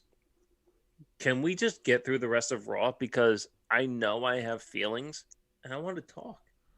But it's also 1:30 on the East Coast, bro. He says, I don't go on Twitter or social media and crap on it in WWE. I just don't watch, which is awesome. He goes, But why you're would I doing give it him on time of this day to show. do that? Which is also, I mean, that's the point is that, like, yeah, I don't give him the fucking metrics. Because if you fucking at Nia Jackson say I hate her, it doesn't matter. It looks as an interaction. It doesn't matter. It looks like a positive. He says, but that is what he is saying. You have to watch WWE and AEW. I think he's saying to shit on something, you have to be able to watch it to accurately evaluate it versus the idea of just accepting what you're kind of... Well, tell him to about stop it by from tomorrow a- night. Go to TWTakesPodcast.com. Look for the YouTube link. Hit that heart, motherfucker. Let's go. What else did you want to say about Raw, dude? There was nothing on here that nothing else that I gave a shit on. Drew McIntyre did his dumb shit. They put over the power slam, don't love the running it? power slam for Braun. Braun Strowman did an awesome job, making himself look like he's an actual contender, trying to get himself out of that conversation of that he's here to eat the pin. I thought Braun Strowman did a good job smashing up Bobby Lashley, saying he's gonna fuck him. That was so He funny. The amount of people said- who were Buck. Go ahead. Your show. Yeah, Go he ahead. said buck. He said I'm gonna buck your boy because it's like Bust. a southern ranch kind of thing. It wasn't heard- fuck, but I love it. So heard bust? during live, because I watched it live, I heard bust. I'm going to bust your boy. Like, bust him up. I am going to bust him up. Like, as in, this is a busting. When you... I don't have to explain to you. You lived in New York for fucking 12 days. Mm-hmm. I will bust you. So he said bust. The crazy part is, I heard a replay today. I definitely heard fuck. Really, that's funny. I heard buck, like a ranch type of a deal, like a bucking bronco.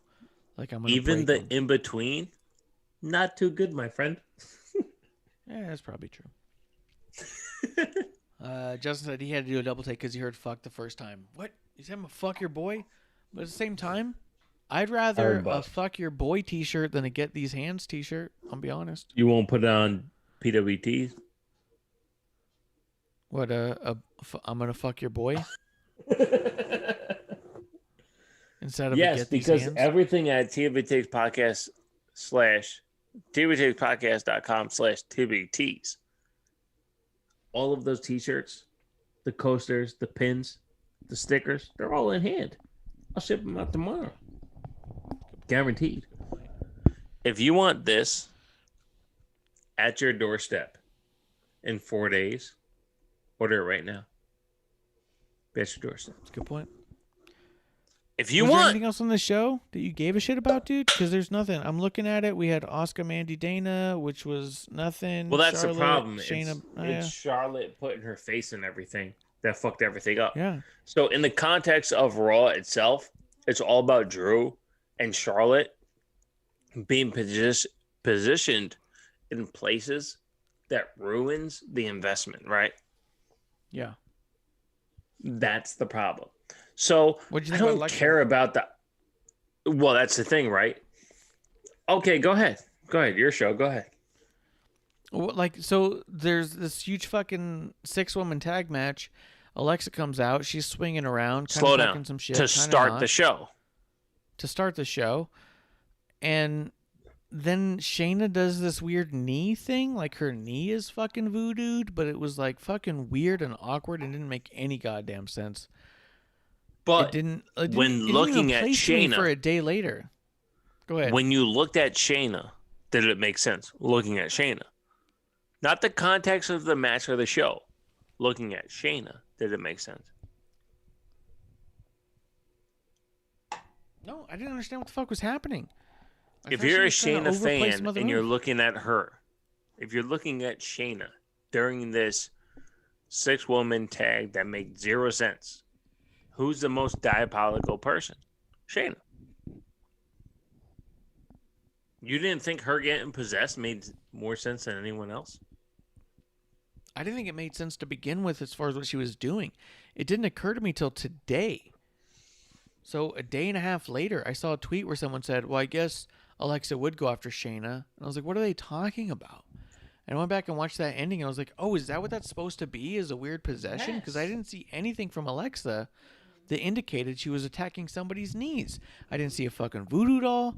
I didn't see anything. So I thought she was just fucking walking weird for no goddamn reason. Yeah, it just seemed really weird and awkward. And I was like, what the fuck is this about? And at the end of the day, do I honestly give a shit to see Alexa versus Shayna? No. Not Shayna where I see her now. At this point, Shayna's eaten every pin that team has ever taken, which is a lot. This team is not a championship team. They are people who just happen to be walking around with those fucking titles for no fucking reason. So much so that NXT made their own goddamn titles because of how stupid it is that Shayna and Nia still have the titles. No, I don't see Alexa versus Shayna as being anything I give even a half a shit about. Something Reginald's going to be involved in, I guess. Yeah, Reginald's gonna You show stop it. All I heard was producer lady in the background say Reginald. Yep. No. Where did she go? I used to be able to hear her. She's not wearing a mic. She's tired of you. Wearing it. Is Is this a dinner I wasn't invited to? What the fuck? Yeah. So I don't know. I mean, if you have any reason why Shayna versus Alexa's even a quarter bit compelling at this point, I don't see it being anything I'm even remotely interested in. Can I ask you one question? And I love Alexa. In context of Shayna being possessed, did Shayna pull it off? No, You don't think she did with the wobbly not knee? even a little bit. No, because I watched it 3 times before someone else made a comment that made me watch it for a 4th time before I saw what she was trying to do. Really? Yep. I watched Raw twice before I even really go into depth on what's happening on Twitter. Okay. I watched it twice, and then I watched the clip No, twice. I respect and then it. I saw someone's comment. I didn't know From what the fuck she was second one, doing. from second one, I caught it. So I go, holy fuck. She can't make it because of Alexa. And maybe it's because we watched Ghostbusters 2 like 2 weeks ago. an ego pulls all the strings and he never comes out of the painting. You know what I'm saying? Yeah. So maybe that's what we're noticing is that Alexa is just pulling strings. I fucking love the Lily doll. Not as much as I love the Alexa Bray Wyatt mashup. I think there's been a complete delineation, and now it's Alexa doing Lily and beyond. But if Alexa is going to target an entity in the women's division, that entity so happens to be Shayna, I don't mind the Shayna aspect. The only issue across the board, women's tag titles. So where me and you agreed for the last fucking 6 weeks, Natty and Tamina, yes sir, go ahead and move forward. Yep. Yeah, 100%. I think you move forward with Natty and Tamina. I don't give a fucking shit. I don't give a fiery bag of shit what happens with Shayna and Nia at this On the point. doorstep, don't step on it. Literally, Shayna and Nia could never show up on TV again, and I wouldn't notice for probably 3.5 to 4 months. Because that's what they've done with those characters. I don't give a shit. Where I was in second row, 2019, Phoenix TakeOver, Shayna versus Bianca, screaming and hollering and jumping up and down. My head's on the fucking plaque if you can see the Shayna plaque from back then. At this point, I Hey, don't you're a give a mark for yourself. I don't shit. blame you. No, I'm saying I don't give a shit about Shayna at this point or Nia. And to be honest, that whole fucking weird knee thing didn't connect with me at all. I thought she was overplaying a weird some sort of fucking leg hold that maybe Lana put on earlier. None of it made any sense to me to a point that made me give a shit. Maybe not Lana, Dana, but like, no, I'm not there at all for it. At this point, I need the titles off Shayna and Nia, and I need them to do literally anything else. Yeah, they're not as what? like Iconics were better tag team partners, honestly. Yeah, and I wasn't a fan of the Iconics either. I even if you had a program You with have an Shayna versus ironic Nia, shirt. I'd be more. Yeah, oh yeah. That's Yeah, the joke. ironically. Yeah. That's the joke of it, dude. Literally, the word is ironic for a reason.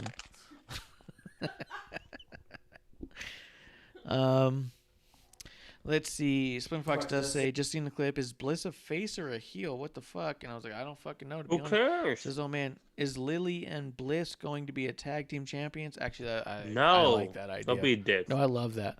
I love that. Put a little tiny No. foam belt on Lily. Lily creeps me out. Not No. like in the Hate way that I honestly don't want to see any more Lily. That's how Lily, creeped out just I like am. his sister Abigail, is an entity. Yeah. Love it. I love it. It freaks out producer so bad. So Splinter Fox was asking about our other show. Yes, we have a show on Thursdays, and There is where no we, tomorrow show. that is where we cover NXT and That's AEW, Thursday. which we watch NXT and Clump and Amanda. Amanda mostly watches AEW, and yes, she's a fan of That's Thursday. some of it, She's most of it. Yeah, she's a big fan. Yeah, Who is Thursday's she? our show. It's me, Clump, and Amanda, where we go over what's going on in AEW, what's going on in NXT. But Amanda is the big AEW fan for the most part. I mean, there's stuff where she's like, I really didn't like this, and she'll tell you. But I do get messages from her saying, watch this, watch that. She's the one who directs me on what I should watch. He says the Starks girl. yeah, I the mean, Starks girl. we're all fans of Starks. Yeah, 100%. I mean, who's not a fan of Starks? But yeah. Yeah, she's the one. That's what we do on Thursdays. Go over all that stuff. We do talk about NXT UK when we think about it or when we just watched it. Talk about what's going on. Yeah, I mostly watch NXT UK. I feel like I'm definitely the only one.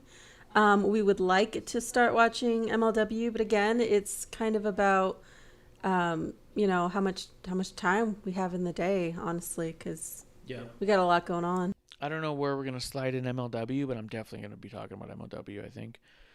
Jeremy says maybe they pull a Hardcore Harley and Cody Rhodes, Ted DiBiase thing and book Alexa and a partner versus Shayna and Nia and have Shayna Doesn't turn on matter. Nia before the match. I mean, I think at this point, he says, sounds awful, but maybe. To be honest, I do not give a shit what it takes to take those titles off of Shayna and Nia. Yeah. I am over them as champions, flat out, bar none. Me and I you could have not agreed since pre-WrestleMania the fact that Shayna and Nia didn't drop them to Tamina and Natty is a farce. Dude, that spoiled my WrestleMania weekend. You saw it. It's day 2 as soon as it happened. Yeah. You can, We were you can together, see the bro. watch-along, you and me. That's what Watch I mean. along, We're in me the and you. watch-along. Hey, speaking of watch-alongs, not that they didn't get 100 fucking hours tonight. Sunday. What are you doing Sunday? Yeah, Sunday we got WrestleMania Backlash. We're going to be doing watch-along. Me, Bishop, GR Lunar, the crew back together again. We're going to be watching and drinking and talking about it as it happens live. This is why OG Riot Squad needs to happen. I mean, they could be contenders against Natty and Tamina. I need Natty and Tamina to have those titles, but 100%. This watch along is this weekend. You, me, Wrestling on the Rocks, Terrible Wrestling Takes, Terrible Wrestling on the Rocks is going to be happening this weekend. Let's fucking go. I have That 0. All right, I have 2% fun outside of hanging with you, my man. We have a good fucking time. This is it. Especially during the watch-alongs are fucking hysterical. So good. So good. That's what we're going to like, be doing here. And you dude, know what? Did you know want what we got to WrestleMania win? Backlash? And you go, fucking A. Yeah. You know what we got on WrestleMania Backlash? We got Bayley versus Bianca. You think I'm not going to Let's get go. riled up during that match? Let's It's fucking going to do be it. so insane. Yeah. Splinter Fox says Sunday he's Listen. chilling playing video games. Dude, play video games. Just put us in one of the ears. You don't have to watch the show. Just fucking come hang out. Bayley? Put in one headphone. Listen to us as we go fucking nuts. Listening, watching Bayley versus Bianca. Just in Time says Chad Gable's twin is coming back Sunday for the watch along. Let's go. That's a good point. GR Lunar, Chad Gable's twin, 100%. I didn't see it. All the time, every time. Listen, Oh, you missed it. yes, I did. Because he was sitting in a fucking cubicle. It's true. I miss Bishop getting drunk. I I want completely. wrestling. No, you don't, dude. You're sitting in the corner. I gotta watch you sit in the corner. Come on. Oh, yeah. That's him, dude. You sound just Producer like him. lady, why are you laughing but not Because coming I didn't. aboard? I woke up to you more drunk than I'm used to. Yeah. What's funny is I meant to Producer's have a like- drink too, but man, I was so tired. I didn't even need the drink to knock me out. Yeah, No, she was you're just out. still talking. She wakes up, puts on the It's headphones, 2 and minutes she's all like- later. She's like, something's different about Whatever. Bishop. Something sounds different. Yeah, something does sound different. Tito's is different. He's got that Tito's accent. He's got a Tito's accent. Tito's Splinter Fox Wrestling being my man. Takes, My motherfucker. man. Splinter Fox. TWTakesPodcast.com the almighty- /TWTs. Promo code Suck It Clump. 25% off. Hell yeah. Get your code, get your 25% off at TWT's. TWTakesPodcast.com /TW. Is it takes or T? TW TW Takes. TWTakesPodcast.com /TWTs.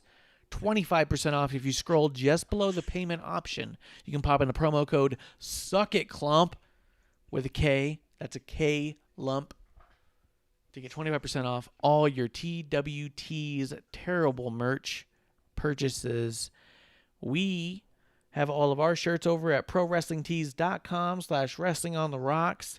Guys, we appreciate every time you support us. Give us the follows, subscribes. If you have Amazon Prime and you're curious on how you could help us but not spend a fucking dime more than you already are, go to WrestlingOnTheRocks.com and click join the chat, because in there is a little bit of a how-to on how to combine your Amazon Prime with your Twitch account to create a Twitch Prime, which gives you the ability to subscribe for free to me, more so than Bishop. But if you want, TWT's podcast as well, you can buy us a drink at zero cost to you. If you have Amazon Prime, you're already paying for a Twitch subscription. It's just going Marsh, nowhere. It's me the literally link. lost money. What? Give me the link. I'll do it right now. Fuck me. I don't want you to fuck me, Come on. but I will Yeah, give no, you thank my you. Prime subscription. You just got to WrestlingOnRocks.com. Hit join the chat. You do that, it'll show you how to link your Twitch and your Amazon Prime. It's how you buy a drink for your friends on money that's just being lost. Literally, Amazon Wrestling Prime, on part the of their Rocks. subscription Tuesday is it night. allows you one free subscription a month. Dude, That money this goes jerk nowhere off- if you don't direct it. This jerk off, just in time to 11, What? is Yeah, on your that's him. homepage. I Oh, can't yeah. subscribe to you in just in time to 11. Oh, yeah. No. Just in time's the dude. That's just it. On WrestlingRocks.com, you can see all of our latest episodes. We put all of the links right there on the front page. You can get a link to our shows. Guys, it's all there. I think I'm going to be redoing it. Over there where you see the writer's corner, I think I'm going to change that to affiliated Can't do podcasts it. of people who support us and people we support back. And I'm going to go ahead and I pop tried in signing up Poppy for your TW shit, Takes. and it blocks out all the audio. Oh, yeah, you can't do it right now. It'll block out your audio. Listen, Here's the deal. Marsh, let's finish Raw. We're 4 hours We're done with in. Raw. No. We did Raw. We're done. When? We kept When did we asking talk what about Bobby, Drew, we kept and asking what you wanted to fucking talk about. Braun? When? Wait, just in time just gifted a tear to Jerry. Thank you, just in time, for subbing, gift This subbing for motherfucker Jeremy gives everybody Stefan. subscriptions, but doesn't order pins or stickers from me. We are fine. not picky. We Same are very drinks. thankful for just in time, Same supporting drinks. our listeners. Dude, are Same you drinks. going to Texas WrestleMania? Probably. But what on Raw did you want to talk about? There's nothing else to happen on It's Raw. not that I wanted to talk about it. It's your show. So if you want to negate the Braun, Bobby, and Drew main event, that's you. Yeah. This is your Yeah, show. dude, nothing happened there. Saying that The doesn't best thing that matter. happened there was that we already talked about it though. We said that Braun came out looking strong, made himself look like a contender for the first time in a long time, which I thought was great, and that was that. When? When did we He say stopped. We said that earlier, dude. We talked about it because we said that he's been looking like he was gonna be the one to eat the pin, but this week he came out looking like he might be the one to take the whole fucking thing. We talked about And it then probably lost. 30 minutes ago. So what's the point of him being at Elimination Chamber Backlash? WrestleMania. Because he might win. When? Braun wasn't in the match. He just beat the shit out of At everybody. Did you SummerSlam? not catch that? This week. All right, maybe we should Which match really is he gonna wrap be this at? up. So This week. shouts to This fucking Sunday. Splinter Fox because Raw gives us every match that we talk about we don't need / creative sucks. Because this No, week, it's good. heading into WrestleMania Backlash, which me, you, and GR Lunar. watch along, let's fucking do it. We're gonna Because fucking do it this week on Sunday. You follow us at WrestlingOnTheRocks.com. Go to WOTR The Show. You find Bishop at TWTakesPodcast on Twitter. Give him the follow. You'll be able to find the show there too. And from there, you'll be able to see all the links. TWTakesPodcast.com. We are at WrestlingOnTheRocks.com. And guys, if you support us, support our friends. Give us a little follow to Just in Time to 11. We got Good Cop, Bad Cop on there. But more recently, I've been added to the team of Pro Wrestling for Life with Sean No. X-Buck Waltman. No. And I would really appreciate you guys giving a little bit of love, a little bit of support. Give that show not more your recently. 5 stars, more your reviews. importantly. No, more More recently. importantly. Marsh. Who's more important than Justin Time and Graham? It is more important. Fuck Justin, Justin Time and Graham? Fuck Graham. X-Pac is so much bigger than them. They are Danny Limelight. And hey, Danny Limelight, keep putting in You that all right? work. You do Me? the work. No. I'm not okay. Marsh, Yeah, oh no, we're okay. you doing big things, my friend. Be proud We're of that. doing it. And we're getting done on this side of the IWC. That's right, guys. Follow Our at side. TWTakesPodcast on Twitter. You follow at WOTR The Show. Rate, subscribe, do the things.